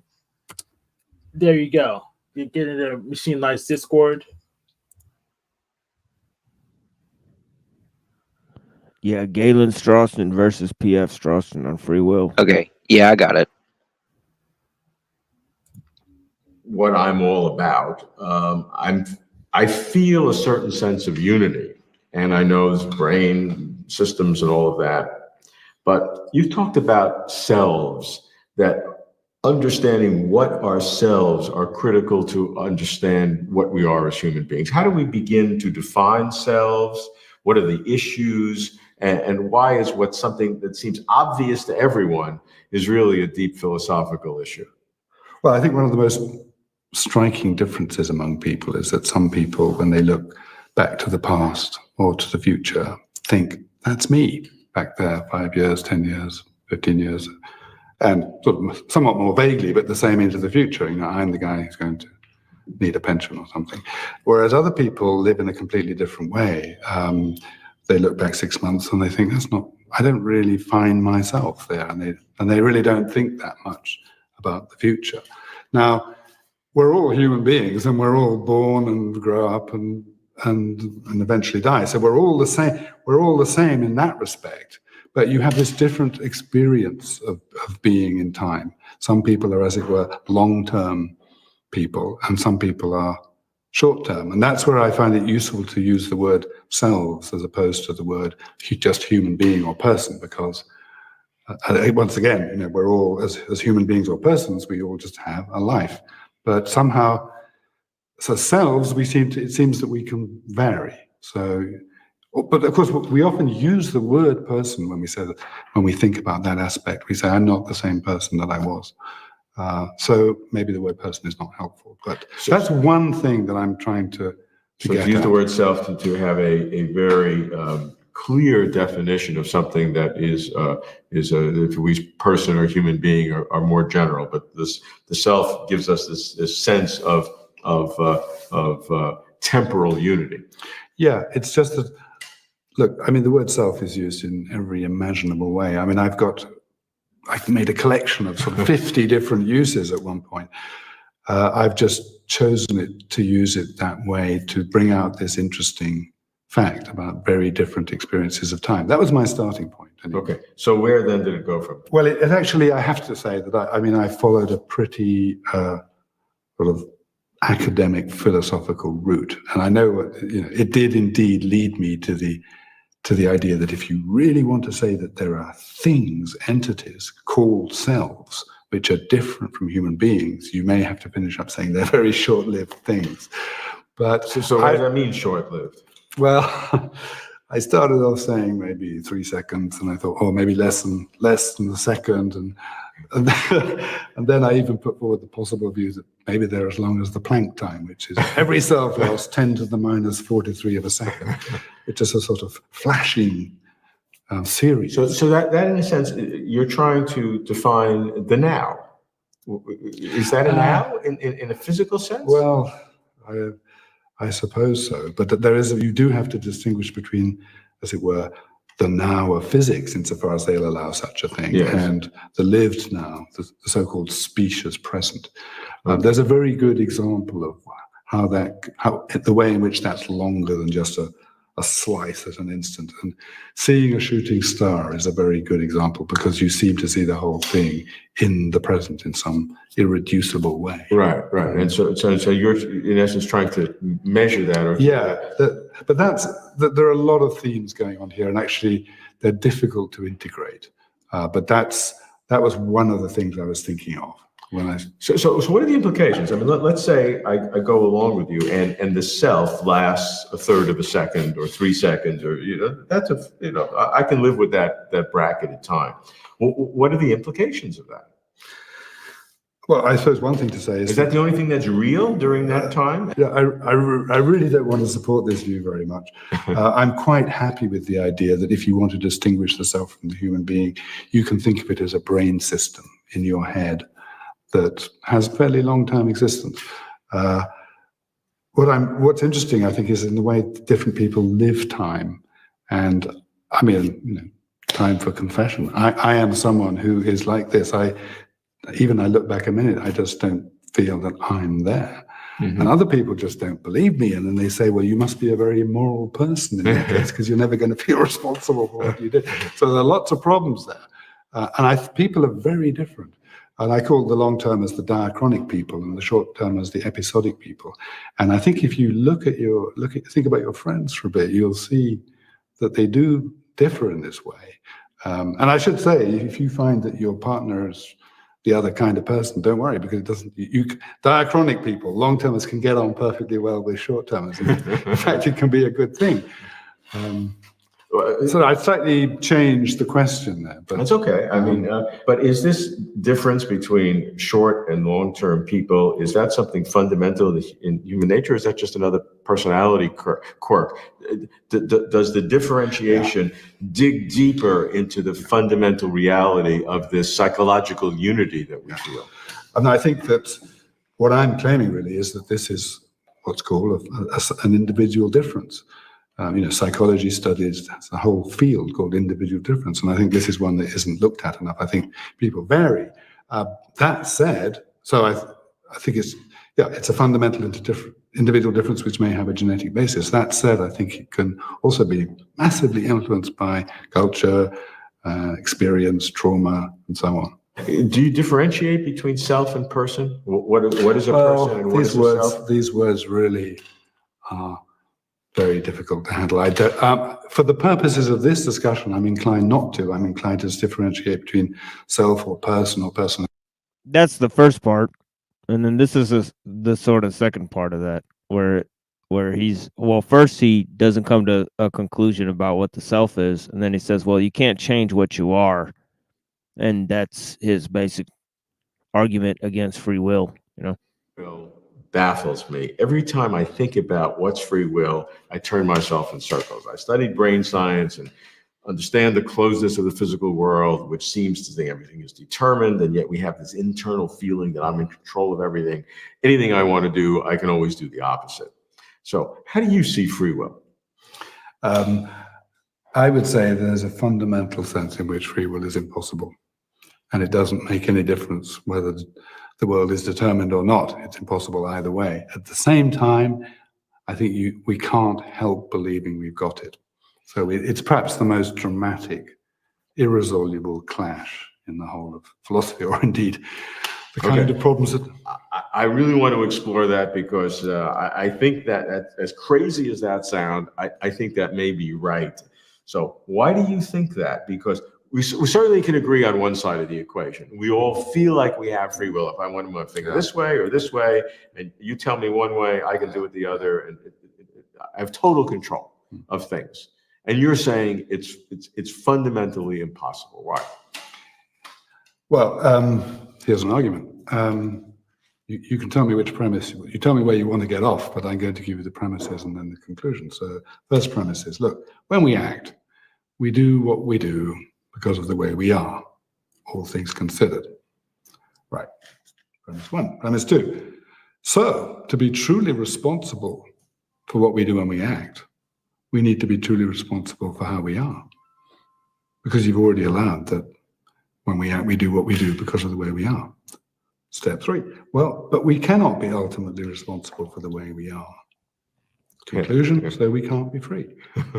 Okay, so I think the problem, if I would identify a problem, is in the first premise. Okay. So let's go through the we do what we do because of what we are. Now, we traditionally say that what we are is a product of our genetic structure and our experience, and that leads to a process. Well, it looks like my wife is calling me, but this is the general flow of these arguments. I think Hank's getting the picture, where the first part, and I'll send you these two clips, Hank, but yeah, Galen Strawson versus P.F. Strawson, very interesting debate on free will that they had. Actually, P.F. Strawson is Galen Strawson's father, so it's actually weirder. Oh my! Yeah, I actually have the clips already because they were easy for me to find because I know it for stuff. Yeah, this show is excellent. Have you ever seen the show Closer to Truth? This is such. I have not seen this show before, Oh, so yeah, I you would love this show. figured out independently. I'll go ahead and subscribe then too. Yeah, you would love this show, Hank. This is a show that, this is a Machine Lives and Hank O'Flamio show for sure. But yeah, I'll be back, guys. 15 minutes, and then I'll probably just put my stream on here until Neuro comes back and shuts down the show. But yeah, I'll be back, guys. With my own show. I got my show in like 20 An hour, minutes. yes, 20 minutes. 20 minutes. So just drop the link for NeuroJack to pick it up or something. Well, I have it already. Let me go ahead and get the link for NeuroJack. I'll just bring it up. I'll bring it up myself. NeuroJack could put me. NeuroJack can go ahead and put the highlighting on me. So what we're gonna do? Present 211, share screen. I got it. So I literally have my tab shared. I need to contact NeuroJack before I can display the rest, and then the Machine Lives can just go ahead and leave. Yeah, thank you. Well, I'll be back soon, guys. Yeah. Thank you.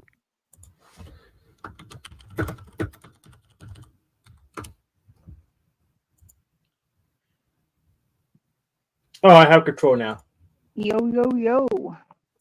But is not there and so if you just allow that premise, we do what we do because of what we are, then you do have, then your argument runs well.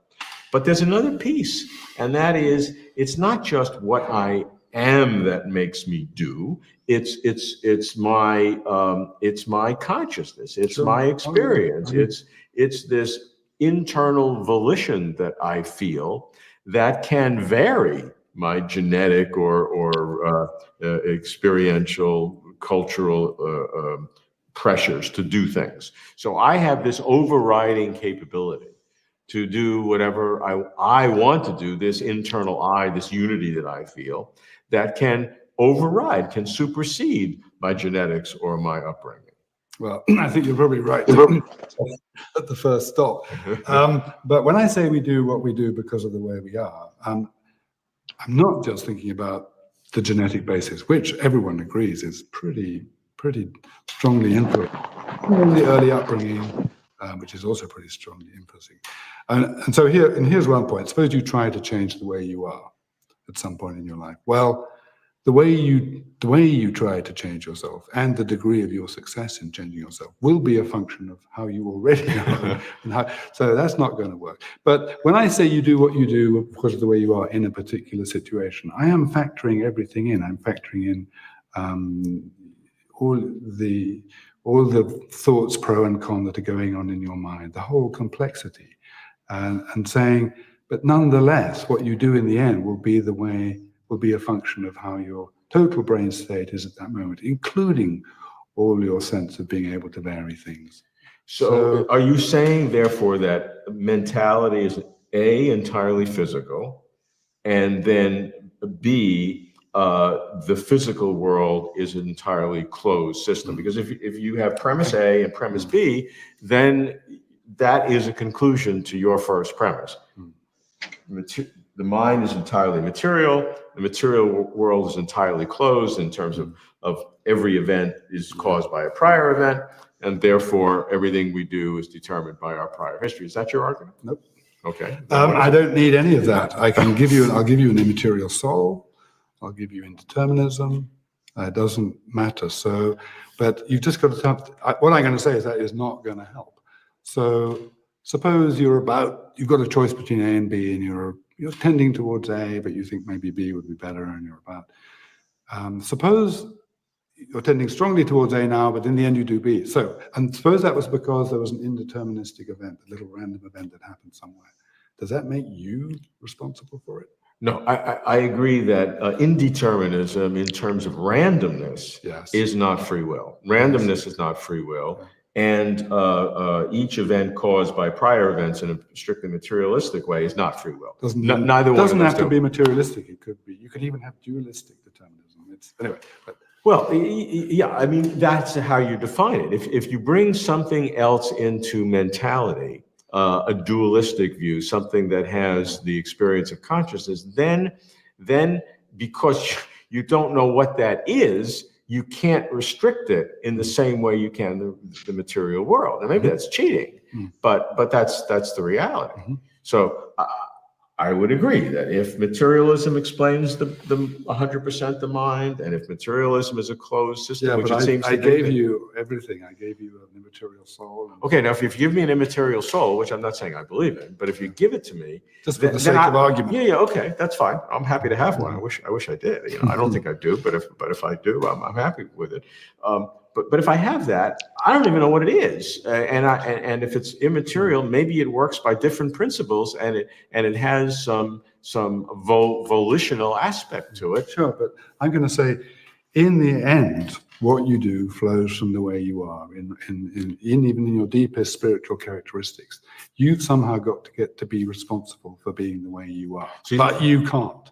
You can't get back behind yourself in such a way as to be responsible for the kind of person you are. That's right. Take accountability. So I can't get out of that circle. I can't go back there. But I think I can if you give me at that back part of your circle the some other element that is not caused by a prior condition. Yeah, but then whichever way it goes, you've got to somehow have chosen it.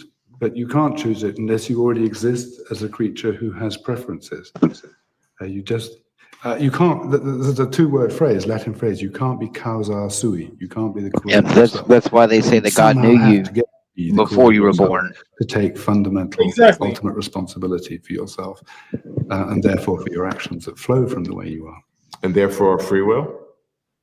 Indeed. Moral responsibility and free will. I just wanted to say I do have to go. Yes, that is. I just wanted to say something before. Remember that it's an orthodox conclusion in Calvinism.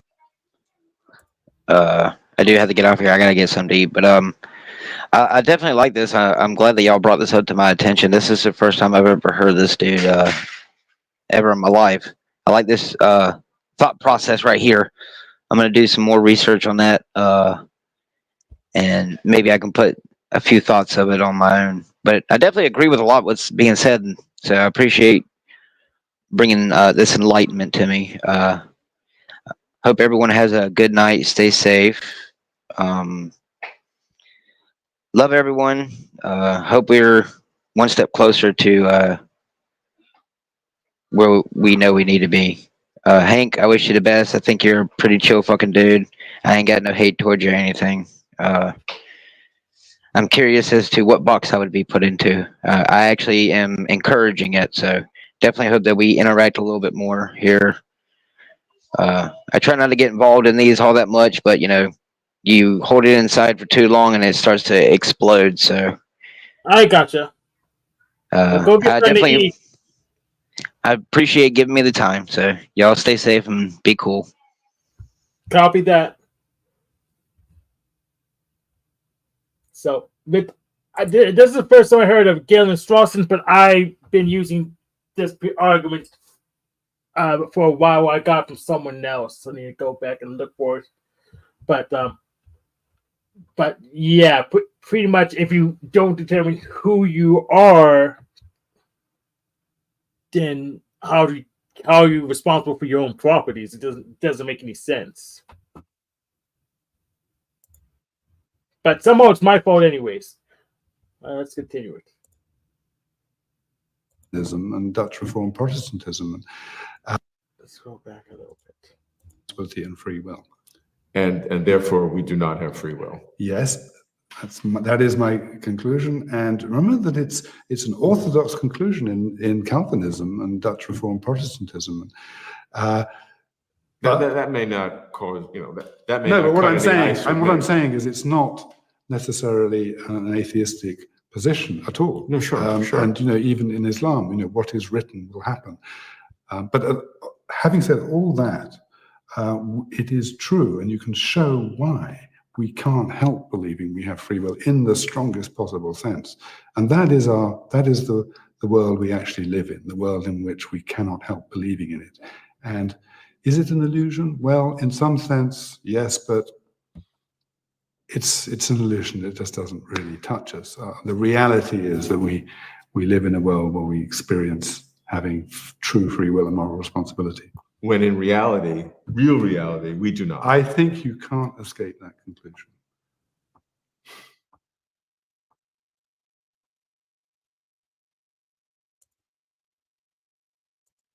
So just today I got Mr. Minor and Riddle John with this. They can't tell me where my free will starts. So pretty much the only way I can have free will is if I'm also omnipotent. So in my opinion, free will is the domain of God alone. I guess I'm part of God, but I'm not the root mind. So there's no way I can have just libertarian free will. And any other kind of free will is just plain.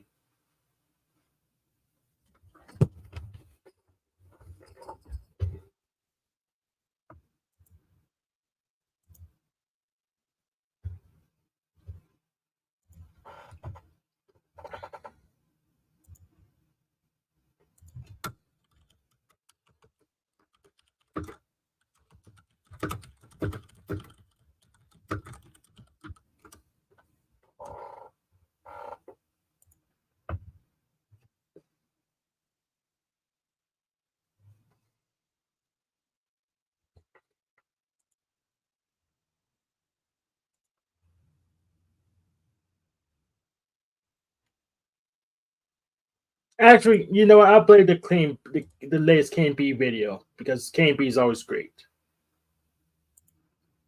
Hello, YouTube. There's an interesting paper by Alex Byrne called Skepticism About the Internal World, in which he argues that certain traditional skeptical arguments that are targeted against belief in the external world can be extended to beliefs about one's own mind, about the internal world. So in this video, I want to outline Byrne's argument and discuss some of the potential objections. Now, first of all, I should say we're assuming a distinction between mind and world, between my internal states and my external environment. So feelings, thoughts, hopes, desires, emotions, pains, mental images, memories, these are all part of the internal world. The external world is everything else: trees, fields, cars, planets, my body, right, my arms and legs, the chocolate cake in my fridge. I mean, ordinarily we hold beliefs about both our own minds and the external environment. So let's start with the traditional skeptical argument about the external world. So I believe that I have hands. Now, what the skeptic will do is present a hypothesis which is entirely consistent with all of my experiences, but where I do not have hands. So, for instance, the brain in the vat hypothesis. Imagine a duplicate of my brain sitting in a vat which is controlled by an extremely sophisticated supercomputer, which is stimulating the brain in just the same way that my actual bodily brain is stimulated. Since this brain in a vat is identical to my brain, and since I guess we're supposing conscious experiences are grounded in brain processes, this brain in the vat would have an identical inner life to me. So this brain would believe that it has hands, that it is recording a video. Tell me the vat. That there are stars and planets and trees and fields and so on.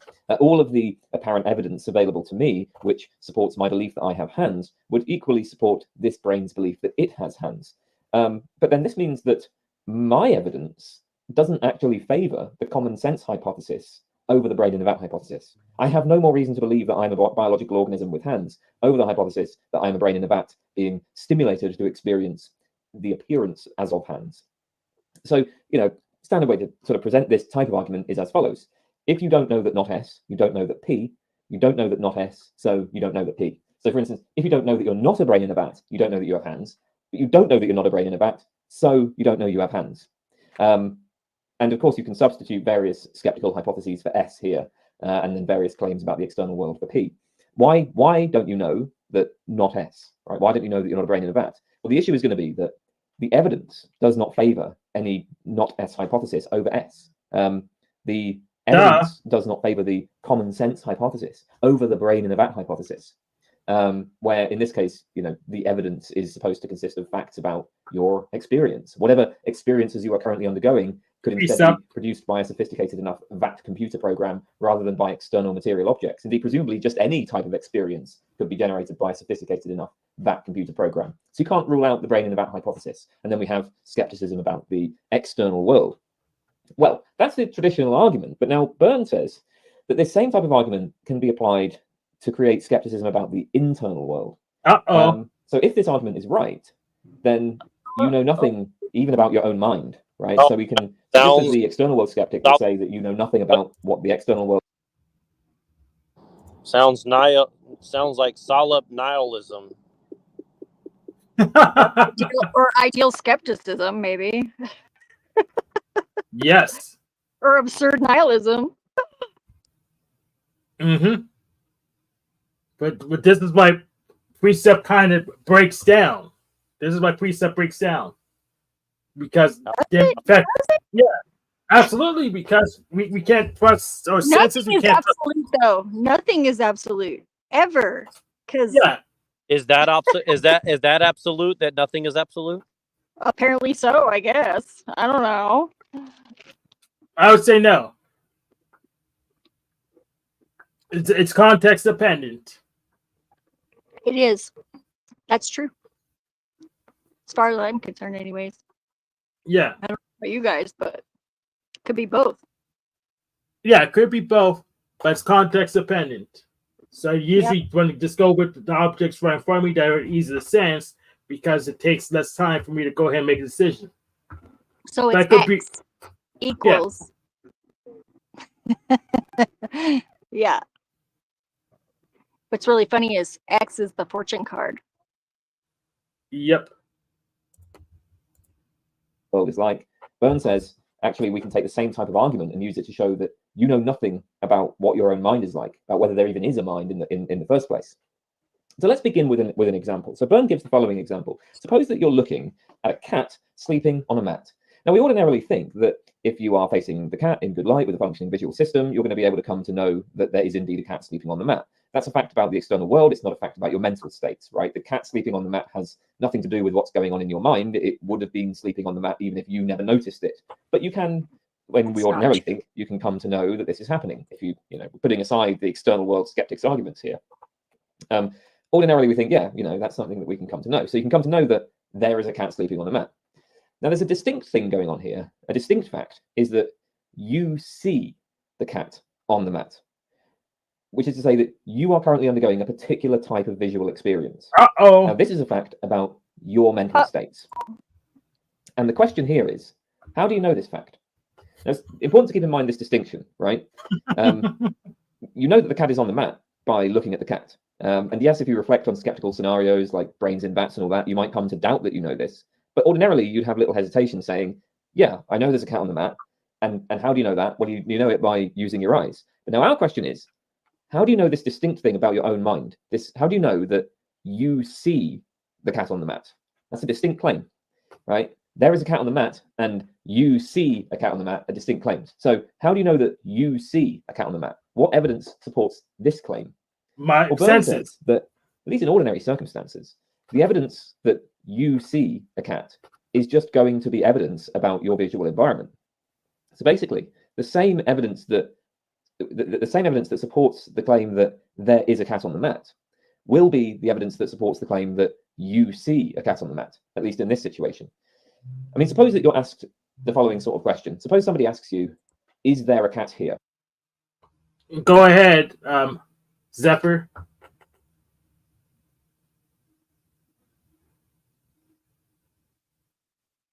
Well, I can't show you the proof because I can't share my screenshots here. But I was just watching this video, and it was these Hindi guys, and they were doing this experiment. And I don't speak Hindi, but we were communicating, and they had a cat, and they lifted the cat up. I knew the cat was there. This is so weird. But I knew the cat was there, and they lifted the cat up in the stream, and you can go and watch it on YouTube. I could link you if you would like me to. I will do that, but it's towards the end of the stream, so you might have to scan forward and find it. Okay, you can put it in there. I'm just trying to buy enough time for the machine lights to start his stream anyways, so you can do the link magic thing. Yeah. Okay, well, cool. Yeah, and if you want to, you can leave your screen shared with him playing, but if not, it's okay. It's not a big deal either way. It's fine. I'll share it on the Machine Live server. I'll do it in the Tarot Girls channel then. That works. Okay, cool. It has the habit of closing me out, so I might disappear. Just saying. How dare you? I'm just kidding. That's cool. How would you answer that? I mean, probably by opening your eyes and looking around. Now suppose instead that you're asked, do you see a cat here? How do you answer that? Well, in exactly the same way. You open your eyes and you look around, right? You move your eyes across the scene, and once you identify that there's a cat there, you say, yes, I see a cat. So the situation here is, as Byrne puts it, when you open your eyes, your seeing is in a way invisible. What you initially find is the world, not your seeing of the world. So basically, when I open my eyes, I just find various objects. I find hands and arms, I find a bed, a computer, a cat on a mat, whatever. Now, I'm also going to make this inference that I see those objects, but the evidence that I see those objects just is the evidence that those objects are there. So again, as Byrne, to quote Byrne, in order to know that you see, you must somehow reach that conclusion from what you see. So we saw that with the argument for external world skepticism, what's going on is that we start with some data, right? Say the entirety of one's experiences, and then we formulate some alternative hypothesis that is compatible with this data. Both the common sense hypothesis that I have hands and the skeptical hypothesis that I am a handless brain in a vat are consistent with my experiences. So the thought is that none of my experiences favor the common sense hypothesis over the brain in a vat hypothesis. But we can similarly construct skeptical hypotheses concerning the internal world once we consider, how it is that we come to attribute mental states to ourselves. So Byrne suggests the mindlessness hypothesis. This is what it says. You do not have a mind at all. Outwardly, you look and behave just as a minded person does, but really all is dark within.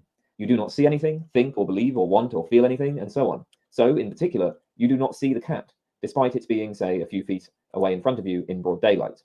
It's important to note that on the mindless hypothesis, there really is no mind whatsoever. Not only do you not see the cat, it doesn't even seem to you that you see the cat. There are no seemings. It doesn't appear to you that you see a cat. There are no appearances. On the mindless hypothesis, you are a philosophical zombie, right? So one way to put this particular skeptical scenario is you're a zombie. You're a philosophical zombie. And I mean, I guess the question then is going to be like, well, okay, how do you know? How do you know right now that you're not a philosophical zombie? So the mindless hypothesis says there just is no consciousness. There is no mind. They're, again, all dark inside, right? There's just nothing going on inside, nothing in the internal world. So, okay, so with that hypothesis in mind, let's come back to the cat, right? On what basis do you claim that you see a cat, that you have a visual experience of a cat? Well, it's going to be on the basis of what you find in your visual environment. For instance, that there is a black furry thing which is lying very still, located a few feet away from you, and so on. The problem is that all of this evidence, everything that you cite there, was a cat in the equally hat. compatible with Machine is back. the mindless hypothesis. Is it because we're black? Yeah, we're about to start this show here. So I just came up here to tell you guys. But Cool. Yeah, I know. That's why I'm trying to. I was stalling for time so we could do the redirect thing. Yeah, here we go. Okay, so you know how to redirect? I was hoping one of you did. Nope. That's where you're wrong, Hank. Damn it all. Yeah. So, I mean, you guys could just put on the show over here. You just restream it here if you want. Yeah, Or you that's could what I was gonna do, but I don't know how to do that from my phone, and I don't think Hank wants to stay on here to do that. But I'll do it. Yeah, I'll do it, and then you just shut down whenever you want. Neuro. Okay, cool. Yeah, that's cool. And then that way, if there's any spillover, they can always come here. But if not, it's not. I'm not going to be able to manage it for like another hour or two. I don't want to manage it. We can just shut. As far as I'm concerned, we can shut down here. Just let the Machine Lights run his show now. I don't. Well, care. it'd be cool if we run it here for like a while, so that the 6 people that are here could just go over there. They know where it is. They subscribe to you. Yeah, just drop. They know where it is. Yeah. Just drop a link. Just drop a link if you don't mind, and then Yeah, I'll drop the link too. Yeah, and then I'll just Yeah. highlight.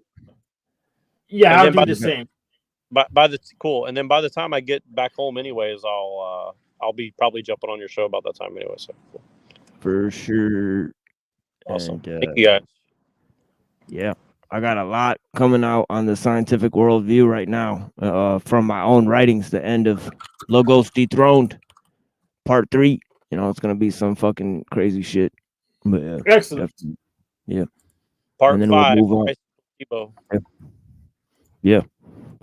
And then we'll move on to some Dr. Scribina writings. And then, yeah, I also have that Jeffrey Steinberg article on the fucking Bentham Panopticon. And then I got Systems Neatest Trick. So yeah, the 7 people here, we got tons of stuff coming up. Well, I hope Andrew Wilson will come to learn about Bentham since he likes him a lot. Definitely. I definitely sent him a link, so we'll see if he hops on panel this time. He's more than welcome. But yeah. All right. But yeah. Oh yeah, right. cool. And I'm looking forward to it. I'll jump over there in a little bit too, but I'm still like out and about on my little tiny screen. For sure. I'll talk to you guys soon. Peace. Cool. Oh, when he leaves, it takes a screen.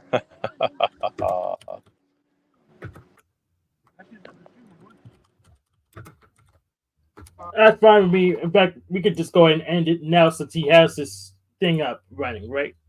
Yeah. Well, I'll let it run just for like a little bit longer for fun, and then it's not a big deal. And then I'll just end it once he actually starts talking, probably. So. Okay, that's what we're gonna do. What I'm gonna do is let you go ahead, set that up. I'm gonna hop off, then you just end the stream, and that's all we're gonna do it today, right? Yeah, I appreciate it. And if you're ever working and you want to start a stream like this, and I have time, we'll do this back and forth if you want. No pressure, but I appreciate you hosting my show while I'm gone. So I appreciate it because I was working. So I appreciate that a lot. Thank you, Hank. Yeah, I probably won't need this because I go on pretty much when I don't have time. I just make a shorter stream, which works out for me. Smart man. Mm-hmm. But if you ever want to just get some more screen time for your channel, just let me know and we'll work it out. I really appreciate it. Thank you. I don't care about screen time. Okay, awesome. Well, I'm just messing with the algorithm, see if I can get any traction, and I don't know. It seems to be kind of working, but I'm not sure. But thank you, Hank. I appreciate it. Okay, see you.